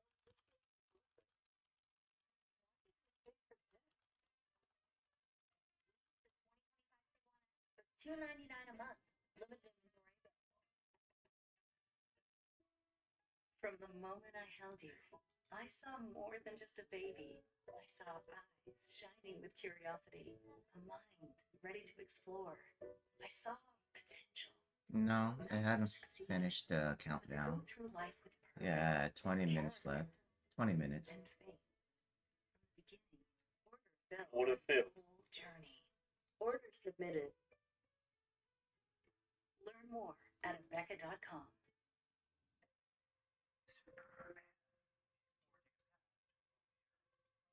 Order filled. $1 shy. Submitted. Good luck with that. There's a reason Chevy's Order called filled. Order filled. because we proudly roll trucks off Order the line in cities submitted. like Arlington for the people who keep Texas moving. For them, only America's most dependable trucks will do. In every Chevy truck, Order filled. Order filled. Come on. Order submitted. The Chevy 4th of July event is on and well-qualified Order- buyers get order 4% financing submitted. on this Silverado with around $8,000 in total value. That's 15%. Order of the filled. Order filled. Order submitted. Give an additional $1,000 bonus cash. Chevy drives Texas. Together, let's drive.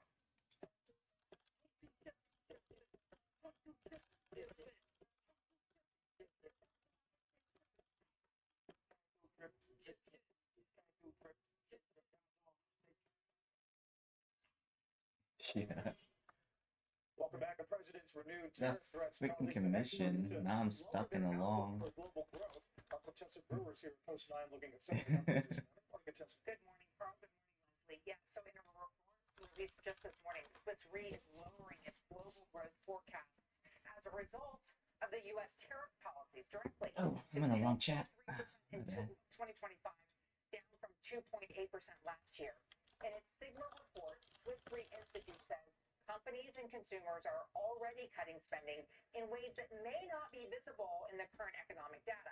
It predicts the most severe impacts for the United States, where GDP growth is forecast at 1.5% against last year's growth of 2.8%. And Swiss Re predicts trade barriers, supply chain disruptions, reshoring will all push inflation up in the United States for prolonged periods. And those higher costs then translate to U.S. consumers, which then spend less, and then that impedes economic growth. Swiss Re is, of course, one of the world's leading insurers and I'm reinsurers. checking out a So Discord. also evaluating Dang, the people risks blowing up. and the opportunities for the insurance industry. For instance, higher I was inflation looking at a will lead to Discord. higher People claims blowing up. costs for insurers, slowing demand for insurance coverage in both On the property trading. and casualty and life insurance. But Swiss Re says the profitability Yeah. outlook is positive in large part because of gains on Bears investment and income. Bulldogs. Order filled. I passed. Finally. Over the last year or so. Finally, long-term impacts from the administration's volatile policy shifts, the researchers say, have ushered in a Let's paradigm go. shift of diminished Let me confidence cancel. in the U.S. government, eroding its status as Yeah. a safe haven for global capital. And Swiss Re predicts investors are going to demand a higher premium to hold U.S. assets going forward, which they're pointing to higher interest rates, especially at the longer end of the yield curve. Mm-hmm. Do you get the sense that, if rates were lowered, yes, it would mean they wouldn't get that investment income, but it would maybe spur that economic growth if that ultimately comes to pass? What we saw was when rates started to go up, the insurers benefited Just because of when the it's way that time, they so invest their change fixed this asset portfolios. But when the rates are lower, there's more capital moving around, there's more demand for their insurance products. So they can make money either way. It's just how they make money. Where is the money coming in? Is it coming in from policies in force, or is it coming in Yeah, from 15. their You see it's investment curving income? down, all right? So The other thing we get probably another bounce and maybe it drop. Order filled. costs associated Order with submitted. insurance. Order filled. They're fighting in all kinds kinds of ways, whether it's directors and officers insurance or auto insurance or property insurance, lawsuits. And those lawsuits are a massive cost headwind for the insurance industry.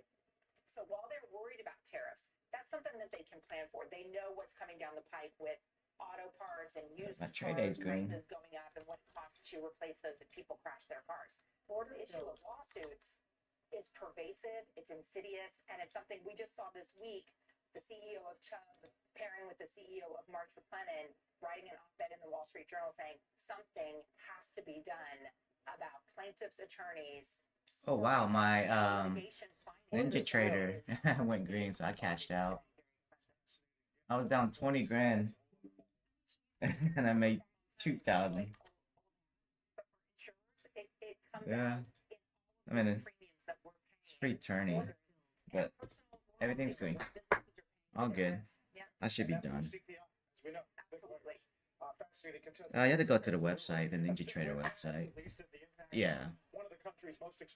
I'm gonna full pull short again and we hit 2,300.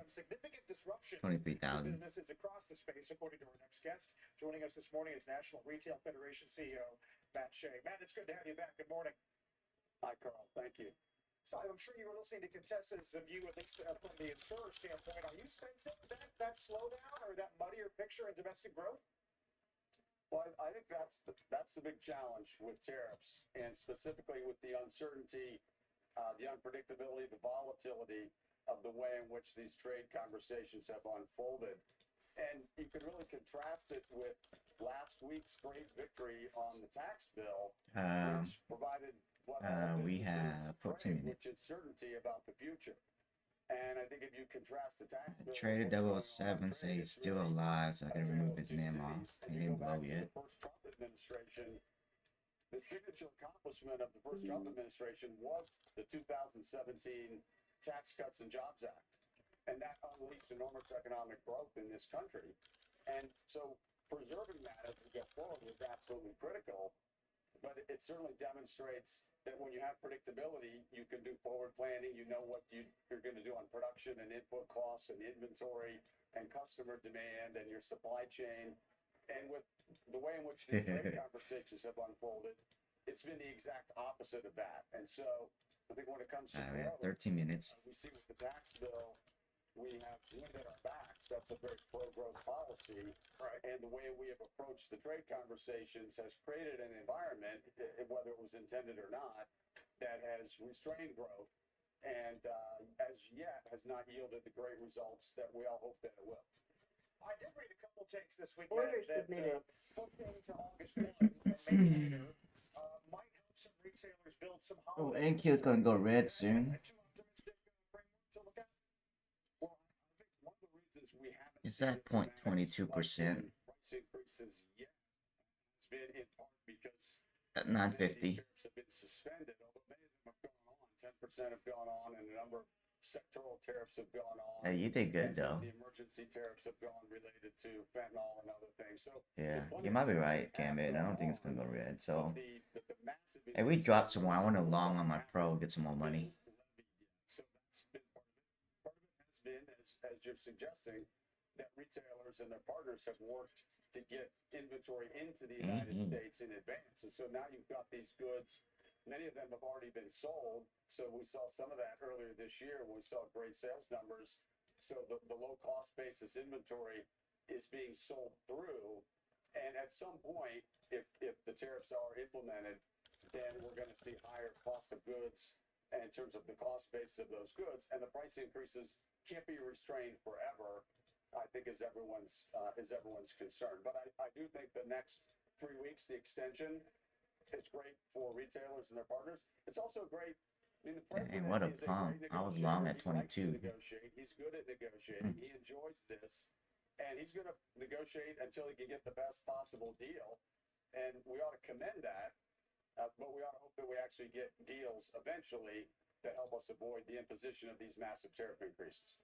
There's this KPMG tariff poll survey which shows that 57% of companies are already experiencing a See? decline in Yo, keep typing because you need 50 points for tomorrow. Tomorrow's a good one. It's the Tradeify straight to funding. with the way that they hire people, pay people? How do retailers think and how do they react when their margins get squeezed from something like this? Yeah, well, Leslie, I'd say for starters, in an environment like this, scale is clearly an advantage. And so What up, ISIS? ISIS, you have 50 points, right? You sound like you just woke up. Those that don't have scale to negotiate the deals they need to negotiate, those No. No. Just for tomorrow. One week to the next to make payroll and make paychecks. Those are the kinds of companies, those would be the characteristics of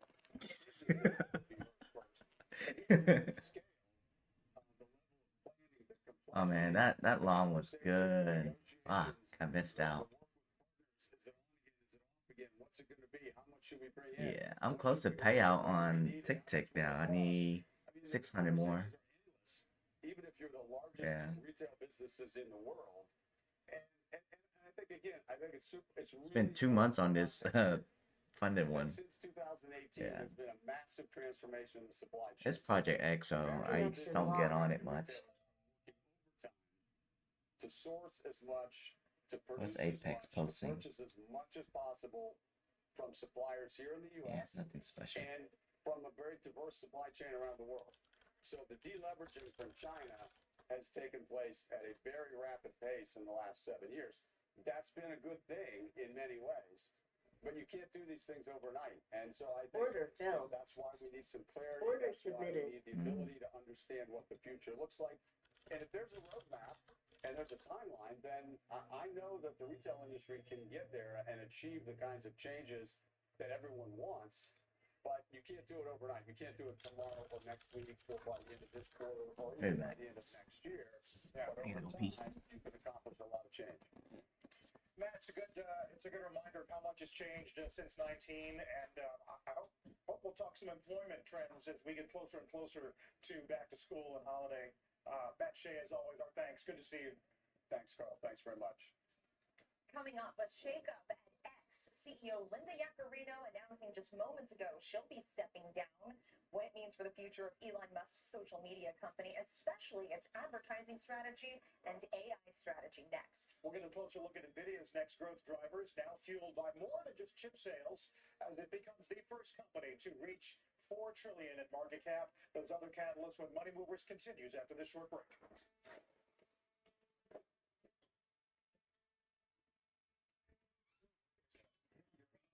Food and silver boast one of the largest resources owned by the junior company with a new high-grade discovery in Mexico.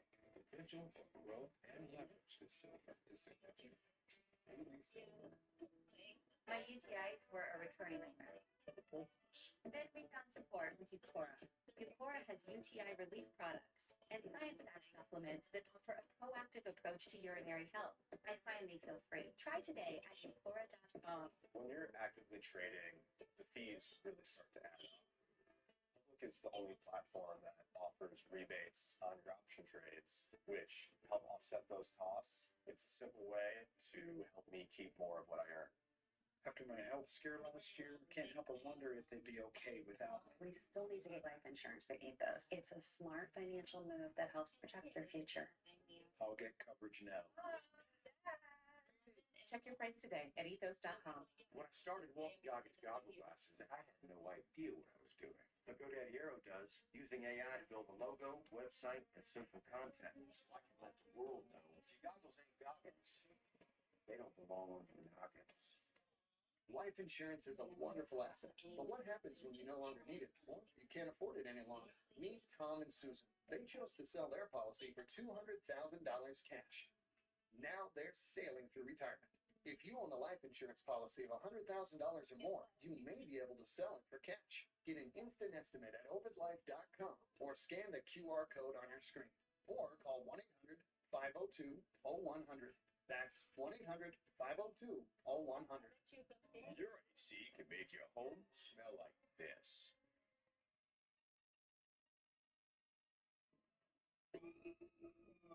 Or your AC can make your home smell like this. Get the fuck out of your home with iFlow.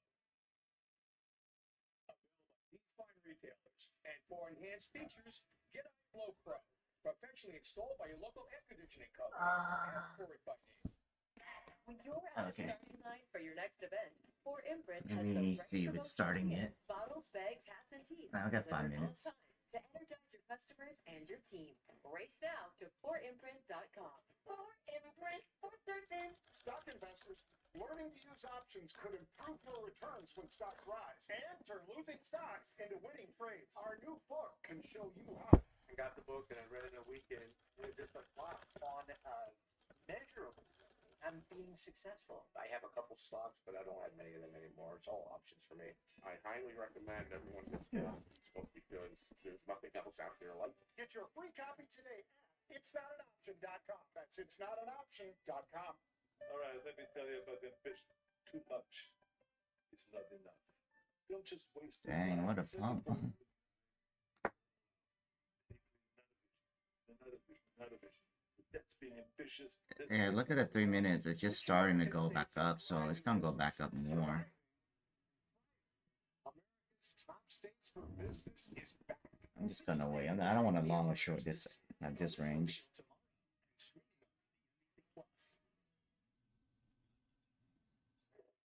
Yeah. The management shakeup atop Elon Musk's social media platform. Julia Yep. Worston has the story. Hey, Julia. I got out live, so I don't want to get stuck again. Posting this news on X. She didn't give any reason for her departure, but she wrote, "I'm immensely grateful to Elon Musk for entrusting me with the responsibility of protecting free speech, turning the company around, and transforming X into the everything app." Now, Musk just replied on X saying, "Thank you for your contributions." Musk, who bought the platform for $44 billion in 2022, renaming Twitter as X, said this March that he sold X to his AI startup XAI in an all-stock deal that values X at $33 billion. He also has been in talks to raise new financing. So Yacarino, who Musk hired from NBC Universal, where she ran ad sales, was tasked with repairing relationships with advertisers after Musk fired the majority of the company's employees and also loosened restrictions on speech on the platform. The platform did lose advertisers over that time period. Now, though X does not release financials, Yacarino was seen as having more success attracting advertisers after Trump's re-election. Now, Yacarino's departure comes after Musk's Grok chatbot shared anti-Semitic posts on X, though NBC reports that Yacarino's exit was in the works for a week. Back over to you. I was going to ask you whether or not you thought, Julia, the Grok controversy yesterday, where it referred to itself as Mecha Hitler, and well, we won't go into all of that, had anything to do with this. And we're a reminder that Yacarino's tenure at our parent, NBC, Maybe. for years revolved around the notion that only at legacy media. You know what's funny? Someone told me Tradeovate might start doing their own prop firms if they actually do that. A lot of firms gonna go down. NBC's parent company, where she was very much focused on premium content. At X, she was focused on the value of free speech and the free exchange of ideas. She had to, on many occasions, deal with problematic content or posts from Elon Musk, or even comments that he said in person, such as at the New York Times Steelbook Conference, that were insulting to advertisers. I mean, he said some not very nice things about advertisers there, and that's something that she really worked very hard to repair, to make sure advertisers knew that Musk was not, that advertisers understood that X was not just a safe place for them to reach consumers, but also a place for them to participate in the kind of conversation that they just weren't able to on TV. So a very different type of media platform, and she did make quite a bit of progress from what I understand since That's kind of messed up. but certainly facing challenges. That's it. That might be. That's kind of messed up. Doing that. Companies like Meta are really thriving. Julia, is there a sense who would take the CEO role? With Top Step, right? Top Step's doing that too. I don't have any insight into that. I think it'll be interesting to see how much Musk wants to be involved personally on this. Now, there was quite a sense that Musk was very much in the weeds on X, not only remaking it and reprioritizing he owns a big stake in there. Involved in what he wanted it to look and feel like. This is something he has posted a lot about on X. So unclear who might want to report to him as CEO, knowing that he's going to be. He has a percentage of it though. I'm 100% sure. Someone told me, but I don't know who the other owners are. We'll see how it also folds into Musk's seemingly grander now political ambitions with this new party. Julia Borston with the breaking news regarding it. Oh shit! Thank you very much. Hold on. Let's get a news update. Sorry, the timer's done. I'm gonna pick the winners real quick. From the holiday weekend, flooding has reached 95, including 36 children. Now that's an additional 6 children from the figure officials shared yesterday.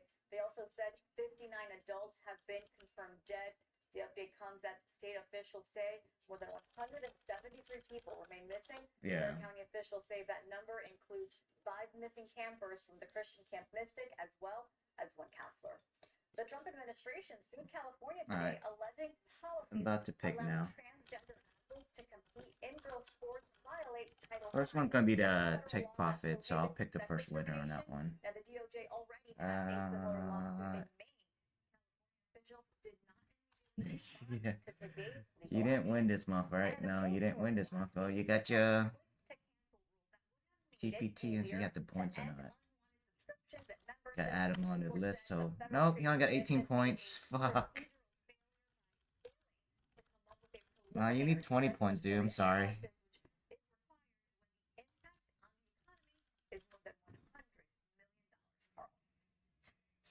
I'm so sorry. Let me pick the next one. No fucking way, ISIS. You better have your 20 points.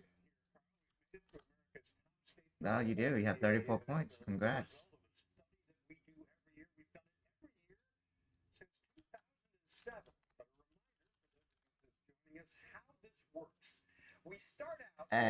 Can you DM me your TPT email? I'll gotta shoot them an email for them to credit you to 50K.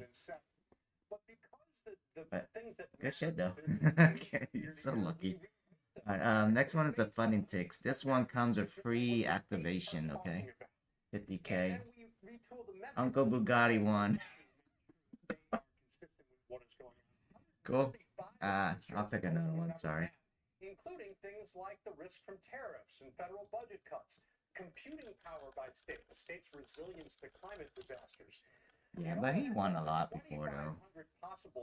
Yeah. Let me pick another one. I can't win on giveaway. TD trade.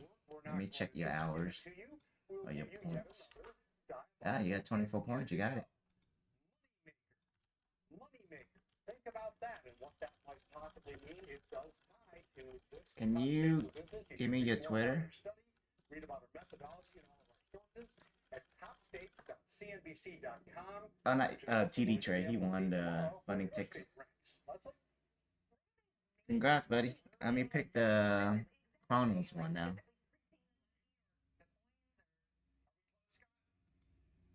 Chronos Kumar.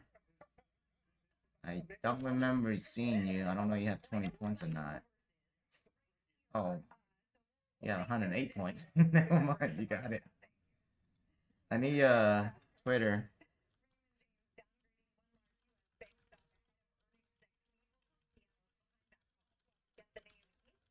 Yeah, you won, buddy. He's been chatting.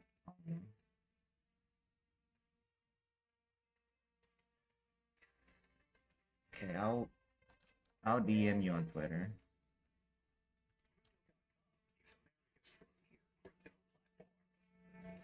Dude, stop trading. You're over trading, dude. You're green. Just start it off. Creates ripples that elevate travel experiences. How much are you up now? Holy shit. That's why you were so quiet.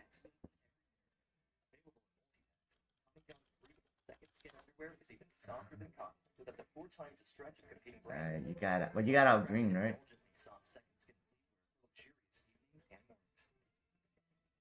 Invest in your comfort worry-free. If you don't love your first purchase, we'll make it right. Because if you dress to the nines, your underwear should be a 10. Go to TommyJohn.com now for 20% off your first order. Hey! I'll send you the code, okay, Kumar? Congrats.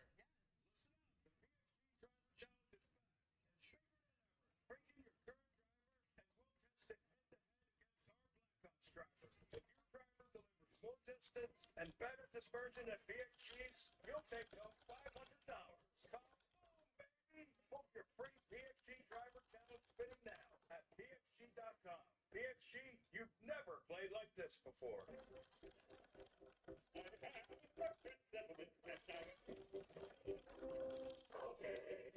Oh, sorry, I just let me email.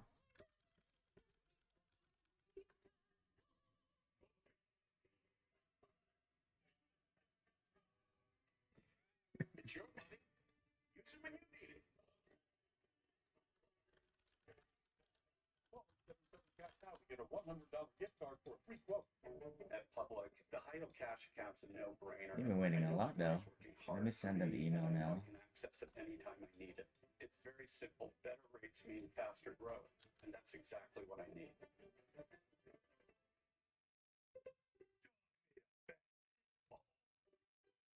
Is this the same email you had before on TPT?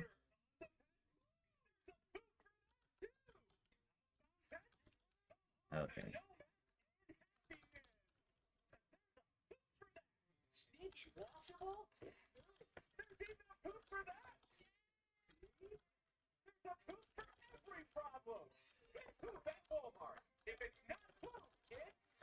I could send them the email. I'll let you know when they reply back. Remember, the TPT doesn't give you free. It's not free activation, okay? Order filled. Order submitted. Oh, that drop. Whoa. I got out too early in the short. Holy shit. Whoa, he must have tweeted something.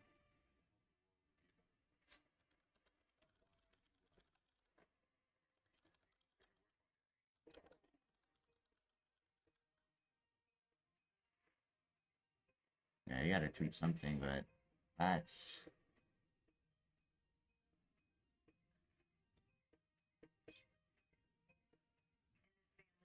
To be drama. Competition. That's what makes us us.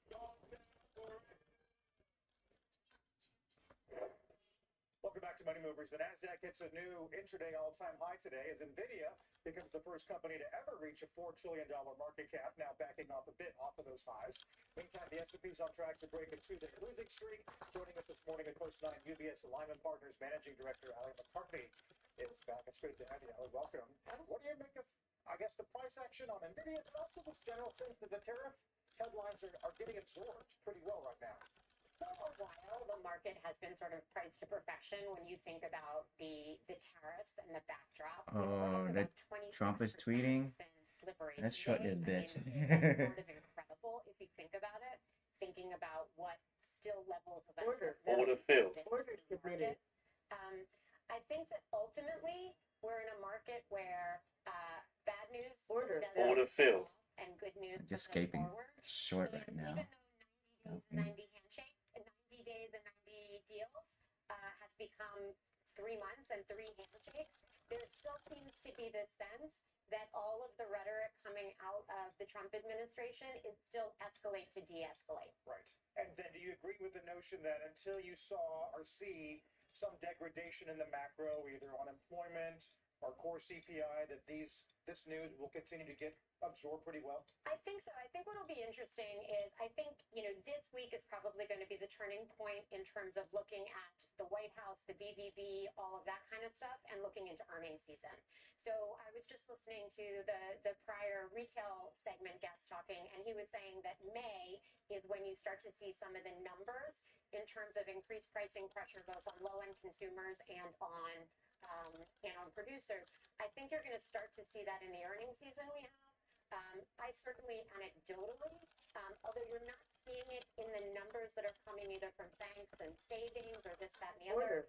When I talk to people both on the philanthropic side and on the sort of smaller business side, you're definitely seeing a drop off in consumers. Order Those people that run philanthropies that tend to have Yeah, I think it's supposed to be monthly or 12. weekly givers at $10, $20 Order levels, submitted. they're seeing the biggest drop off they've seen in years in terms of the pricing pressure on the low end. So I think that that's going to materialize, but there does seem to be a sense in the market that we're going to be looking through that. We're going to be looking two rate cuts, maybe plus or minus this year. And we're going to be looking towards a recovery in EPS and GDP in 2026. Yeah, that was going to be my question, is whether those data points are often kind of temporary blips when people have uncertainty and they are like, you know what, I'm not going to give more philanthropically because I want to see how this whole thing plays out. And then on the consumer side, I'm going to keep more of a rainy day fund because I don't know what this whole tariff thing is going to mean. And then ultimately down the road, they'll spend more if they feel like things look a little better in the macro picture. Yeah, I think to a certain extent, things like philanthropic giving and spending really are a reflection of how we feel about the future as opposed to what sort of the data is telling us from the past. And so if we do get to a I point where have we feel a lot better about the one in the then you bot might is see some of these free, things but it's recover. live But by updates the like way, real it's time. in stock markets. B, you The know, news we're in feed a is scenario straight from them. where we still have a lot of cash on the sidelines from individuals and institutions. So there's a velocity of money play to get there. And again, Alright, see you guys tomorrow. Bye.